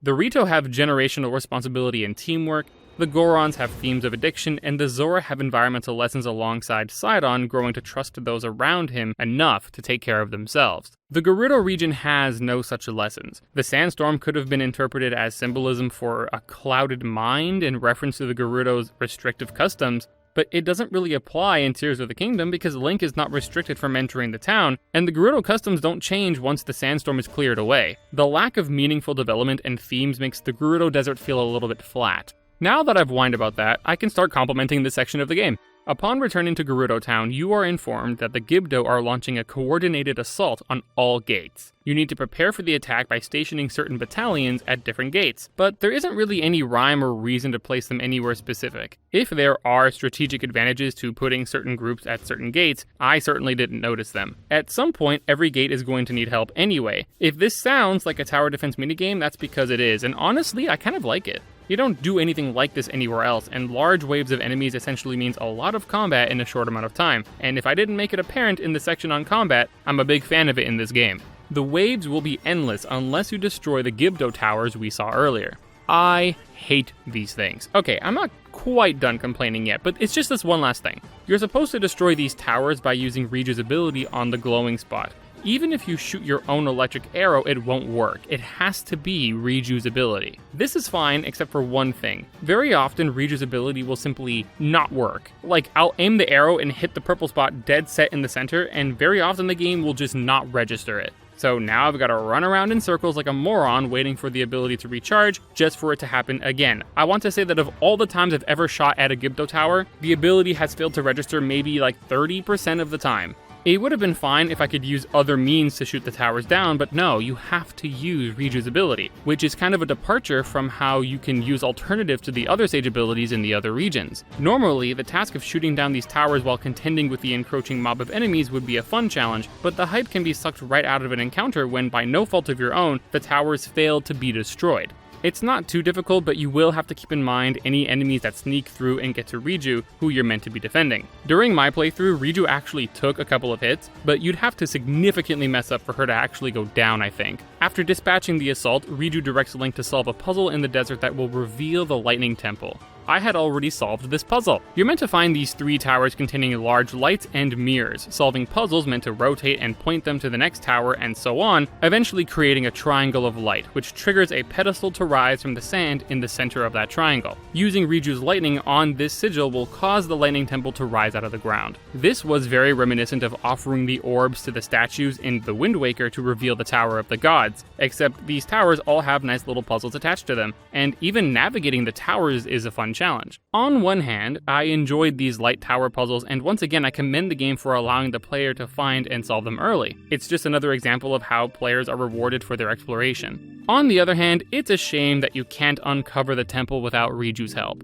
I would have much rather had the light puzzle cause the Lightning Temple to be revealed, but then just have the sigil blocking the door that leads inside. This way, Riju would still be required for Link to enter the temple, but the player would still have the potential of finding it all on their own. The way it was done, the allowance for the player to find the temple independently only goes halfway, which is a bit of a letdown. I could understand the argument that allowing the player to make such major discoveries outside of the bounds of the story would go too far in enabling the player to ignore the story and plot that's tied to it. But, considering some of the major plot-relevant locations and discoveries that can be stumbled upon purely by accident, which I'm actually going to talk about immediately following the Lightning Temple, I think I'm going to go ahead and just call BS on that.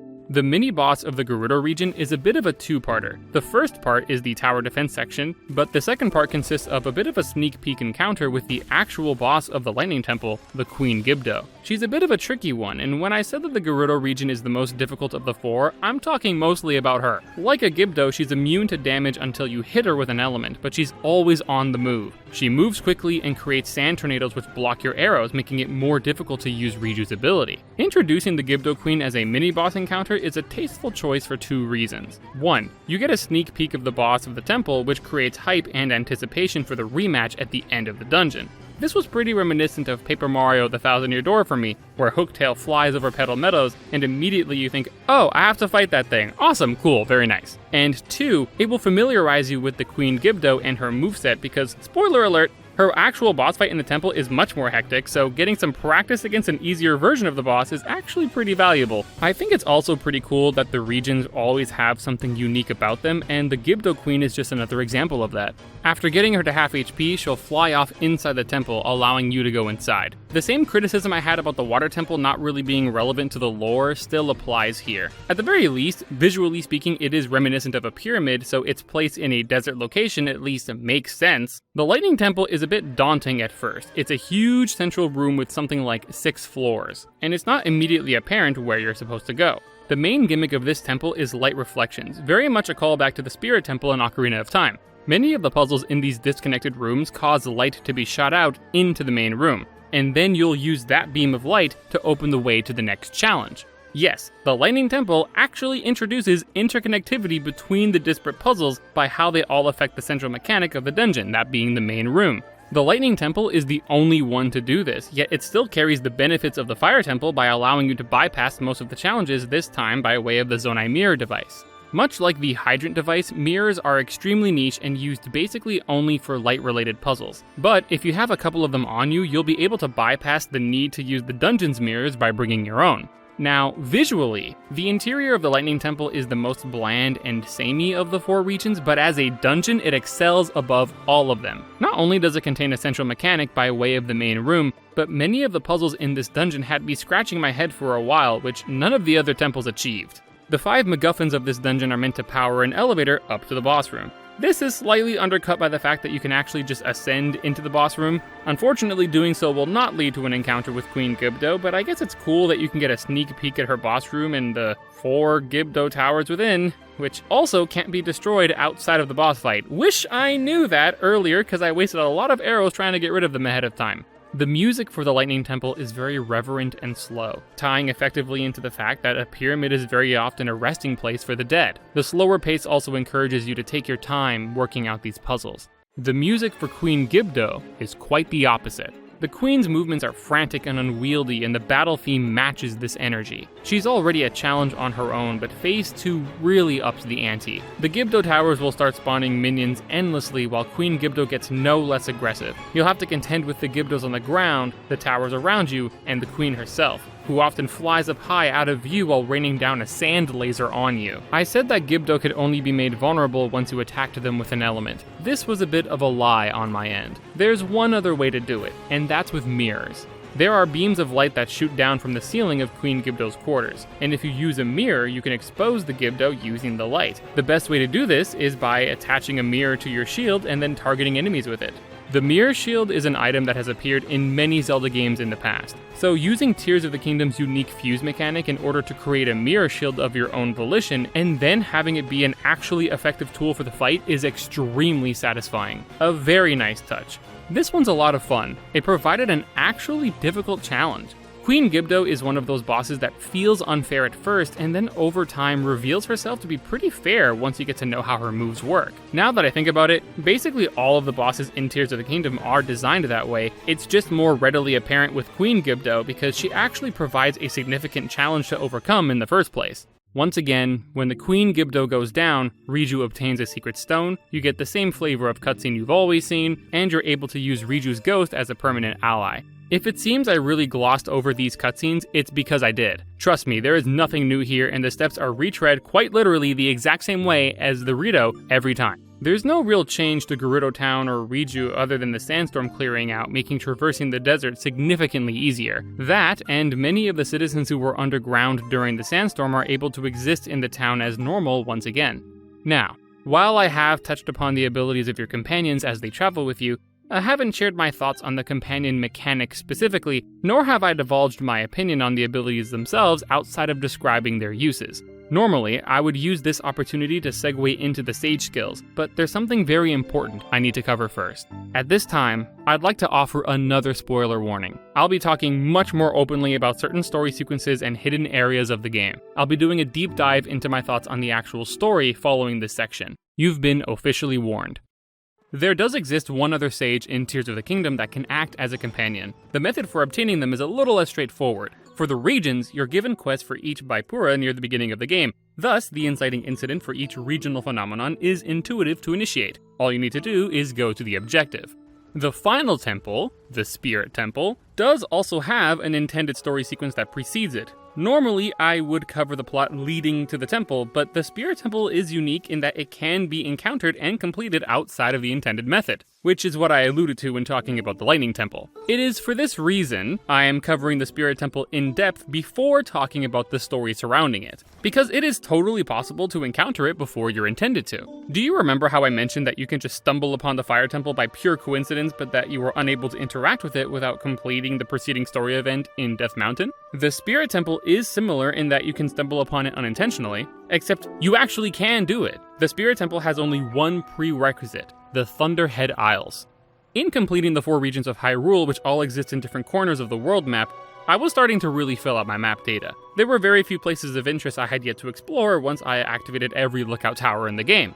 There was one place, however, that I had not gone yet. This strange cloud in southern Hyrule above this tropical area. The cloud is blocked up on the map data very similarly to the arc in the Rito Village, so I had assumed it would have something to do with one of those regions somehow. But of course, it never came up even after I finished all 4 of them. So, filled with curiosity, I made my way to the cloud. I half expected it to behave similarly to Korok Forest. If you try to enter the forest incorrectly, the game will fade out and kick you back to the entrance. However, flying into the cloud, I found that was not the case. Instead, my vision was very quickly obscured completely, and I suddenly landed on solid ground. When I say my vision was obscured, I'm talking on a level that rivals the darkness of the depths. Except here, you can't light up your surroundings. It's all a mass of electric winds and thick clouds. Now, maybe some people would see this and think, I'm not meant to be here yet. Which is actually correct. The game intends for this area to be explored after clearing away the thunderstorm. However, there will be some players who will embrace these conditions as a challenge and explore the Thunderhead Isles despite the huge visibility disadvantage. I was one of those people, and I have to say this was one of my favorite areas in the game.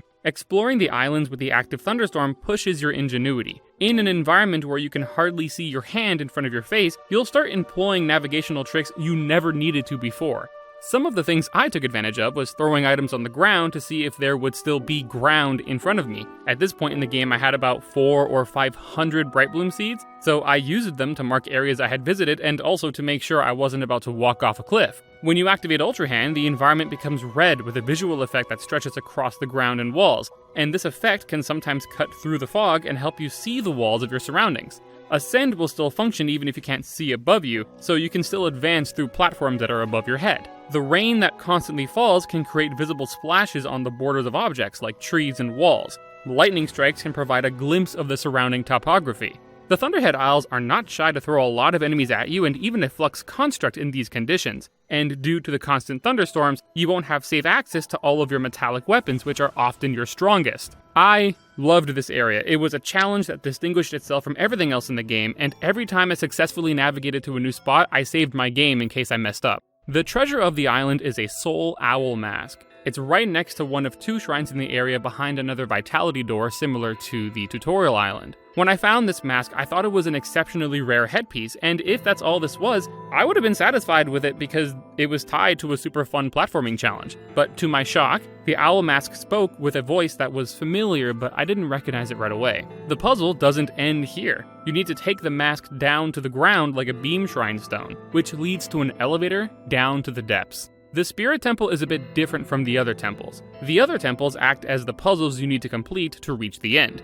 Here, the Spirit Temple is the destination, and the path to it is the trial. The voice of the mask is Mineru, Raru's sister and a character who appears in a handful of cutscenes throughout the game. As the Spirit Sage, she has the ability to separate her spirit from her body, which she stored in the mask until the day Link would awaken it. After slotting the mask into a stone wall, Mineru asks you to bring the limbs of a construct from 4 different depots to make a body for her spirit to inhabit. This is a recontextualization of the standard complete 5 puzzles to unlock the boss gate trend that all of the other dungeons in the game have done thus far, and in my opinion it's for the better. You'll solve puzzles as you make your way toward each limb, and once you do, you'll need to escort the limb back out, which requires a completely different set of solutions for the way you got in. This was reminiscent of many of the 2D Zelda games in which the boss key did not just sit in Link's endless pockets. You actually had to bring it physically to the boss door, and doing so was its own puzzle. Escorting the limbs is not nearly as laborious, but the concept is similar. Bringing all of the limbs to the main body completes the construct,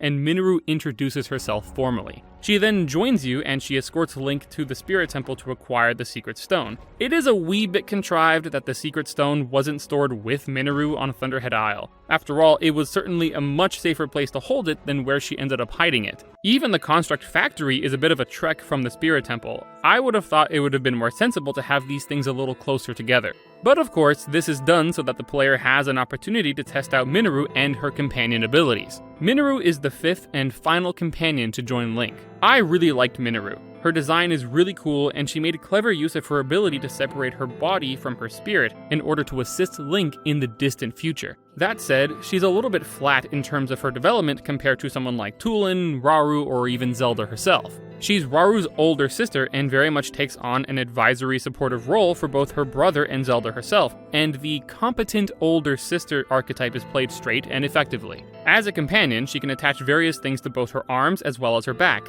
and Link has the option of manually controlling Mineru by hitching a ride on her shoulder.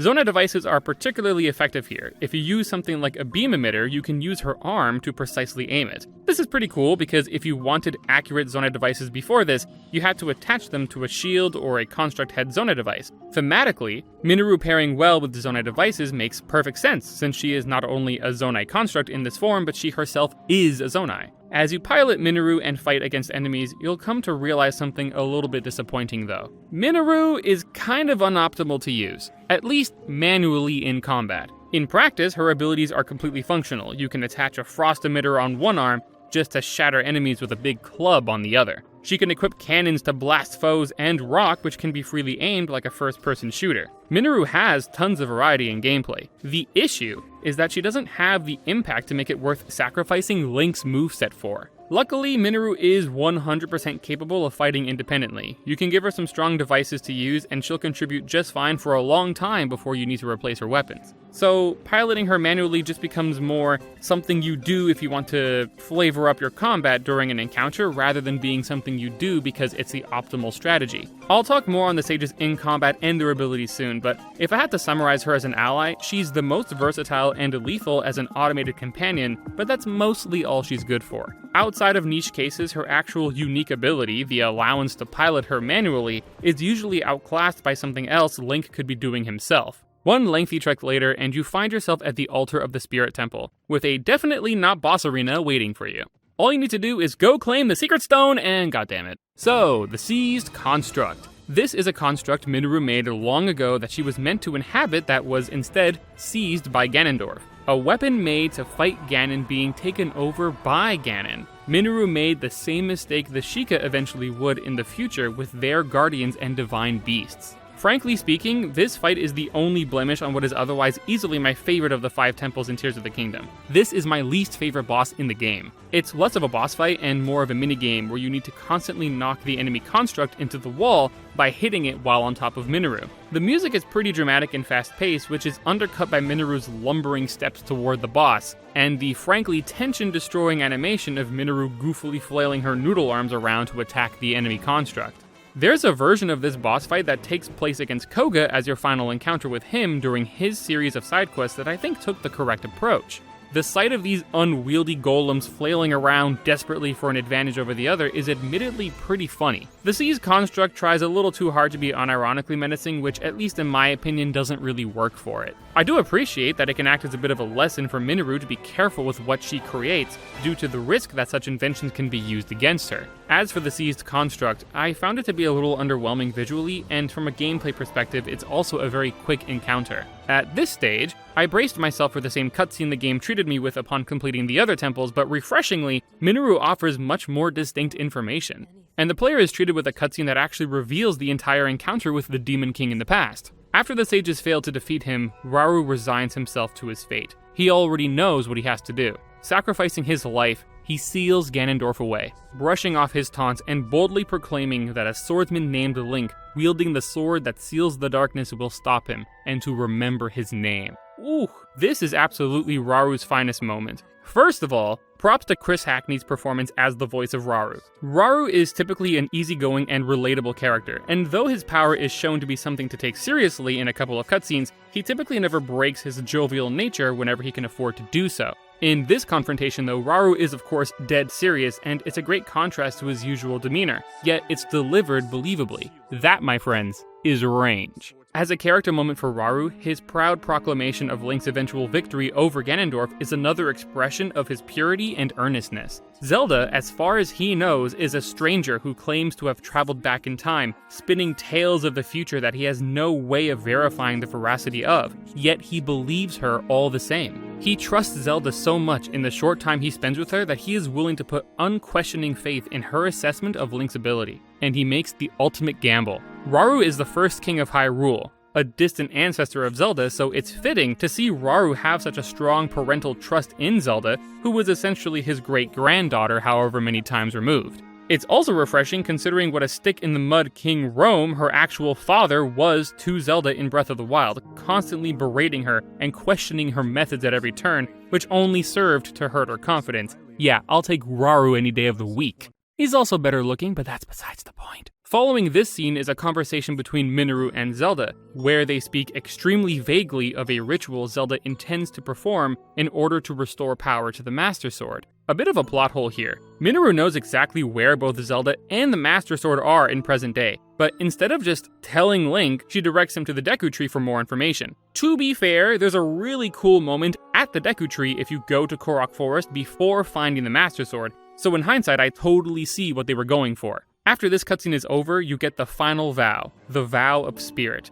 Having completed the Spirit Temple, I'll finish up with some closing thoughts on this section of the game. I mentioned that you could complete the Spirit Temple outside of the intended story sequence that precedes it. And while that's true, the mask is still a prerequisite for interacting with this area of the depths. You can come down here immediately and find the limb depots early, but you're unable to do anything with them until you bring the owl mask down here. While there's a part of me that wishes that was a possibility, it wouldn't really make any sense for Link to do so without Mineru's explicit instruction, and the constructs would not be operable without the head anyway. So, allowing Link to bring these limbs to the main body just to stonewall your ability to proceed would not only risk having the player mistakenly believe they've missed something, but would also replicate the criticisms I had about the Light Tower puzzles in the Gerudo Desert. This criticism could have been circumvented if the owl mask were in the depot with the other limbs, but then there would be no need for the Thunderhead Isles, and I wouldn't want them to remove it because it's one of the best areas in the game. I think the way it was done was the best of both worlds, and I wish that there was more allowance for the other 4 regions to have done something similar. As it stands, the Spirit Temple is the one that, above and beyond, exemplifies the freedom that Tears of the Kingdom and indeed Breath of the Wild were so well loved for. Though it's not perfect, it is definitely my favorite of the 5 temples.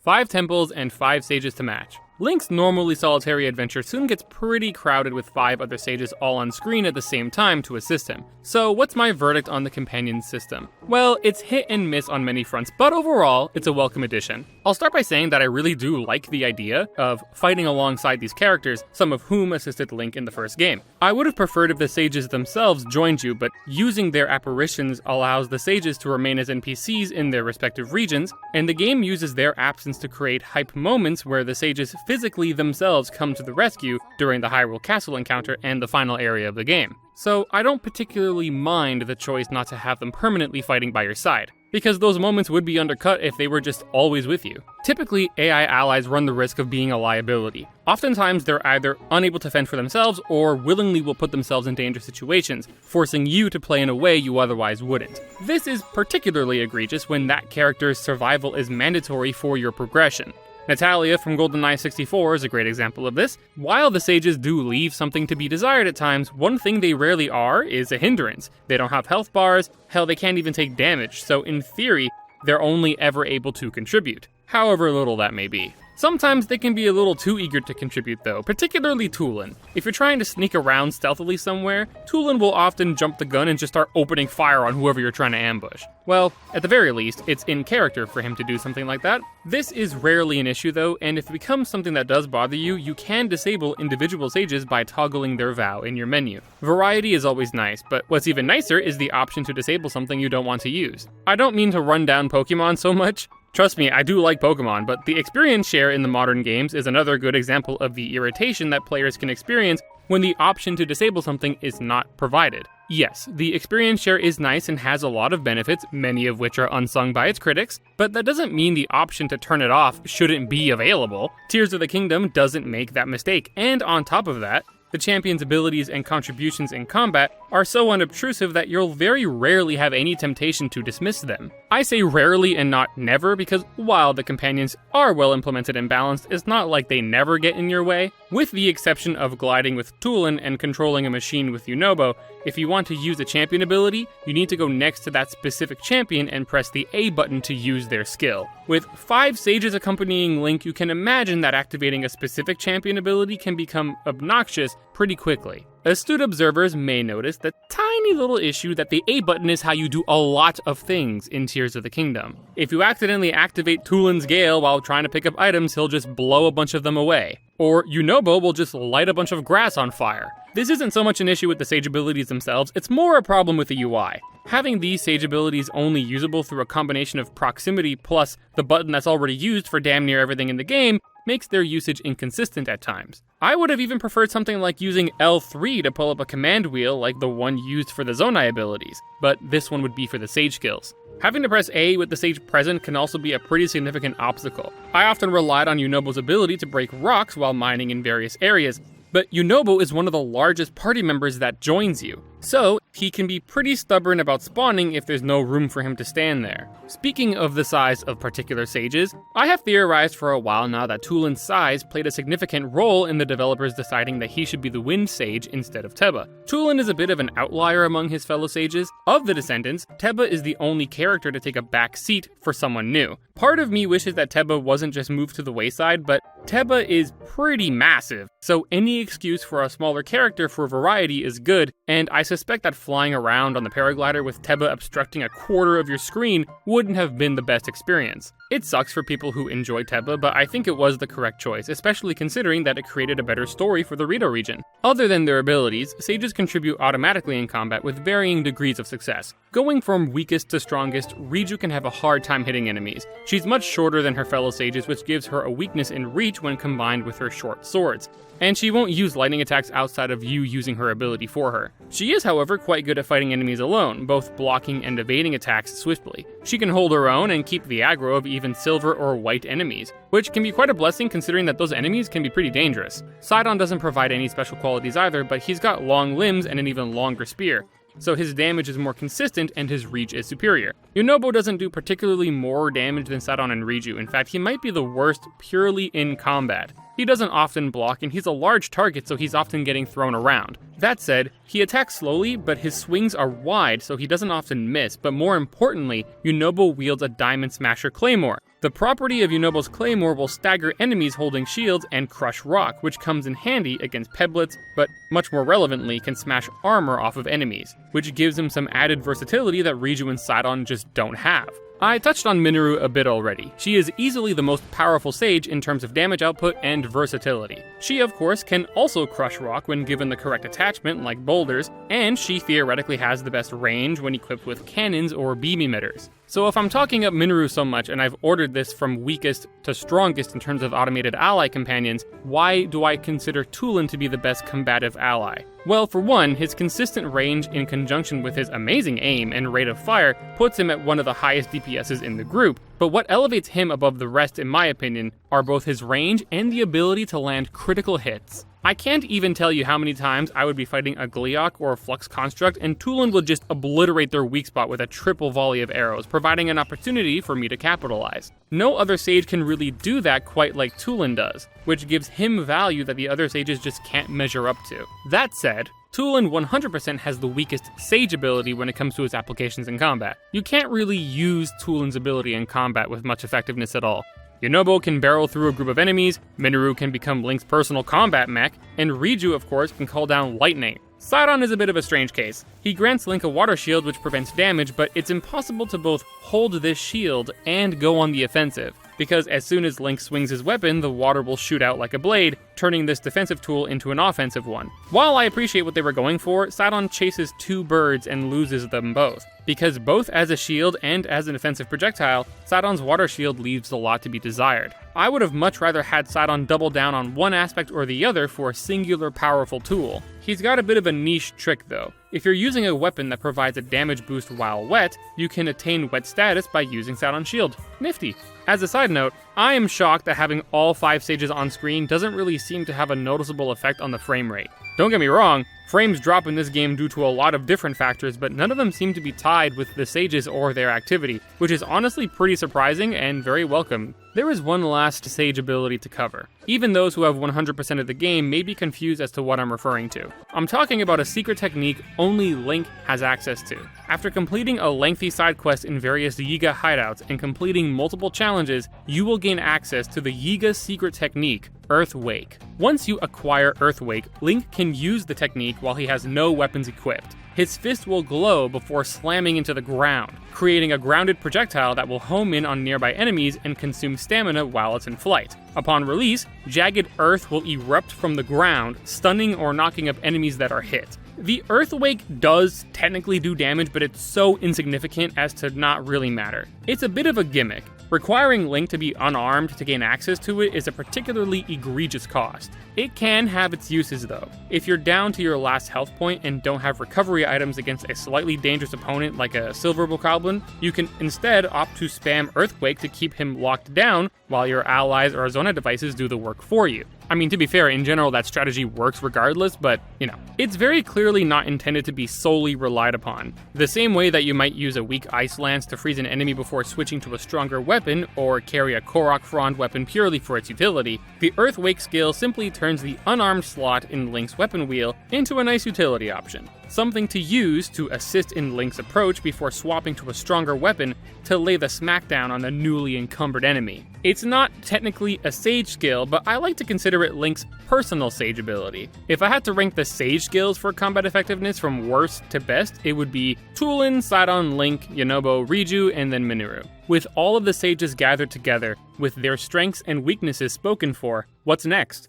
At the beginning of the Spirit Temple section, I mentioned that the reason I chose to cover it when I did was because it could be completed before its intended inciting incident. Well, to briefly summarize the intended order of the story, you're meant to do the 4 regions and speak to Purah, which unlocks a story event at Hyrule Castle. Completing this allows Link to access the floating ruins at Kakariko Village. These ruins are previously inaccessible to Link due to an order that Zelda, quote-unquote, gave to the village stating that the ruins were off limits for investigation. The events at Hyrule Castle reveal the true nature of this Zelda, and Link is able to explore these ruins, which point toward the tropical Faron region. After completing some puzzles there with a new NPC named Toro, the lightning storm obstructing Thunderhead Isles clears away. But, as was already discussed, you can attempt Thunderhead Isles without doing any of this. When the Spirit Temple is completed, you're meant to go find the Deku Tree, then find the Master Sword, then do the final boss, and at some point along the way, you do all of the Geoglyph memories as well. So, why the summary? Well, you'll notice that storming Hyrule Castle actually comes pretty early within that timeline. You're intended to go there immediately upon completing the 4 regions.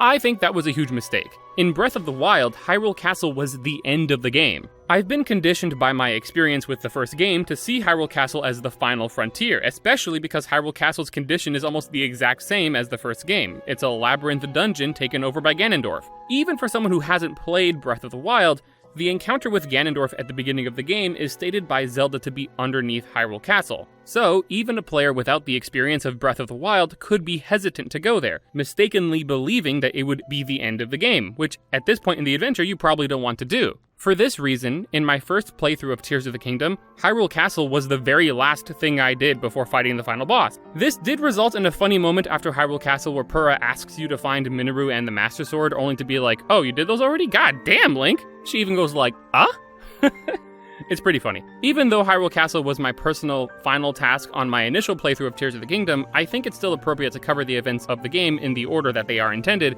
so I'm not jumping around too much. I already took the liberty of discussing the Spirit Temple before Hyrule Castle in order to make the discussion on dungeons and sages more cohesive, but if I only cover the game's story events in the order I encountered them on my first playthrough, I would be jumping around a whole bunch through the whole review, and that would be extremely disorienting. Hyrule Castle in Breath of the Wild is one of the coolest areas in the game. Though the Divine Beasts were fun in their own right, they were often maligned for not feeling like traditional Zelda dungeons. Hyrule Castle, therefore, was a nice change of pace. It wasn't a traditional Zelda dungeon, of course, but it was still a dungeon, a labyrinthian maze of stone and dead ends that we in the real world would actually picture in our minds when imagining what a castle or dungeon would look like. It was therefore a well-loved area in the first game for all sorts of secrets that could be found there, as well as the ever-present feeling of danger. You can go to the castle both in Breath of the Wild and in Tears of the Kingdom as early as you wish and explore the place from head to toe, but outside of a brief tiptoe through the gates at the beginning of this game, you're never actually directed to explore the castle until you return to Purah after completing the 4 regional temples. When you return to Lookout Landing, you'll see various people from different regions gathered here now that their homes have been liberated, almost as if they intend to storm the castle as one, returning the favor that Link has done for all of them. But nothing like that occurs, unfortunately. It's a shame because there are side quests where you fight alongside small Hylian armies against some monster forces, and with all of the regions gathered here, something similar would have added a huge feeling of triumph to cap off what is basically the introduction to the third act of the story. So, really big missed potential there. That small disappointment aside, exploring Hyrule Castle is definitely still a treat, whether or not you've played the first game. This new setting adds a level of verticality and exploration that did not exist before. Very often, a way into a secret room is to jump out of a window and fly into another room from the outside. In Breath of the Wild, all of this extra flavor to Hyrule Castle, while certainly fun to explore, was never an affair that was required of the player. If you chose to do so, you were in for a treat, like a Hylian Shield or Zelda's Journal, but again, not mandatory. When exploring the castle after Purah gives you the official request to do so, you'll find apparitions of Zelda. only for her to vanish and be replaced with a swarm of monsters. Zelda appears in various different areas of the castle, indicated by objective markers that you are required to go to in order to trigger these encounters and complete this quest. This is the game's clever way of having you explore Hyrule Castle and seeing many of the secrets it has to offer, something that the first game never really incentivized other than the occasional implication that there were some weapons to find. Done this way though, the player has a reason to explore the castle, and once reaching a new room they haven't been to before, the urge to find whatever secrets are nearby is organically induced. Because hey, while you're here, you may as well look around, right? The final Zelda encounter is in the main throne room. Zelda is sitting there, telling Link that she's been waiting for him. She greets him favorably, but the more she speaks, the more sinister she starts to sound. What do you think? Hyrule Castle, perfect and glorious. Does it awaken memories? Memories of our time here? Well, really take in every detail. A lot of people don't like Zelda's accent. They say it sounds forced or it's not well suited, given that basically no other character shares the accent with her. I don't know why they went with the British accent. I assume that the localization team thought it would give Zelda a more regal presence. I don't care about her accent, okay? I care about the emotion, the conveyance of certain feelings and expressions. Patricia Summerset, the voice of Zelda, really flexes her range here in my opinion. Throughout both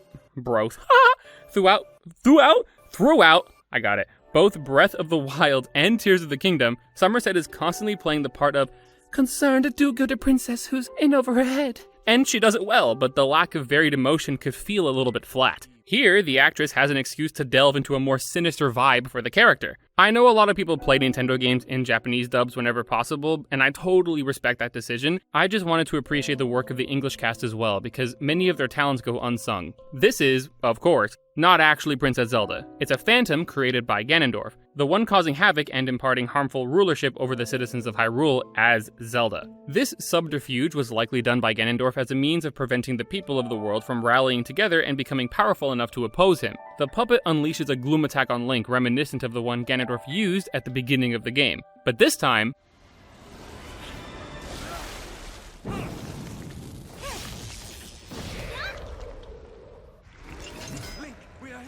Link has backup. Something like 4 or 5 Phantom Ganons will spawn in all at once, which can be a bit challenging, especially when they spread gloom all over the floor. This kind of boss encounter is a great way to showcase the benefits of having allies, since the sages can keep many of the phantoms occupied to take some pressure off of the player. Link and his friends become the mirror opposite of Ganondorf. While he is content with fighting alone and merely copying himself multiple times, Link brings communities together to fight for a common cause. This whole sequence is a really nice improvement on something I hated about Breath of the Wild. In the first game, nothing really interesting happens during the timeline that you are playing the game. All of the cool stuff happens in the past. I couldn't help but watch a lot of these action-packed, story-significant cutscenes and think, what the hell, this looks awesome, I want to play that game. Tears of the Kingdom, of course, has many extremely significant story events that take place in the past once again, but also includes many amazing moments during the current timeline as well. It actually feels as though significant progress is being made. The events of both past and present are equally important in this game. The sight of the 4 sages coming to Link's rescue and fighting alongside him proper was a fist-raising moment, I'm not gonna lie.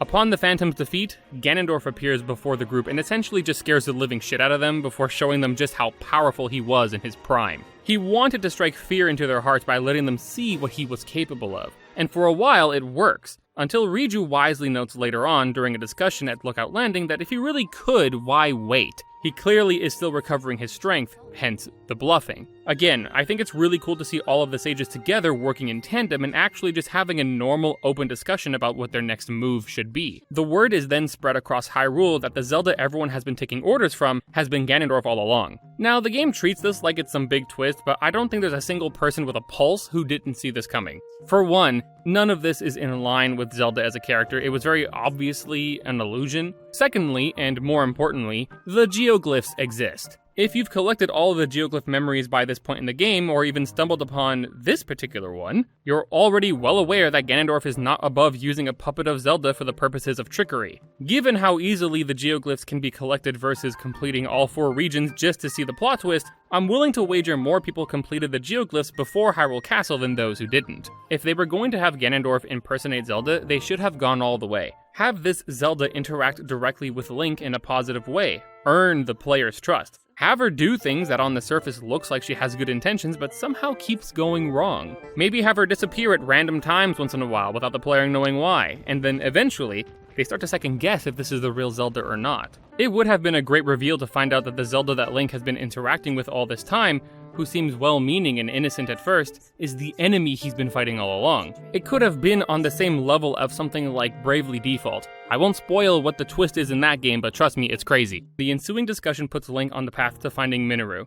The story details are relatively insignificant, and I've already discussed the steps needed to reveal Thunderhead Isles, which is the beginning of the Spirit Temple quest, so I won't go over it again. Eventually, this path brings us back to where we left off at the end of the Spirit Temple with Minoru, with her instruction to go see the Deku Tree. This is an interesting challenge though. Entering the Korok Forest incorrectly will spit you back out. In Breath of the Wild, there was a hidden path through the forest you could take, but no matter how many times I tried, I couldn't achieve the same thing in Tears of the Kingdom. I don't know if this is the intended method, but I entered the heart of the Korok Forest from the depths directly below it.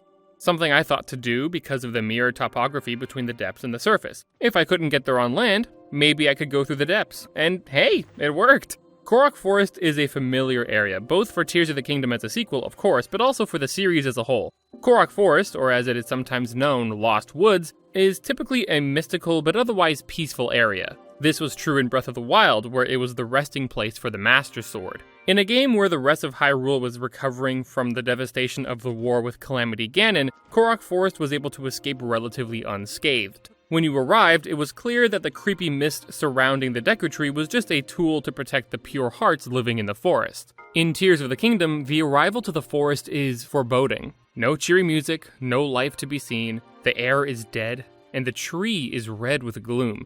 He almost looks like he's rotting away. It hardly even looks like you've stepped out of the depths. The whiplash from its usual state was reminiscent of revisiting the Kokiri Forest as an adult in Ocarina of Time. Just like Ocarina of Time, the Deku Tree has been afflicted with a foul beast wreaking havoc inside of his body. You enter the Deku Tree and descend down to the depths into an enclosed room surrounded by the Deku Tree's roots, where you find a Phantom Ganon. It really doesn't have the same shock factor that Goma had, and it's a little underwhelming considering that Link not long ago fought against 5 of these things at the same time. The fact that his roots descend as far down as the depths itself is a nice touch though. It really drives home just how ancient and old the Deku Tree is. His age rivals the Light Shrines, whose roots also reach down to become Light Roots. I think that's a really nice touch. In Ocarina of Time, even after you defeated Goma, the Deku Tree died anyway. While that could make the trial feel pointless, the immediate death of Link's parental figure at the beginning of that game added weight to the maturity of that story. In Tears of the Kingdom, Link luckily arrives in time to save the Deku Tree. This won't be the last time Link will succeed where he had previously failed. Upon returning to the surface, you're greeted with the familiar Korok Forest as it appeared in Breath of the Wild. There's some not so subtly placed exposition about how the Master Sword can heal itself and become stronger over time when bathed in sacred power. While the Master Sword isn't in Korok Forest in Tears of the Kingdom, the path to find it is here. Those who played Breath of the Wild are rewarded for their knowledge that Korok Forest was the home of the Master Sword, so those players returning to the forest in the sequel in search of it aren't disappointed. I also love the musical nod to Fi from Skyward Sword, as her motif often plays when the Master Sword is a focal point of conversation. When the Deku Tree sees that Link is without his trademark blade, he remarks that he can still sense the Master Sword's location. How he does this, I'm not too sure, but running with some conjecture for a minute, my hypothesis is that since the Deku Tree is a spirit, just like Fi is within the Master Sword, there must be some sort of kinship or connection that spirits have that allow them to sense each other's presence. That, and the Deku Tree spends a significant amount of time housing the Master Sword in both Breath of the Wild and prior to the events of Tears of the Kingdom. But don't worry, I'm not going to delve into Zelda timeline mode because I don't really care that much to hold a strong opinion about it. That being said, I don't think Fi's theme or the constant referral to the Master Sword as female is a throwaway detail. If these games were meant to be departures or separate from the canonicity of the other games, then there would be literally no explanation for the Master Sword being sentient, something that everyone in the story seems to accept without explanation. The story relies on the player's knowledge of Fi in order to make sense of the sword being alive, so for that reason I do believe it's actually Fi, and not just a cheeky reference or Easter egg. Now, when the Deku Tree said he could feel the Master Sword's presence, I didn't think he meant he had direct feed real-time GPS tracking, because he pulls up a quest marker letting you know exactly where it is immediately. When you open the quest marker, the location seems kind of random at first, That is, until you zoom in on the Purapad and discover something extremely strange. The Master Sword is moving. Even the Deku Tree doesn't know what this means, but what he does know is that the sword is flying through the sky. Following the objective marker, you eventually look up and find the Light Dragon, floating peacefully, thousands of feet above your head, totally indifferent to your existence. Now, it was not as though I never made an attempt to fly up to the Light Dragon, but you gotta understand this thing flies extremely high near the beginning of the game. Its altitude only lowers after certain conditions have been met within the story. It's certainly possible to reach it earlier in the game, but it's not a simple task. I mentioned I was curious about the Light Dragon's name, but I never touched on it again because once I acquired the camera in my first playthrough, I pointed it at the Light Dragon at the next possible opportunity, only to find it was called Light Dragon. A little underwhelming, so imagine my surprise learning that this nameless dragon may well be holding the Master Sword. With the help of the height of one of the skydiving trial islands and a flying machine, I made my approach toward the dragon. It's a bit of tonal whiplash that I am approaching a very ancient Chinese traditional dragon with the equivalent of a plane, and I mean that in the best way possible. Seriously, Tears of the Kingdom is so good. Eventually, I reached the Light Dragon. The familiar dragon theme kicked in, but this one is slightly different. It's slower and more somber than the other dragons. There's a familiarity in the track, but I couldn't place it right away. What was I supposed to do here exactly? You see, it was hard to unlearn that touching the dragons wasn't possible based on my experience with Breath of the Wild. So I flew up and down the length of this massive creature until I noticed it. At the center of the dragon's forehead, from which emitted beautiful yellow and blue light, was the Master Sword. And there it was, waiting. No fanfare. No cutscenes, just there. But how could this happen? Why is the sword here? What is this dragon? Where is Zelda? The thing is, the question is not how, why, what, where, or even who. The true question is when.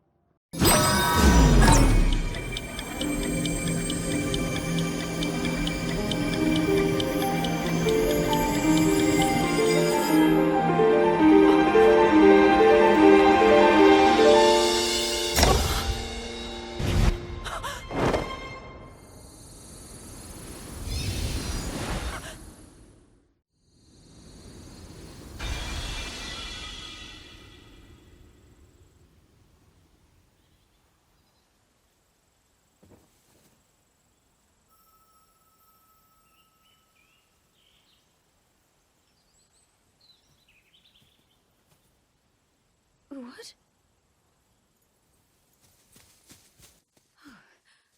Zelda wakes up in an unknown field. She is found by two kind souls. What do you propose we do? I don't know. I see you're awake now. Nah, I'm just kidding, it's Rauru and Sonia. When Zelda introduces herself as the Queen of Hyrule, they tell her that they founded Hyrule. Putting two and two together, Zelda comes to understand that she has been transported into the past, at the time of Hyrule's founding. At the same time that Link is on his adventure in the present, Zelda has her own in the past.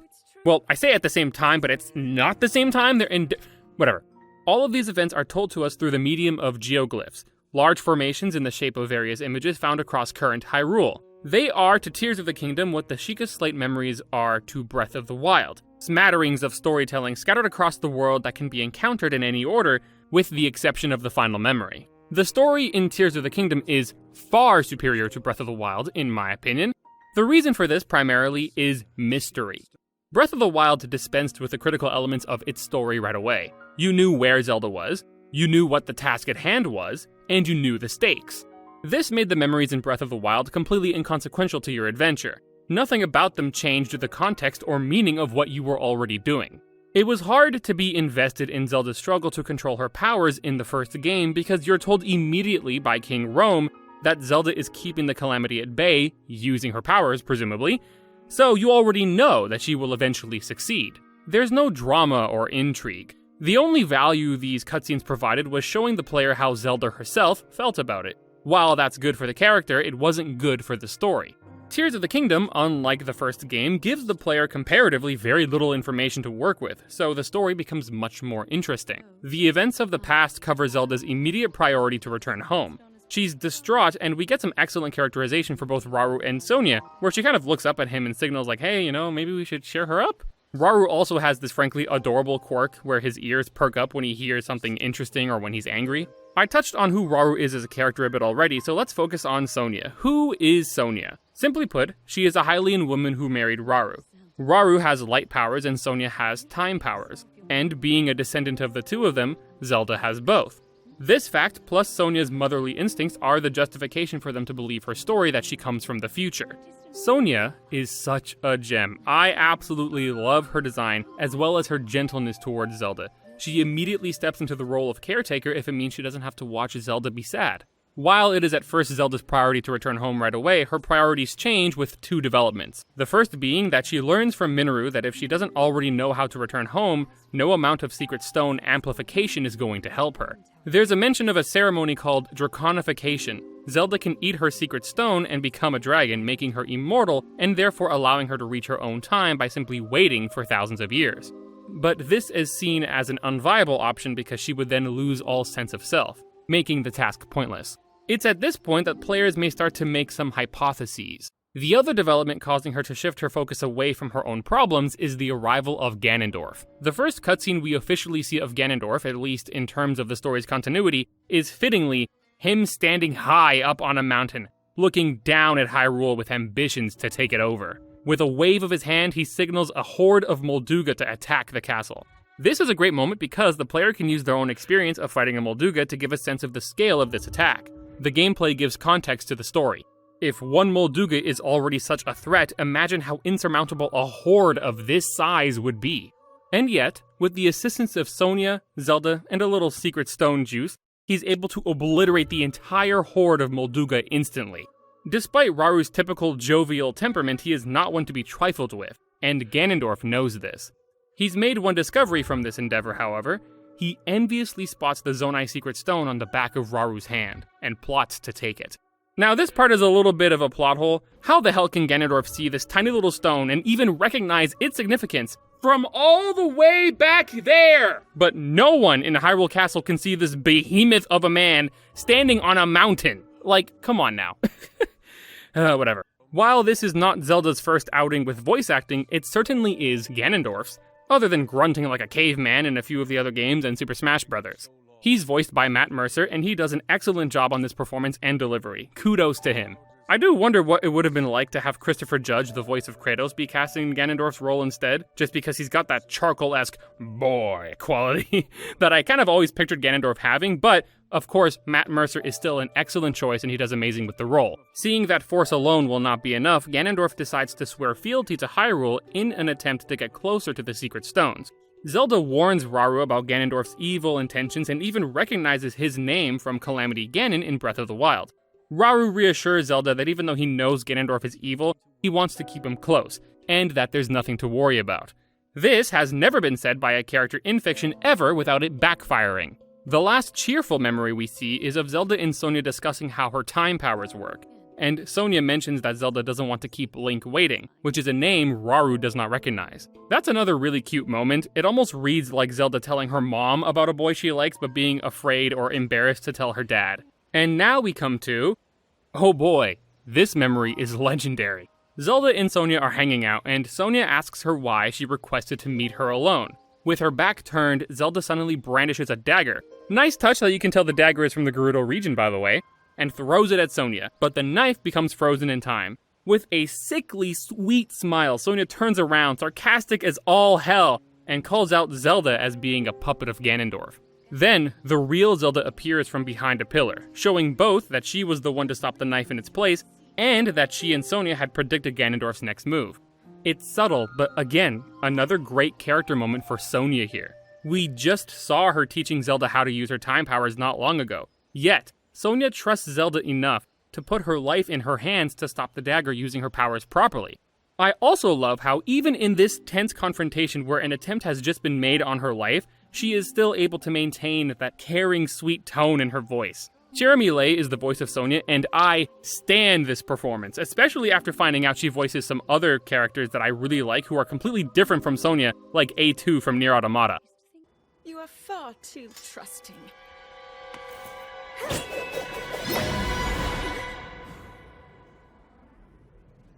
bastards won't stop. Needless to say, this character grew on me very quickly, and I look forward to seeing more from her. God damn it. Damn, that is so humiliating. They were talking so much shit too, that's tough. Did you really think we hadn't realized your deceit? It will be easier to keep an eye on him. There is nothing to worry about. Your actions today are appreciated, Ganondorf.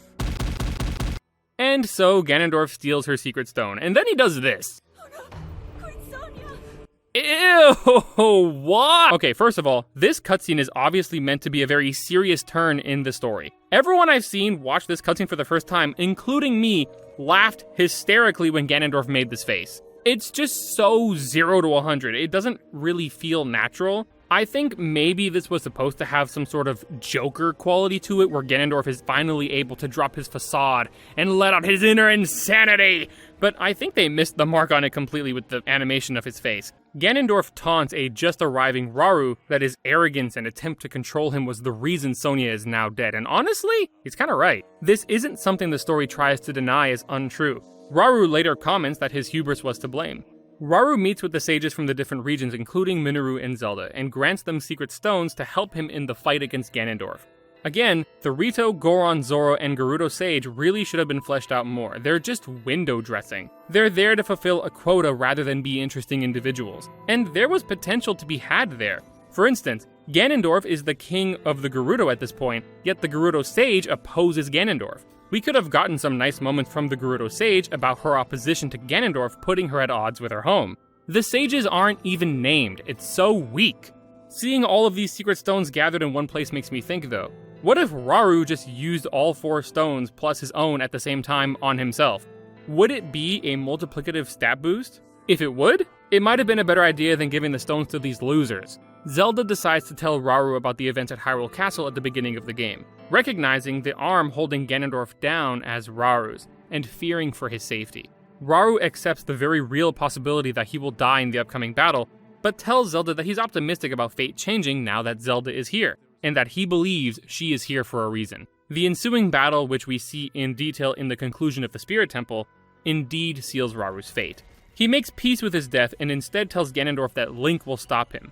The score during this entire cutscene, by the way, was dire and hopeless sounding, but as soon as Link's name is mentioned, the familiar main Legend of Zelda theme kicks in, the first glimmer of hope that these sages have seen. After the battle, Zelda, after receiving the Master Sword from A Link to the Past, knows what she must do. She speaks with Minoru to discuss strategy, and this must be immediately following the battle because Minoru is still battered and bruised up. Zelda has decided she will undergo a forbidden ritual, which at this point can only mean draconification. She intends to do so in order to restore the broken Master Sword. Minoru protests at first, but eventually accepts. After all geoglyphs have been collected, the Light Dragon will show up and shed a final tear. The final geoglyph. The final memory. The geoglyph quest is called The Dragon's Tears due to an old legend that Impa shares which describes the geoglyphs as such, but there isn't any given reason for why the geoglyphs or quests are referred to by this name. Turns out it was actually just literal. The Light Dragon's tears created the geoglyphs. The final memory shows Zelda putting Minoru's soul into the Purapad. I'm assuming her injuries were too severe to leave her in her actual body, so they had to move her to the Purapad. Minoru actually tells Link at some point that she intended to guide him from the Purapad when he wakes up from his coma, but because of Ganondorf's interference, that was impossible. I feel like this was clunkily written to explain why Minoru wasn't actually there to help Link, given the circumstances of the story. I don't know how Ganondorf's interference could have caused her soul to move from the pad to a very specific mask, which was a tailor-made component of a mech Minoru designed herself. Seems a little bit contrived. Zelda gives the pad to a construct for safekeeping, and it is this construct that eventually gives the pad to Link. Zelda, after a brief pause to process the weight of her decision, eats the secret stone. Her eyes start freaking out, yet there's no transformation immediately, but you know it's coming. Once it begins, Zelda struggles over to the Master Sword, overwhelmed by the surge of light enveloping her. Honestly, she was pretty lucky she was able to grab it before the transformation occurred. If she messed that up, her plan would have been pointless. And what is that plan? She has decided that she will, like Rauru, put her faith in Link. She will pour her light powers into the Master Sword over hundreds of years as an immortal dragon, empowering it far beyond its original abilities. Her only gamble is hoping that he can find it. When Zelda's voice is heard near the beginning of the game, when she tells Link he must find her, this is what she meant. As the light expands, the light dragon erupts, as Zelda's lullaby rings out. Another great motif which is poetically appropriate, because Zelda as we know her is dormant or asleep within the light dragon. The final memory ends with a sad ballad, as Zelda, now the light dragon, disappears with the Master Sword into the gray clouds above. This is not a triumphant or happy moment. This isn't painted as a choice to be celebrated. What's happened here is not a victory. Zelda has given up her sense of self to give Link a chance to defeat Ganondorf. At the end of the final memory, the player is shown the Master Sword atop the dragon's head, and while she's ascending away from the geoglyph, this is still easily the lowest the light dragon will ever be, urging you to take this chance. The sight of the final tier then becomes inundated with dozens of silent princesses, a flower that heavily represented Zelda and her nature in Breath of the Wild, this time with much deeper meaning. As a dragon, she is completely silent, unable to speak to Link or even comprehend how important he once was to her. Which brings us back to where we left Link, the Master Sword waiting for him. The familiarity present in the Light Dragon's theme is a soft motif of Zelda's lullaby, constantly unable to complete itself before being drowned out by the dragon's theme. As Link takes hold of the sword, Zelda roars in pain, and a struggle just to hold on begins. The Light Dragon's hair refuses to let go until eventually she stops. Soundlessly, Zelda ascends up above the clouds. She flies so high until the scenery becomes an ocean of golden clouds. The dangers and concerns of the earth below are a distant memory in this almost dreamlike place. Finally, she lets go. After so long of having her only instinct as a dragon be to never let go of this sword, she can finally release her responsibility and allow Link to take over. No longer does Link need to struggle to even hang on to the Master Sword. Now it effortlessly relinquishes itself to him. The sword that once shattered against Ganondorf is fully recovered, glowing a beautiful gold. Link holds the blade close to his heart, processing the immense sacrifice Zelda made for him. Finally, the first sound to break the silence is the familiar Master Sword theme, as Link raises it solemnly towards the heavens.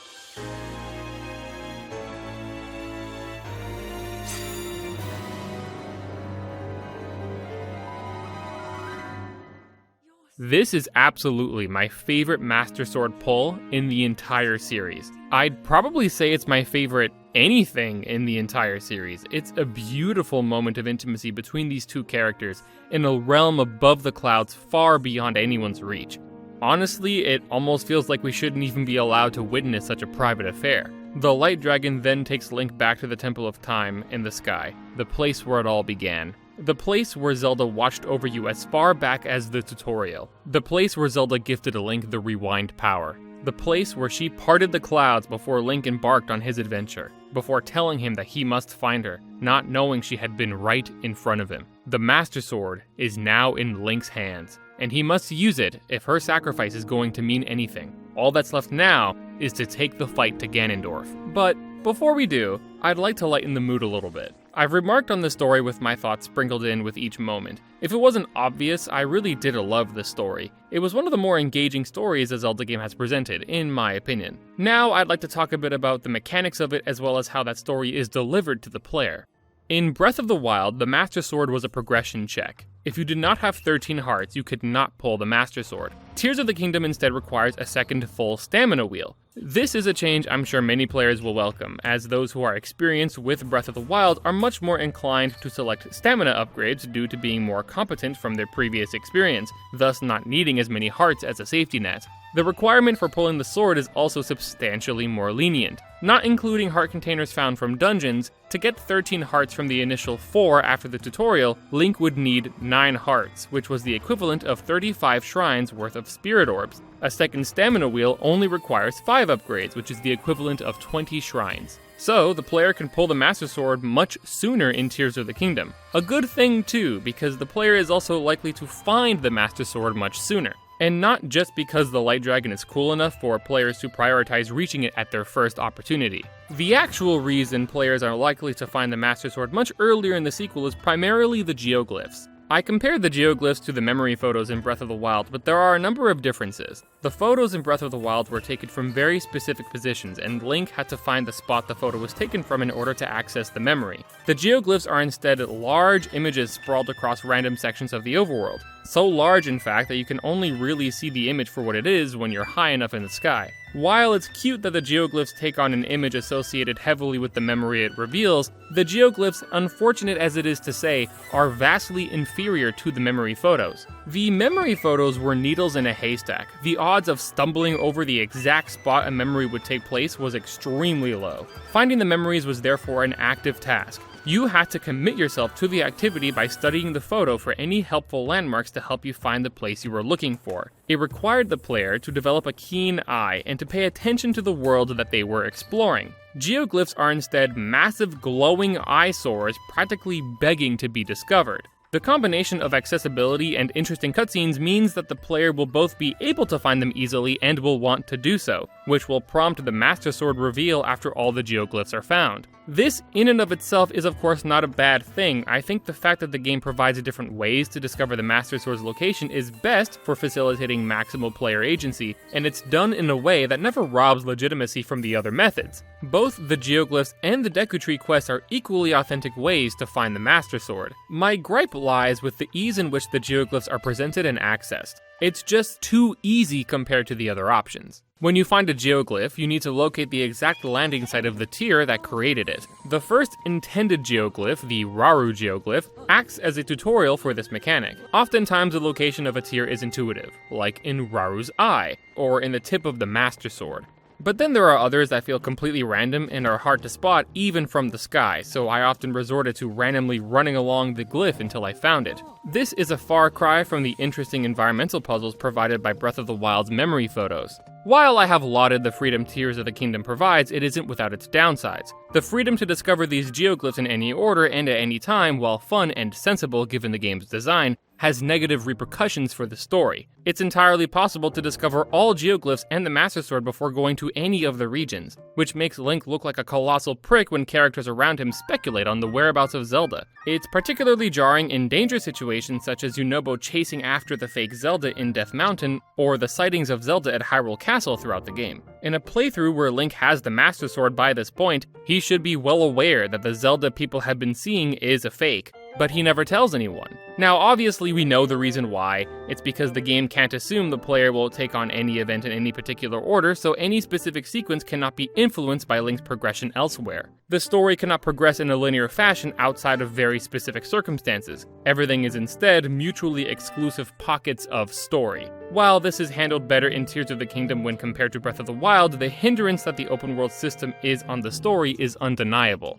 Unfortunately, the geoglyphs are just too easy to find and disclose so many major plot elements that it has the potential to kill the tension and mystery throughout the rest of the game. What's most frustrating about this is that the potential for much better storytelling already exists in the game, a method that would leave the plot vague enough to allow the player the opportunity to use their own reasoning skills to piece the story together over time. In order to explain how, let me share a story. I recently had the pleasure of watching a very good friend of mine play through Tears of the Kingdom for his first time. After getting the paraglider, he immediately did something that horrified me. He made a beeline straight for the chasm beneath the floating Hyrule Castle.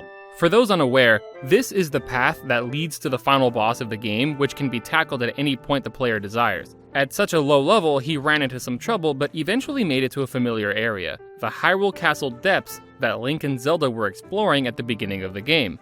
Remember the inconspicuously placed rubble blocking two of the murals? Well, having completed this tutorial, he was able to come back and blast the rock away to view the full mural. The murals from left to right depict the Zonai descending from the heavens, Rauru and Sonia being wed, Sonia being killed by Ganondorf, his army swarming over Hyrule, and then the imprisoning war. The two previously obscured images depict Zelda receiving the Master Sword and then ascending toward the sky as the Light Dragon. Convenient that these murals would be hidden so that Link and Zelda wouldn't have to ask why the Master Sword existed in the past. Now, with the knowledge of the story I've already covered, these murals are neat but not groundbreaking or revolutionary in any way. They don't reveal any new information. Most players will only come this far down below Hyrule Castle at the conclusion of their playthrough, after they have already experienced all of the game's important story events and plot twists. In such cases, these murals only serve to reinforce what the player has already learned. But in my friend's case, he had come down here basically at the first opportunity he had.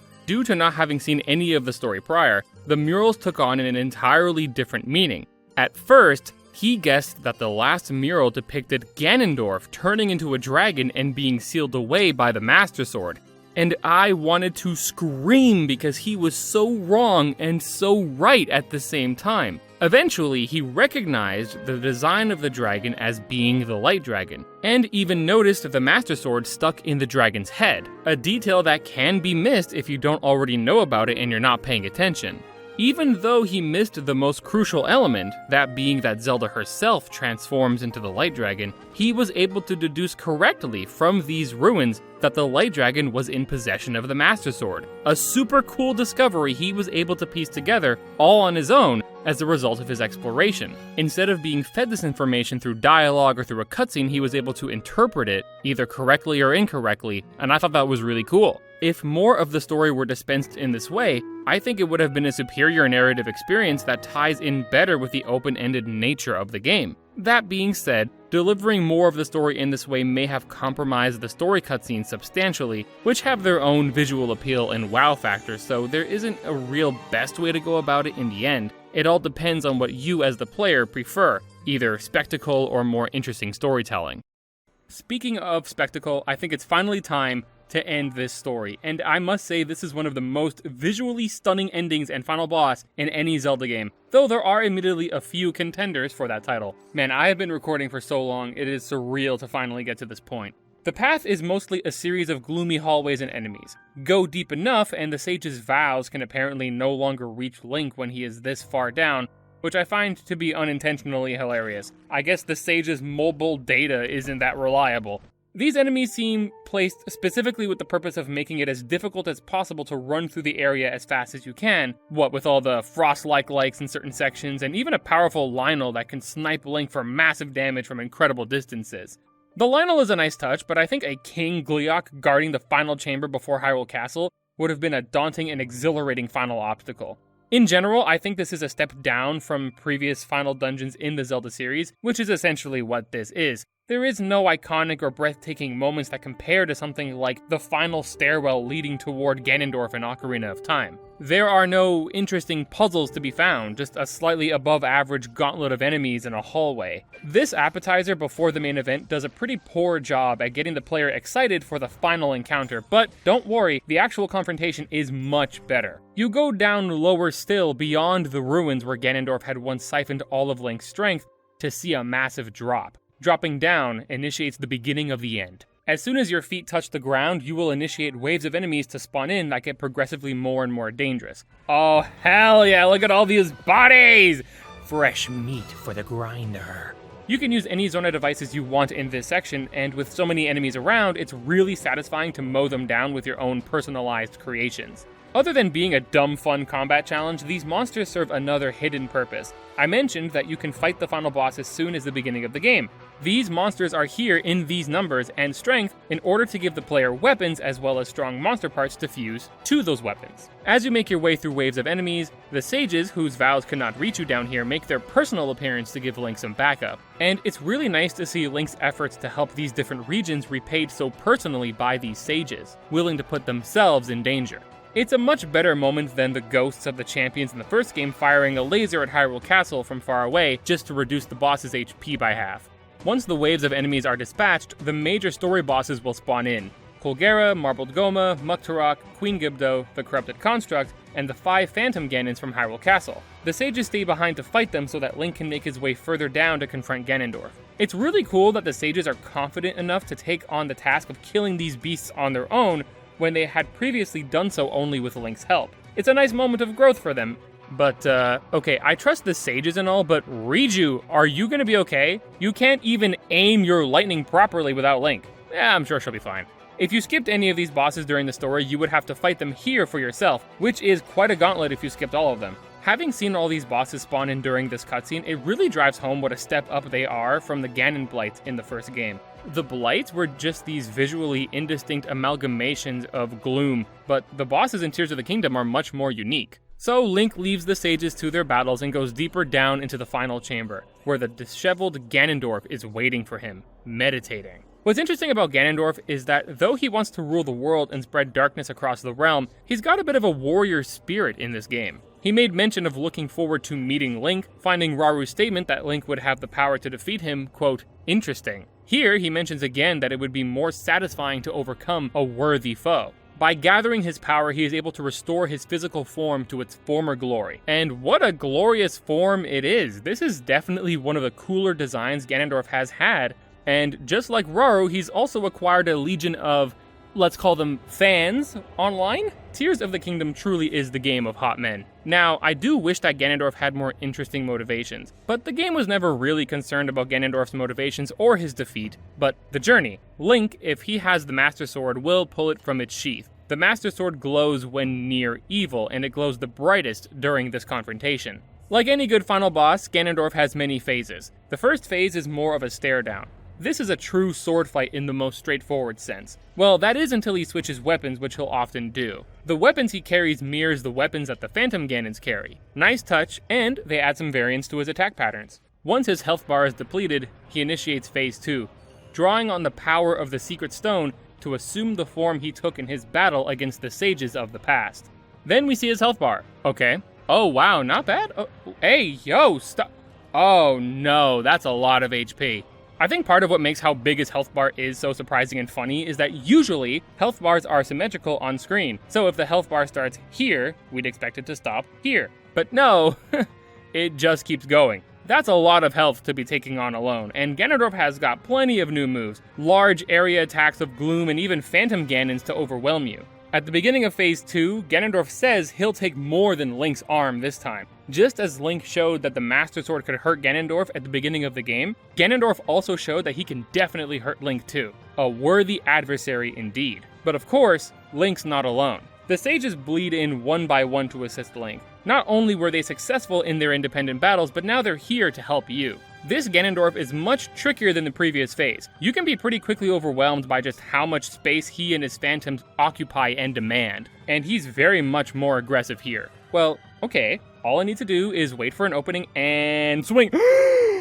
When I saw Ganondorf could also Flurry Rush, I started to sweat, bro. This guy is capable of everything Link is. It's a long, drawn-out battle, each combatant fighting for the edge. If you parry his attacks instead of dodging it, you can prevent him from Flurry Rushing your attacks during the stun window. This is a great touch that I wish was implemented more. Flurry Rush is almost always the superior defensive option because the timing is far more lenient and leads to much more damage than Link would be able to get off on normal enemies using a parry. So, unless you were trying to reflect a projectile, parry was almost always outclassed by perfect dodge. Not here though. There's actually a good reason to parry as opposed to perfect dodging, which makes sense. Greater reward for a more difficult to time mechanic. After a long, hard-fought battle, Ganondorf eventually goes down. He throws kind of a fit, angered beyond reason that a mere mortal like Link could back him into a corner like this. Gone is the Gerudo King who once rejoiced at the chance to conquer a worthy foe. All that's left is a demon,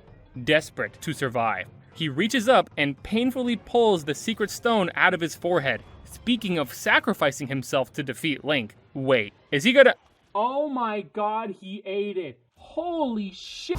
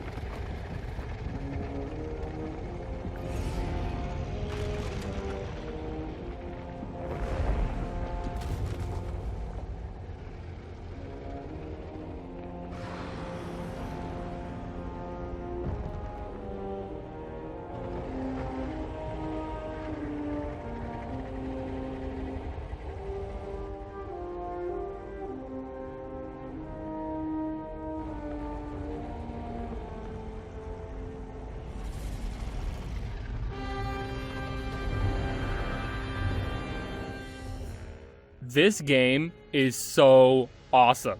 Now, I don't know how Ganondorf knew that eating the Secret Stone would turn him into an immortal dragon at the cost of his sense of self, but I'm willing to overlook that for such an awesome design. And of course, the music. Ganondorf's theme never fails to impress, but where is Link? Well, it's revealed that Link is in the dragon's jaws, helpless, and hardly the size of just one of his teeth. You can actually see Link stuck in his teeth right here. Nice detail. This dragon is massive, and by God, the design is just brilliant. Link tries to get himself unstuck, but can't seem to do so. He is out of options, and there's no one who can help him now. It's Zelda, flying to Link's aid with an urgency we've never seen. The theme of the Light Dragon kicks in, replacing the dour, helpless theme of the Demon Dragon. As she approaches, you get a great feel for just how much larger the Demon Dragon is than her. I mean, this guy is massive. She charges forward all the same. He opens his mouth to counter as Link falls out helplessly. Just as the bite comes down, she swiftly dodges and catches Link. He had been her target all along. She tries to run, but he cuts her off, looking down menacingly at the two of them. Now, we're told that those who become dragons lose all sense of self, but clearly that's not what we're seeing.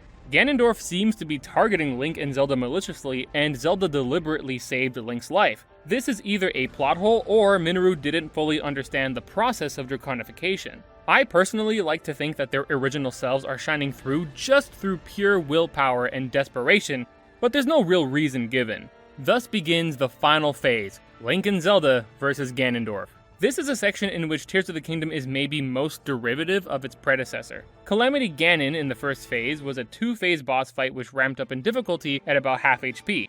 This initial encounter with Calamity Ganon is where the difficult final boss is. The follow-up, Pig Ganon, is much more of a visual set piece, a linear sequence for the purposes of spectacle rather than attempting to challenge the player's knowledge or skills. In Tears of the Kingdom, the approach is the same. Ganondorf was a 2-phase, maybe 3-phased fight depending on your definition, where the majority of the challenge existed. The Demon Dragon encounter is instead a linear affair which is not very difficult at all, but is by far the most cinematic part of the game. If you paid any attention to the rhetoric available online during the time of Breath of the Wild's release versus Tears of the Kingdom, you'll know that the former was lambasted for the lack of effort or challenge present in the final encounter, while the latter has generally been welcomed as one of the greatest final bosses in the Zelda series. I'm in the camp that believes that both statements are true. A position that may seem contradictory given the similarities between both final bosses, which I have just outlined, so allow me to defend my position and explain why I believe this final boss is so excellent. First of all, the music. This is less the dragon theme and more an amalgamation of themes working in harmony. The greater melody is a remix of the original Tears of the Kingdom theme, sprinkled in with familiar sounds and motifs. For instance, the same central instrument in the dragon theme, the erhu, is present here, which, if you don't know what an erhu is, simplified it is essentially a Chinese violin. Of course, its presence in the song references Zelda's presence in the battle. Similarly, Ganondorf's theme is present as a motif, as brief as it is. The musical references to Ganondorf's theme takes up significantly less space than the musical references to the Light Dragon's theme. As soon as Ganondorf's motif makes itself known, it's immediately drowned out, giving the song a much greater sense of victory than the battle against Ganondorf within the depths. This is a victory lap, a steady march toward the finish line which is almost assuredly within Link's grasp. And the score reflects that.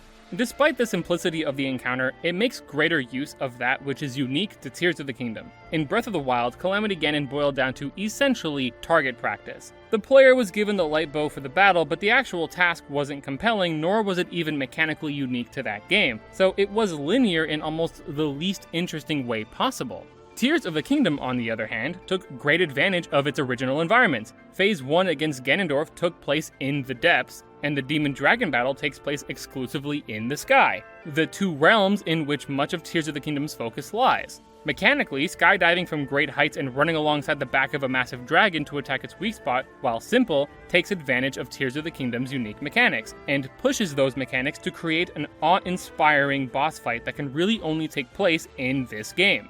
This is also a much more personal encounter for all characters involved. Calamity Ganon was once just a vague force of evil, no personality or intrigue. In this game, Ganondorf essentially cut Link's arm off. Zelda, having sacrificed her sense of self for Link's sake, still retains enough of her original personality to help him in this battle, catching him whenever he falls and lifting him up, quite literally, to greater heights. For Ganondorf, Link was once an amusing foe to overwhelm. Now he has assumed this form out of desperation. The task here is very straightforward. You need to land on the Demon Dragon's back to damage these, like gloom pimples? You can do damage with normal weapons, but it's pitiful. You're intended to use the Master Sword here. I've never done or seen a run of this boss fight where Link did not have the Master Sword, so I assume the game provides it to you at the beginning of this fight when Zelda shows up with it in her skull. Narratively, the fact that Zelda is always there to catch Link and support him no matter how many times he falls is just so reflective of Zelda's nature, and I grin like a damn fool every time she does. I'm so sappy, bro.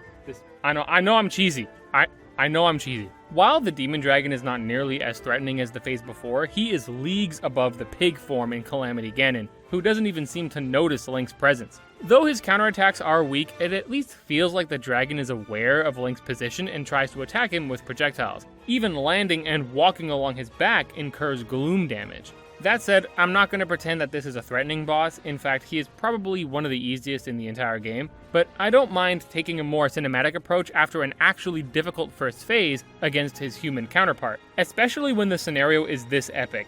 And I use that term unironically. Once all of the gloom cores are destroyed, it's time for the final stretch. The entire sky glows red with the advent of the blood moon, and the last weak spot on Ganondorf appears, a large secret stone on the dragon's forehead. The Demon Dragon opens his mouth to let loose a torrent of gloom. After dodging all of it, the secret stone awaits Link to smash it apart with his Master Sword. It's poetic justice. Where Zelda had once used her forehead to give her own power to the Master Sword for the sake of the future, Ganondorf instead takes power from the secret stone in his forehead for his own selfish conquest. Where once the Master Sword had been destroyed by Ganondorf, it will now destroy him.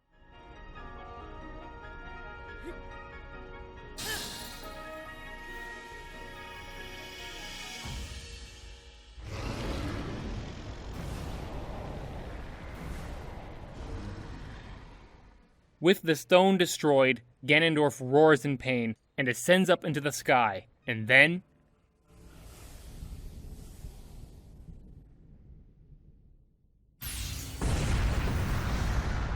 Jeez! I guess they wanted to be sure that there was no possible theory that he could still be alive. He is super dead. Link, or rather, Raru's hand, begins to glow as he enters a dreamlike place with the Light Dragon. The ghosts of Rauru and Sonia appear, and all three transfer magical power into Zelda. It's nice to see Link working together with Rauru and Sonia. Zelda's original form is restored, and Rauru and Sonia disappear. Upon awakening from his trance, Link sees the human form of Zelda plummeting toward the earth, as the player is given control of Link to catch her. The dive prompt is replaced with Dive to Zelda. The main theme of Tears of the Kingdom plays alongside a victorious remix of Zelda's Lullaby, this time in its full, uninterrupted glory as opposed to the whispers of it that would play while she was a light dragon. While this is essentially an interactive cutscene, moments like this are what games are all about. Being put into the position of the character myself creates an entirely different sensation than if I were just watching it as a movie. Link had once failed to catch Zelda at the beginning of the game, not knowing that it needed to happen in order to win this long battle against the Demon King. He dives down and down, reaching out desperately to grab her, and where he had previously failed, he succeeds, crashing into the water below. Zelda speaks her first words as a human, unable to remember her time as a dragon, but nonetheless remembering the faith she placed in Link, relieved he was able to defeat Ganondorf. Looking so directly at her, I have no hesitation in saying that this is absolutely my favorite iteration of Zelda's design, period. I really hope they go with this design in the next Smash Bros. As the screen fades to black, the Find Princess Zelda quest quietly completes to cap off the adventure.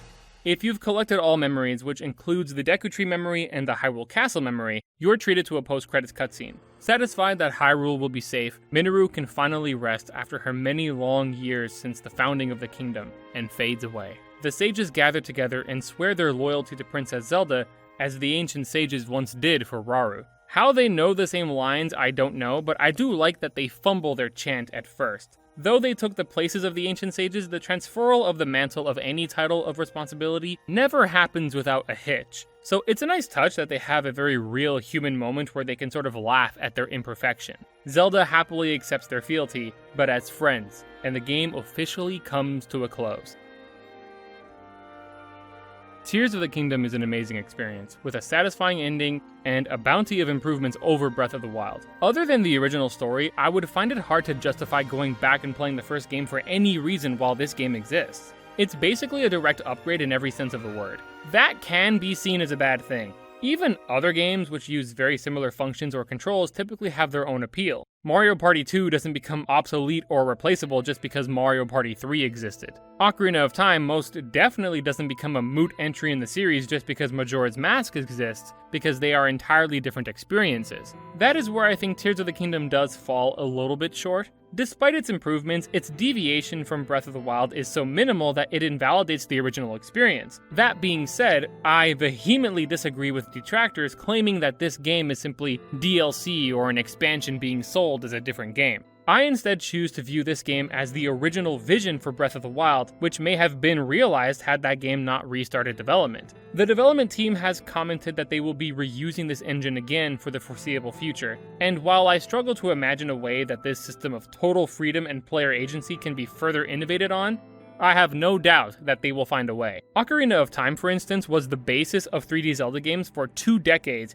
and still managed to provide many memorable and diverse titles. So I can't wait to see what the future of Zelda has in store under this new engine. On the topic of developer comments, there was something that they said that I stand firmly in opposition of, and that is the claim that they made prior to the game's release that Tears of the Kingdom would be one of, if not the darkest game in the series. This was exciting for many people because the likes of Twilight Princess and Majora's Mask held many extremely adult plot beats and mature themes. Tears of the Kingdom might be one of the most positive games in the entire series, which, don't get me wrong, that's not a bad thing, but it's definitely at odds with the expectations players may have had after reading that particular developer interview. In general, every Zelda game has themes of loss in some form. In Ocarina of Time, Link loses the world he saves. The game also contained themes of adulthood and growing up. In The Wind Waker, all of Hyrule and the king are lost to the sea, and so on. While Breath of the Wild ends on a positive note, the entirety of the game is essentially exploring the post-apocalyptic remnants of a once flourishing kingdom. As Link rode his horse through the endless fields, it was a reminder of what he failed to save.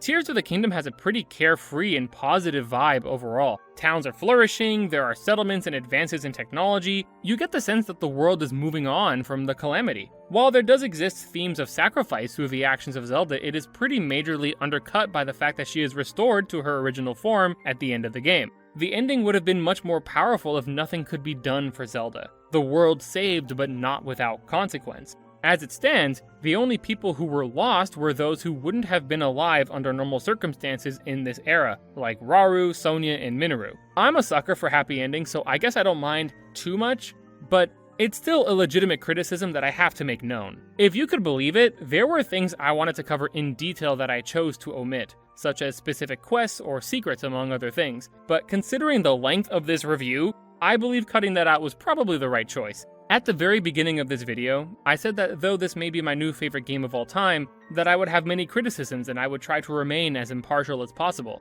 I really do hope I was able to make good on that promise. If you watched or listened to this entire video, my god, you are a legend. I really thought this would be 2 or 3 hours long, but as I was writing, I kept thinking, well, I gotta talk about this, and this, and this. I hope none of the content held within this video seemed redundant and frivolous. This script was really long initially, and I had to trim it down to what I thought was only purely essential, and it was still like 4 hours long. I almost feel like I'm hallucinating when I have to think about the fact that I have reached the end of this review. I had over 100 pages of pure script, but in my opinion, going into such detail was warranted for a game I hold in such high regard. Though I sometimes upload videos that are low effort, I much prefer these large undertakings, but they take a long time. If this video were to somehow garner a large amount of positive feedback, I wouldn't be opposed to doing more videos like it, though I promise such videos will not be nearly as long as this one. And if they are, I'm hiring an editor because editing this whole thing by myself was painful. I would like to thank my friends who supported me throughout the writing and editing process of this review. I'd like to thank Nintendo for making what I would call unapologetically a masterpiece, and I would like to thank all of you who stuck around to listen to me ramble for almost half a day. If you liked the video, please leave a like, but if you didn't, I'd love to hear why. Nonetheless, thank you. I don't know what's next, but for now, this has been my exhaustive analysis of The Legend of Zelda: Tears of the Kingdom.